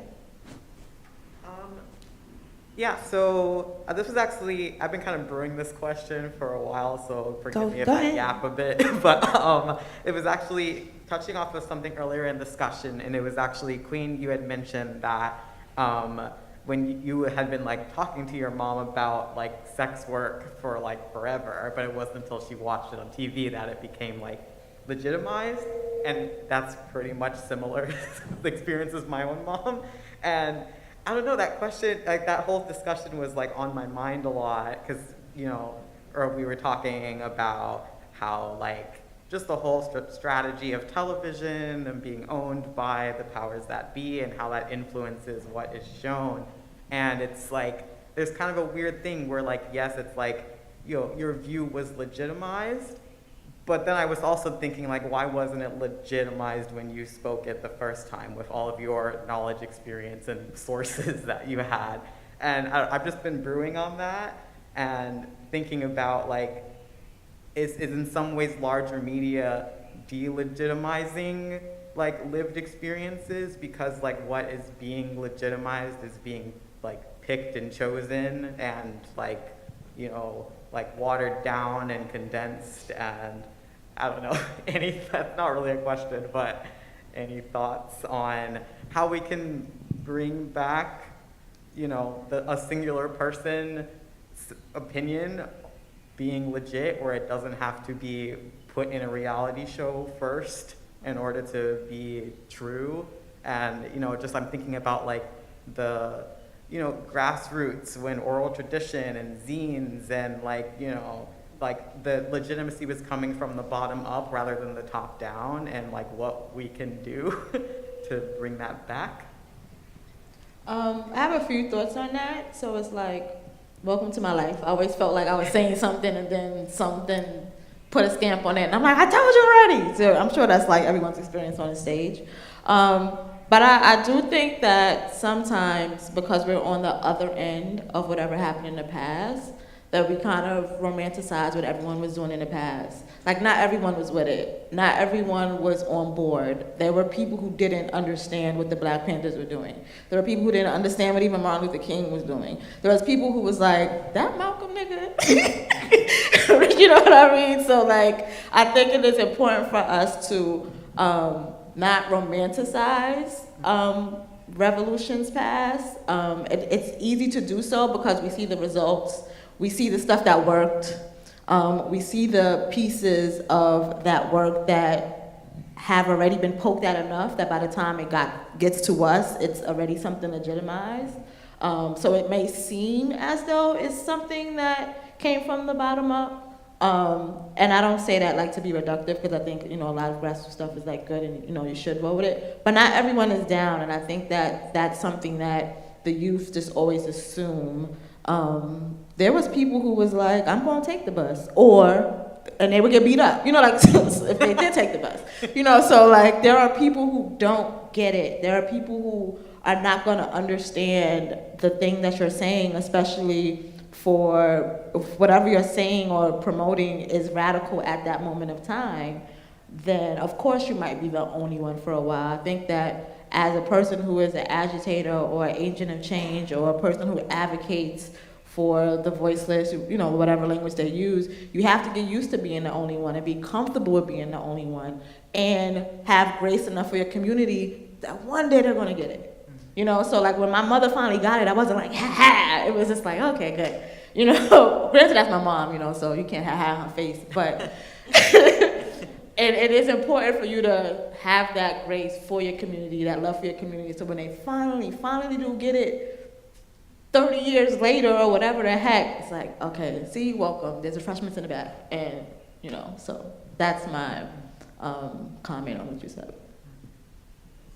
Oh, yeah, I don't know, the more I turn this over in my mind, the more I'm thinking, like, the reason why something gets on TV to become, like, quote-unquote legit is because whoever was on that bottom level advocating, that message got up to the next level, and then something survived and got up to the next and eventually made its way into the room. I don't know if that's necessarily satisfying, but I think the presence of like something making it that far, I don't know.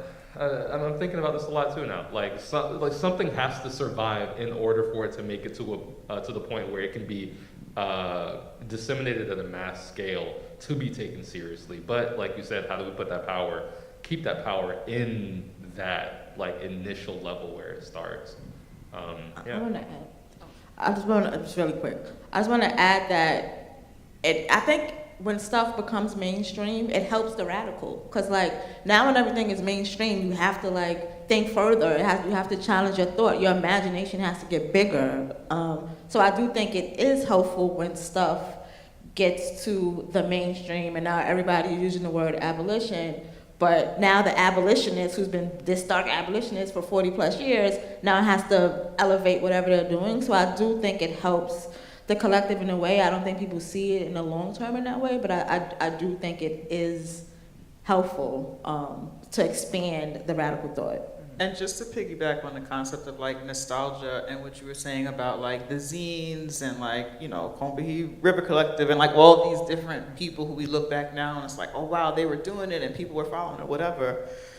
The youth are on Twitter. They're doing YouTube essays. They're, you know, like that was a part of the whole reason why there's an effort to silence us online, because it is happening. There are people that you follow on social that when you meet another person who follows that person on social, you know that y'all are here. You know what I'm saying? And it is happening. And 20, 30 years from now, we will talk about those people whose YouTube essay hit a nerve and is being used in future works and stuff like that. Mm-hmm. And somebody will come and say, well, remember before when they were doing YouTube essays and they were all together and they were, you know what I mean? But there is, to Queen's point, this taste of like nostalgia for like the way that history is presented to us on television as this cohesive thing. I remember my mother telling me about an older woman in our community who was from down south who was like, yeah, we didn't know what he was talking about Dr. King, who we all see as like a passive, you know, to a degree, like that's how he's presented as this passive, peaceful figure. And yeah, it was black folks like, listen, I was just trying to get to work. I was not thinking about any of that mess, but it's presented to us like the whole world knew what was going on. And that's not the case. And it's also a testament to the fact that like it's people like us who are agitating, who are feeling the frustration of being isolated from larger community in a lot of ways, because we are radical, because we are saying things that make people uncomfortable and disrupt their comfort or whatever. And so the reward, we will not see it. The reward will be later when they think that everybody was on board with what we were saying. And that we will know that that's not the case, so that's not what happened. But future generations, future people who are still within this war trying to push the needle will feel like, oh wow, they did something, they made something happen, you know? But it's not always that we get the benefit to see what we actually did. Thank you. that's Yeah, fine. you have anything else you want to add? Oh, sorry. Go ahead. I want to add something. Okay, go ahead. Sorry. I think you had like a stray thought in how you asked how can we get folks to understand or accept folks' what people say or opinions as fact. And I think the best way to solve that is folks have to endeavor to have their opinions based on fact and accept that your knowledge base is going to broaden, it's going to change or even adapt.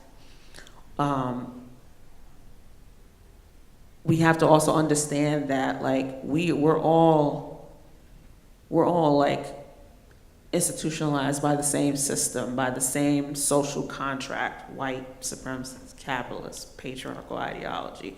We all have been taught that it's just the evergreen truth, AKA it is what it is. It's not, but that ideology has had centuries to be perpetuated and internalized, and that's where we have to come from in regards to making things better, trying to make people understand that, well, no, just because you didn't see queer folk around you when you were coming up, that doesn't mean that these people never existed. Mm-hmm. Just because, you didn't have black teachers when you were a kid, that doesn't mean that that's not how it was for other black folks. Just because you didn't know that about this historical thing doesn't mean that it didn't happen. You know what I mean? Just because you don't experience a certain thing doesn't mean that other people haven't and do and still do. You know what I mean? So if more folks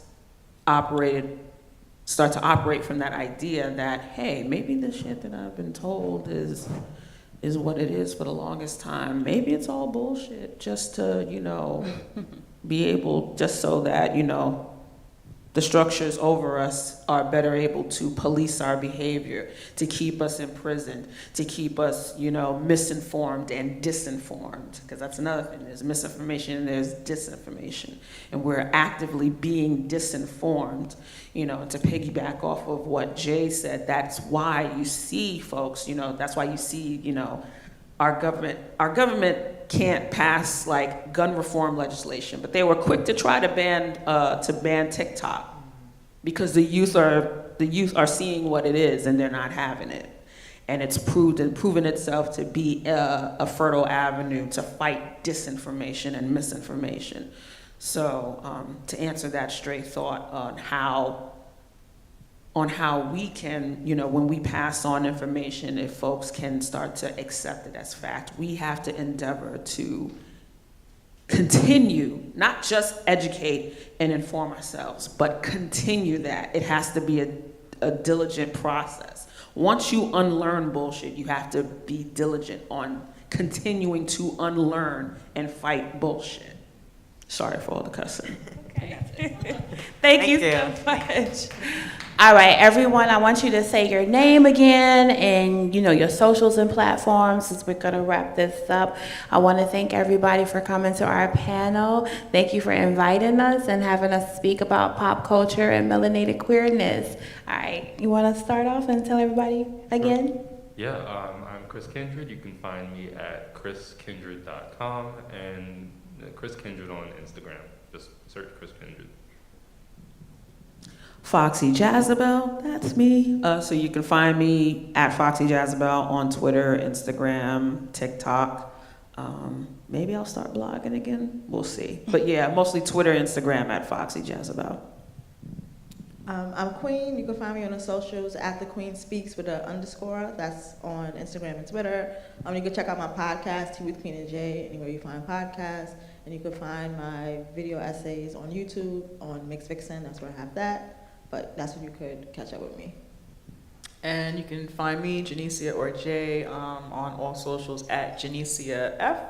The easier thing to do is to find Tea with Queen and Jay, like she said, everywhere. And we're on socials at Tea with QJ. So TEA with QJ. Cool. Thank you, everybody. This has been a lovely panel. I appreciate your time. And again, happy Pride.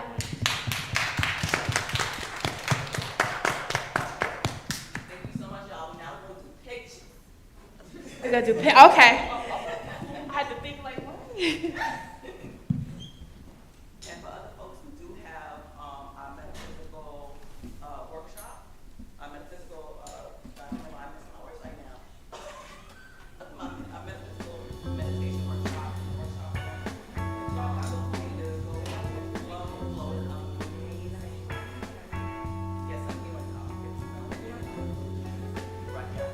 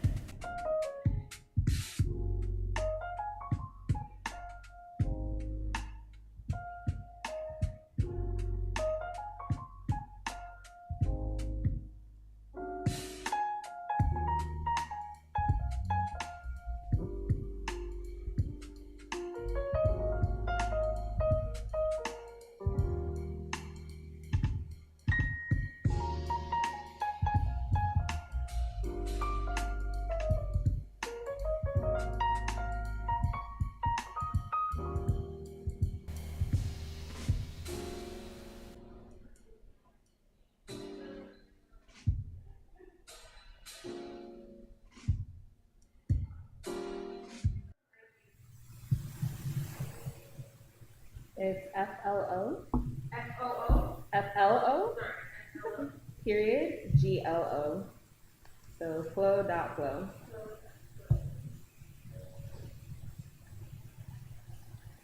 L'amore nasty? Yeah, l'amore nasty. I'm really excited for this. I'm probably gonna start it up in like maybe like 2 to 5 minutes. And if it's just us, that's fine too. Have y'all ever worked with flower essences before?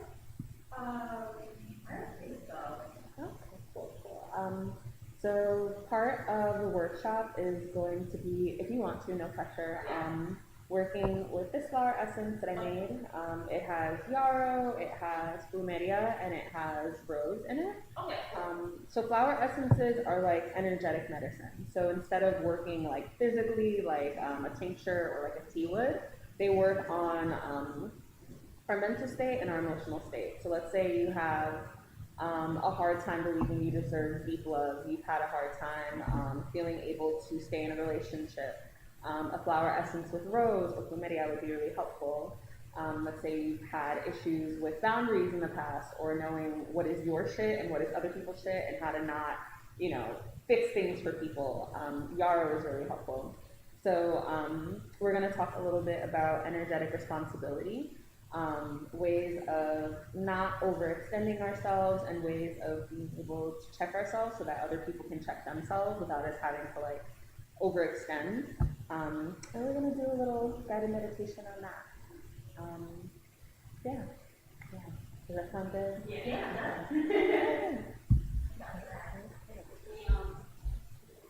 Now. Anything else you're showing, or like product wise, or? No, let's just do this guy today.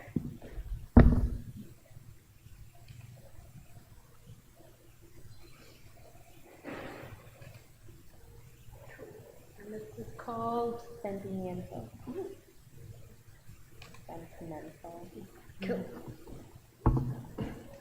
I love seeing people shoot on Canon. One of my coworkers was shooting on an Nikon the other day, and I was like, "Were you forced?" She was. She actually was.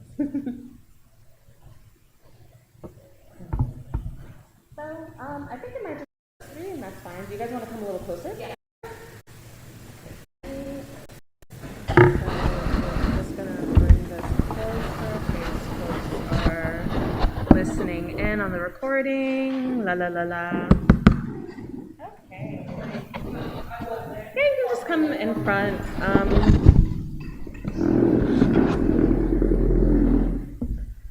Okay. Okay, sweet.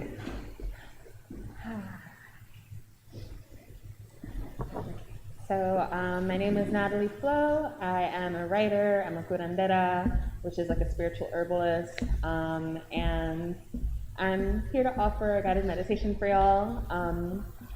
So something that's been heavy on my mind is energetic responsibility and what that means. So when I think about energetic responsibility, I think about being in control of what I'm giving and of what I'm receiving, being in control of my reactions to things, and being in control of what's going on in my energy field. So to me personally, that looks like managing envy. That looks like whenever I'm starting to feel envious, I check it, I sit down with myself and I ask myself, what is it that I'm seeing that I feel like I want for myself, that I feel like I can't attain? And how do I take the other person out of the equation so that I can get what I need for myself? It looks like acknowledging when there's tension or discomfort in my relationships with other people, and being able to do what I can to handle them without feeling like I have to fix things for people, without feeling like I have to become somebody's unpaid therapist. And to me, energetic responsibility means being comfortable with the ways that I'm interacting with the world without feeling like I am putting myself in spaces where I'm not safe. So what we're gonna do today is work a little bit with this flower essence. This flower essence works primarily with the heart chakra. It works with helping us stay open, with helping us to heal tension, heal wounding, and heal feelings of unbelonging, feelings of not feeling powerful enough or beautiful enough, feeling like we don't belong in certain spaces, or feeling like we are not able to sustain the kind of relationships that we crave or desire. Really helps with inner child wounding, helps with not putting yourself in situations where you have to be responsible for everyone and everybody else's shit. So if you guys want some, I can share a sample. This is awkward. So we go under the tongue. It's like driving the boat, but seriously. I love this stuff, so. Okay, good. Yeah. A lot of things might not excuse a stranger just squirting random essences into your mouth. Yeah. Thank you. Of course. So, what I just want y'all to do for a minute is to close your eyes and just take a nice deep breath.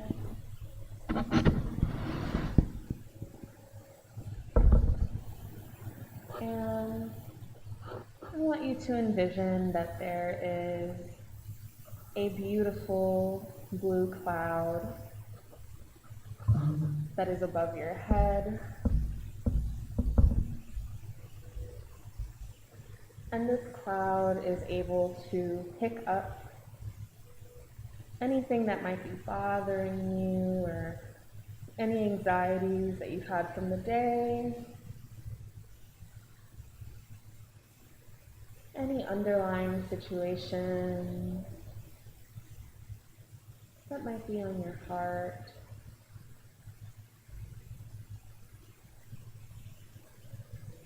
And when you give it permission to, this beautiful blue bubble pulls up those energies and begins to transmute them.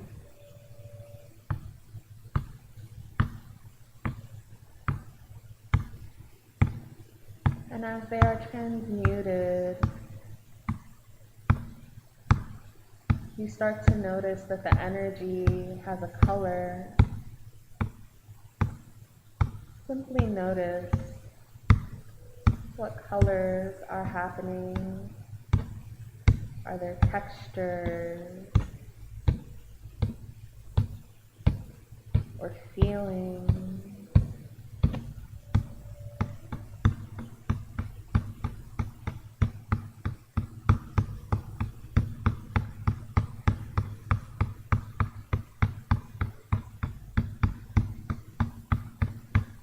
I want you to think to yourself,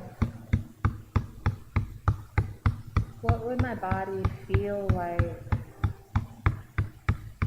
if I just release this stress, this worry, the conversation, the idea, or the relationship that isn't working right?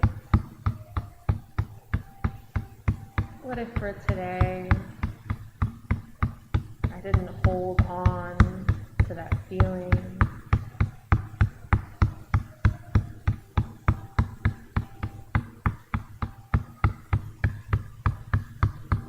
I want you to take a deep breath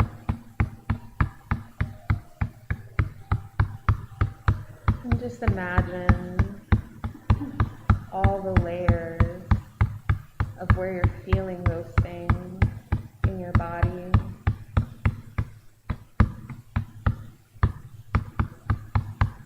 Do you notice it in your chest, or maybe in your hips, or your neck, your spine?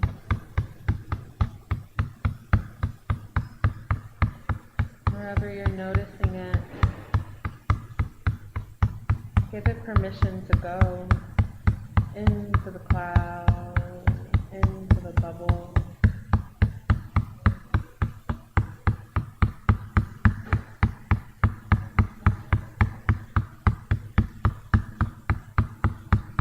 And if you need to move to allow any of that energy to be released, feel free.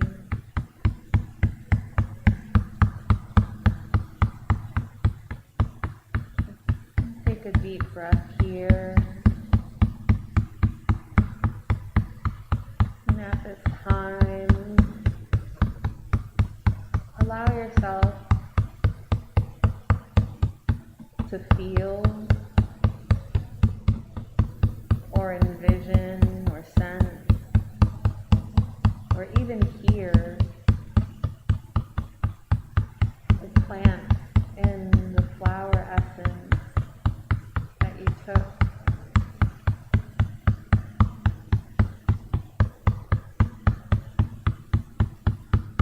Are there colors or sensations? Do you see a flower or a leaf of some kind? Or maybe just a feeling or thought?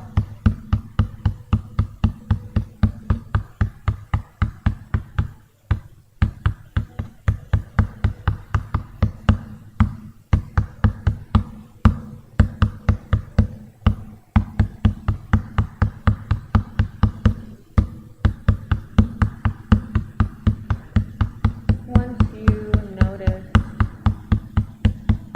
the ways or the parts of your body that the plants are showing up for you, allow yourself to ask, is there a medicine for me here? Is there something you want to show me or share with me? Don't force it. Just notice what comes up in your body or your mind.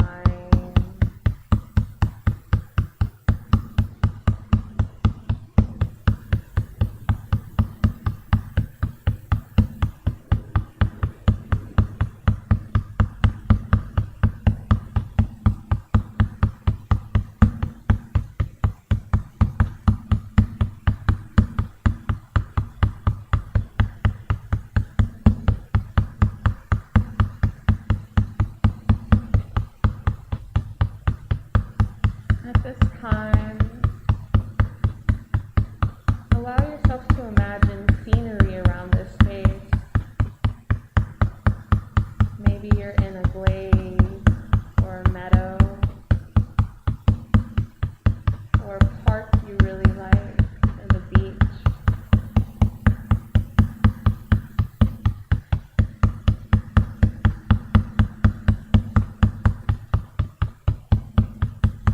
How is this plant or these plants showing you that they are there with you?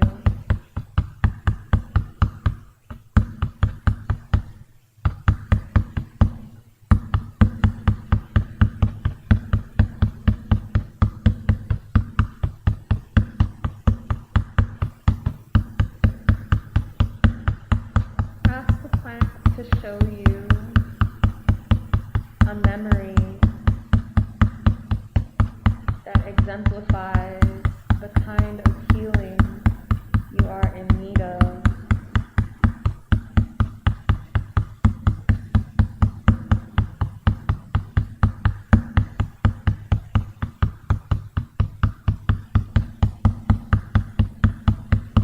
What about this memory needs transformation?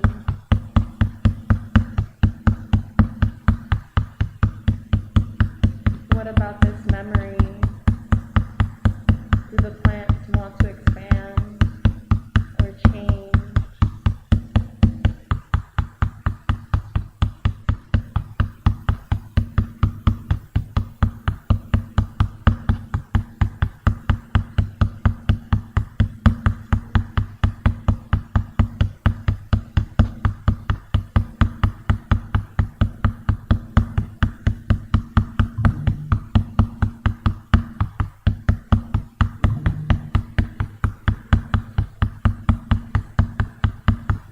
And at this time,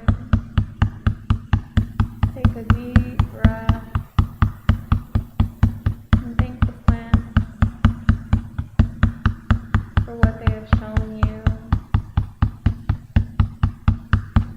When you're ready,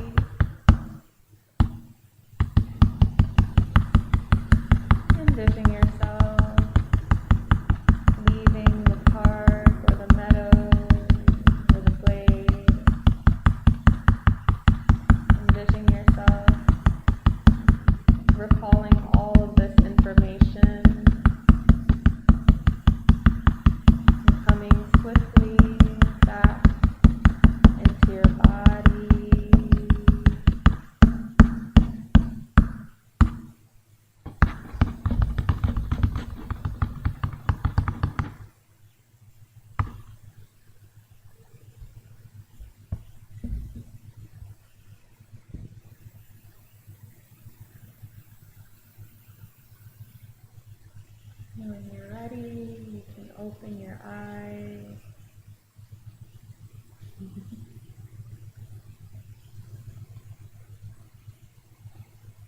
Ooh. How are y'all feeling? That's good to hear. I love to hear that. I was a little surprised how well that worked. I didn't know that was gonna. I usually will use like a drum or a rattle, but I was like, wait a minute. Do y'all want to talk about what you saw or felt? Anything come up? I saw sunflowers, Mm-hmm. purple and like bubbles, like bubbles. Yeah, what I was using with these bubbles. So like sunflowers look like a flower. I love that. Yeah. Just getting out of the city. My grandma passed, but like before she did, we got to go to Connecticut for a little bit. So just being interesting. Okay. Do you want a hug? Yeah. I've been thinking about her a lot lately. Her birthday. About 2 years since she passed. So that was a nice memory. What did your grandmother? Huh? What did your grandmother bring up for you? What was she like? She was like the heart of the family. It was just her birthday too. Do you feel like maybe a part of you shut down or changed when she passed away? I feel like I hold my shit in, and that's bad. Now I feel like I cry a lot because I hold my shit in. Okay. Do you give yourself, or I think maybe do you think maybe the being outside of the city was showing up kind of as an outlet or a space where instead of holding it in, you can just, Yeah, I think it was like a place where you could just like let go of stress and like thinking about things, just kind of take in like the environment. Yeah. That's very real. I think sometimes it can be very hard to especially when you're in a very sensitive or acute space, to confide in people, because it's so much is riding on their response, right? If it's a perfect response, then it's okay, but that was still vulnerable. And if it sucked as a response, then it's oh, well, this is why I don't fucking tell anybody anything anyway, right? But a tree is usually not going to treat you that way, right? Grass is not going to treat you that way. A flower won't. So something I like to do is when there's too much going on, I go into the forest and I just start yelling. I'll bring water, I'll bring some offerings for the trees, and I'll be like, hey, is it okay for me to go buck wild in here? And they're like, do what you want to do. And they absorb it and they turn it into something better. So I think that might be something that would be really helpful for you. Do you want to talk a little bit more about what you saw or what you felt? Yeah, I remember a few months ago I got a really feeling, so it's interesting I got some flowers again, because she got that with me when she saw that in me, and then I ended up seeing it, I think that could be incorporate that, because I was dealing a lot with confidence issues, and I was dealing a lot with trauma. A few years ago, my father passed away, his birthday is tomorrow. Oh, wow. Yeah. And just dealing with a lot of confidence issues, just dealt with, I have confidence almost too, so dealt with a lot of really bad toxic clients, and it just messed up my confidence a lot. And past few months regaining that confidence. So I think that was part of a sign that I'm on the right track. Mm-hmm. So that's kind of how I felt taking that sign. So I do feel that way, getting that back. So yeah. So it felt very healing. And tomorrow I'm hanging out with friends, going to that spicy block party. So it made me just feel really, really good. It came out just feeling very, relaxed. And also, June's always been a very hard month for me because of my dad's birthday and also Father's Day. That type of stuff. And this is actually my first time in because he passed away in 2020 in almost 4.5 years, where it has been a crappy month, if that makes sense. I'm leaving, that's been a positive month. So that's the way I kind of came, I think that's why I was oh, I feel very, relaxed, and it was very healing. Like I felt like it felt like a script. And healing isn't linear. That's what I realized too. You know, there was weird moments still this month, but like it wasn't as bad as it was the previous years. Beautiful. Yeah. I realized that. Like I wasn't as angry or confused as past years have been since 2020. That's really powerful. I'm so glad that came up for you. I'm glad that the sunflower came up for you. Even like wearing I wear yellow now. I did notice it. Yeah. Oh, that's really powerful too, because ain't none of these plants sunflower. Well, yarrow is in the sunflower family, but for sunflower to come up for you and be like, hey, we can change, we can go towards where the sun is. It's funny because sunflowers are, I think the term is heliocentric. So wherever the sun goes, they're going to turn their head, and I think that might be part of the message too. Wherever there is brightness and warmth, you deserve to be there. Wherever there is kindness and people who are going to be gentle with you, you deserve to be in those spaces, especially when it feels dark or when grief is coming up. Exactly. And that grief isn't linear either. It comes in waves. It can show do, it's a certain do. Yeah, it comes in waves. Okay, so let me see how much time we have left. Oh, that was fucking fast. Oh my god. It's almost 4. How did that happen? Really? It's like 3:53. We was only in there like 15 minutes. Okay, whatever. All right. Okay. So, we can do this 2 ways. We can go back in and see more about what each individual plant might want to bring up for you.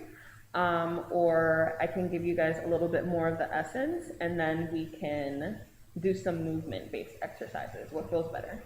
Movement. Yeah, movement. Yeah. Okay. So.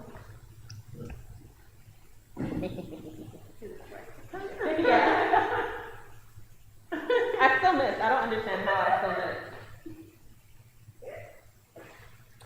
All right, let me play some tuning. Let me play some music.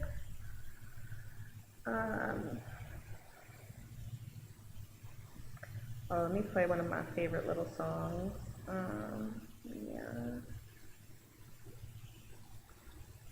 Let's go.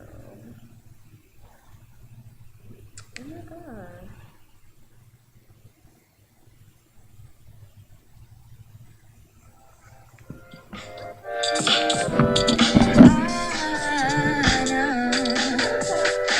Baby, I'll grow like a flower, yeah, yeah, oh, yeah, yeah, yeah. Baby, I'll grow like a flower, I'm like the sweetest and sour. I got the flow like a shower, come take my rain for an hour. Nigga, love the flower, I hold my ground like a tower. This ain't nigga like power, I get to stay undercover. I'm so divine like universal love. I'm so divine like universal. Roses are inside of you right now. I get bigger and stronger. I feel my passion, no other. I couldn't lose, I'm a lover. I tell the truth, but I still don't know what to choose. I don't have her. No. Oh yeah. Da da da da da da. I'm universal love.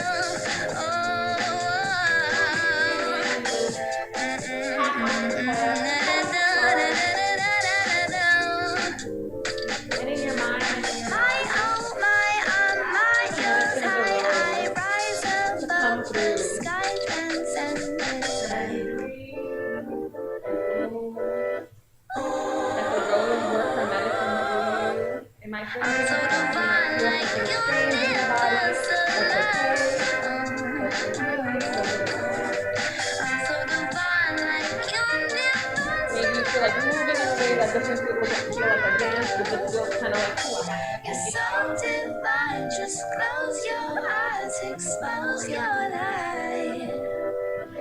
You're so divine, just close your eyes, expose your light. I want you to ask the rose to give you one word that you can look back to whenever you need it. Been out of my luck. spending all of my bucks. Freely fucking the sun, give it up to have fun. I never had a problem swimming on the first day, first day. Getting down to my luck, damn, it's never last buck. Freely fucking I'm done, give it up for the love, yeah. Never had a problem swimming on the first day. We're gonna start dancing. I hate running from your clothes blinds, hoping they don't open, blind them like the sunshine. Say love, tell me how long has it been? My sunshine, come text with me again. Could you come now? Attracted to your passion, that's explore. Blame it on the sexual crowd. Bold and tall. And the passion is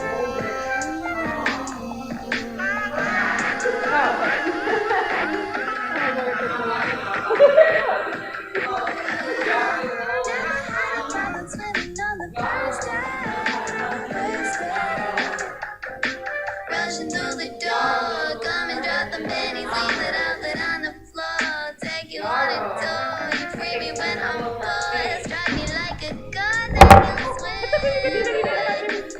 Yara takes control of her. Okay, maybe open your eyes. I'm sorry. Round it out, it's all done. Close the curtain, it's just you and me, babe. We can lay and just be swimming, swimming. I'm so important, I swear. You are so important. Whatever you treating like an enemy. You don't seem to notice when you look at me. Cut off any relationships that are not healthy for I'm you. so important, I swear. Whatever you treating like an enemy. You don't seem to notice how you keeping me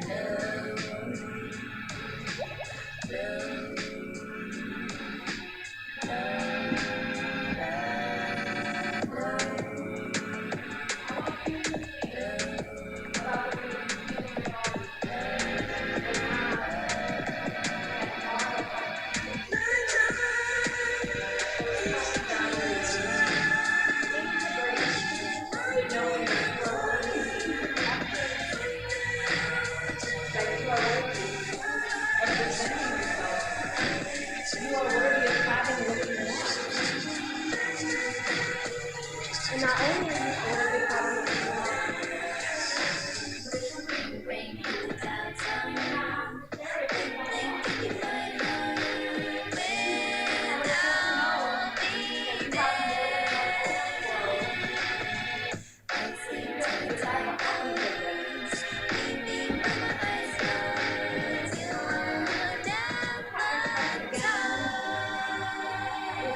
maybe any other parts of your body that feel like they need padding. Take a walk outside and you just might find our worlds collide. I'll be following essence and I'm following lessons. I'm attracted to your empathy. Yarrow, what colors will you show me when you are Take my shoes off to out there. Shake my shoes off the top. Break the rules when it's all on. Social media knocking at the door. Breaking my divine and open the floor. Dive under, no phone. Life gets better when you're not there. Not there. Don't creep through the door. See you every morning, then I go outside in the natural light. You want me to stay, but I know I go crazy when I get too good. what ways does your body Take let me you know that you're not to say respecting your boundaries? talking to you. Are not respecting your boundaries? Fuck Instagram. Don't tell me what to post, you're bitter. I'm a human with emotions, won't you let me fly?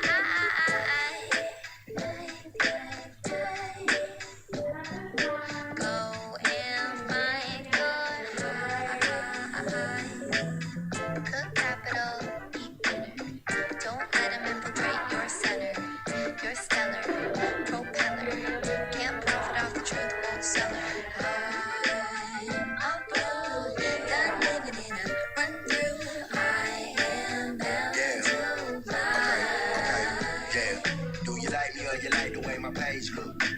like to equate the value in this day and age. Apparently, the parents of the generation we call Z is not the sperm and egg donors. Kind of funny to see. And if we see the one come after that, it kind of sound like doomsday. Should probably put the phone down, pick up a bouquet, cause the ice caps melting. Polar bears dying. If you take a look out your window, countries are fighting.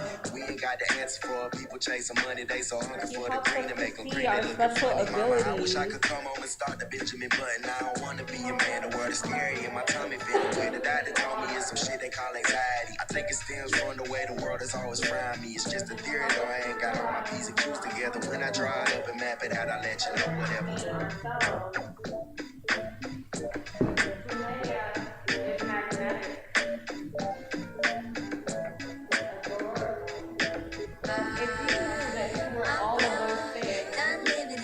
How would you move? How would you dance?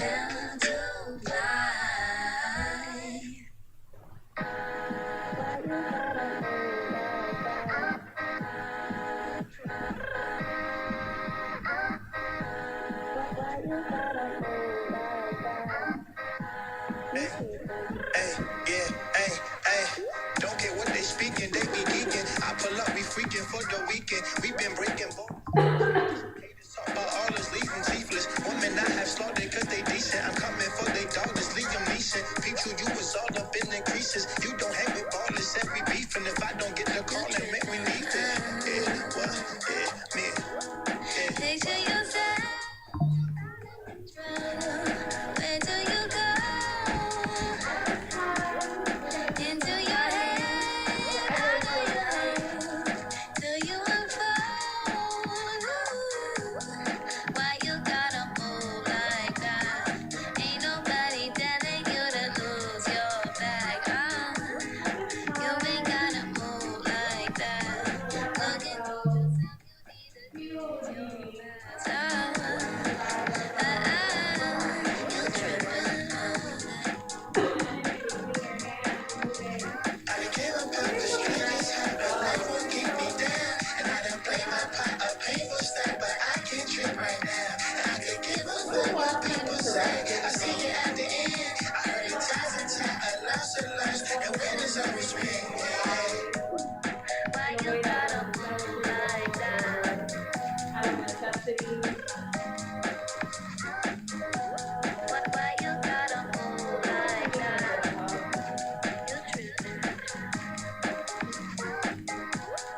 Picture yourself out of control. Where do you go? Into your head, out of your home. Do you unfold? Why you gotta move like that? Ain't nobody telling you to lose your bag. You ain't gotta move like that. Look into yourself, you need to use your past. You tripping.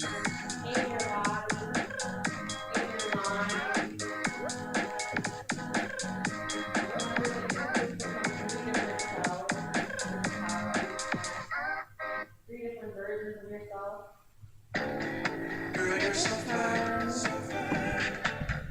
Take another deep breath and ask that these plants help you to integrate those blessings.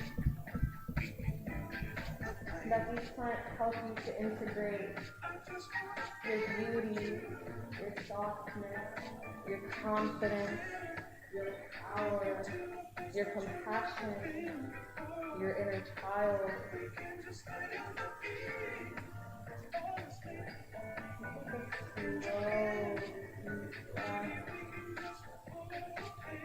Allowing all of those versions of yourself to hold you, to pull you into the future.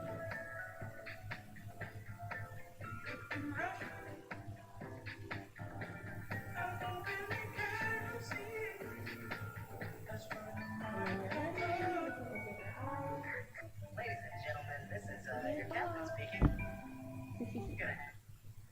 Hey, thank y'all for being here. Thank you. That's great. That was amazing. Yeah, how do y'all feel? What's going on? Tell me about your experience. How was that? Relaxed.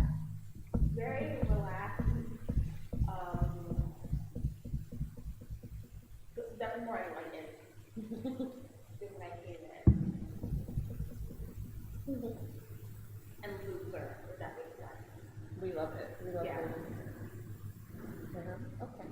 Well, I'm really glad that y'all enjoyed it. Thank you for coming out. Thank you for choosing to do this. I know you could have been doing any other thing in the world and you chose to be here. Y'all have my Instagrams. I make flower essences. I make magical oils. I have a couple on me today.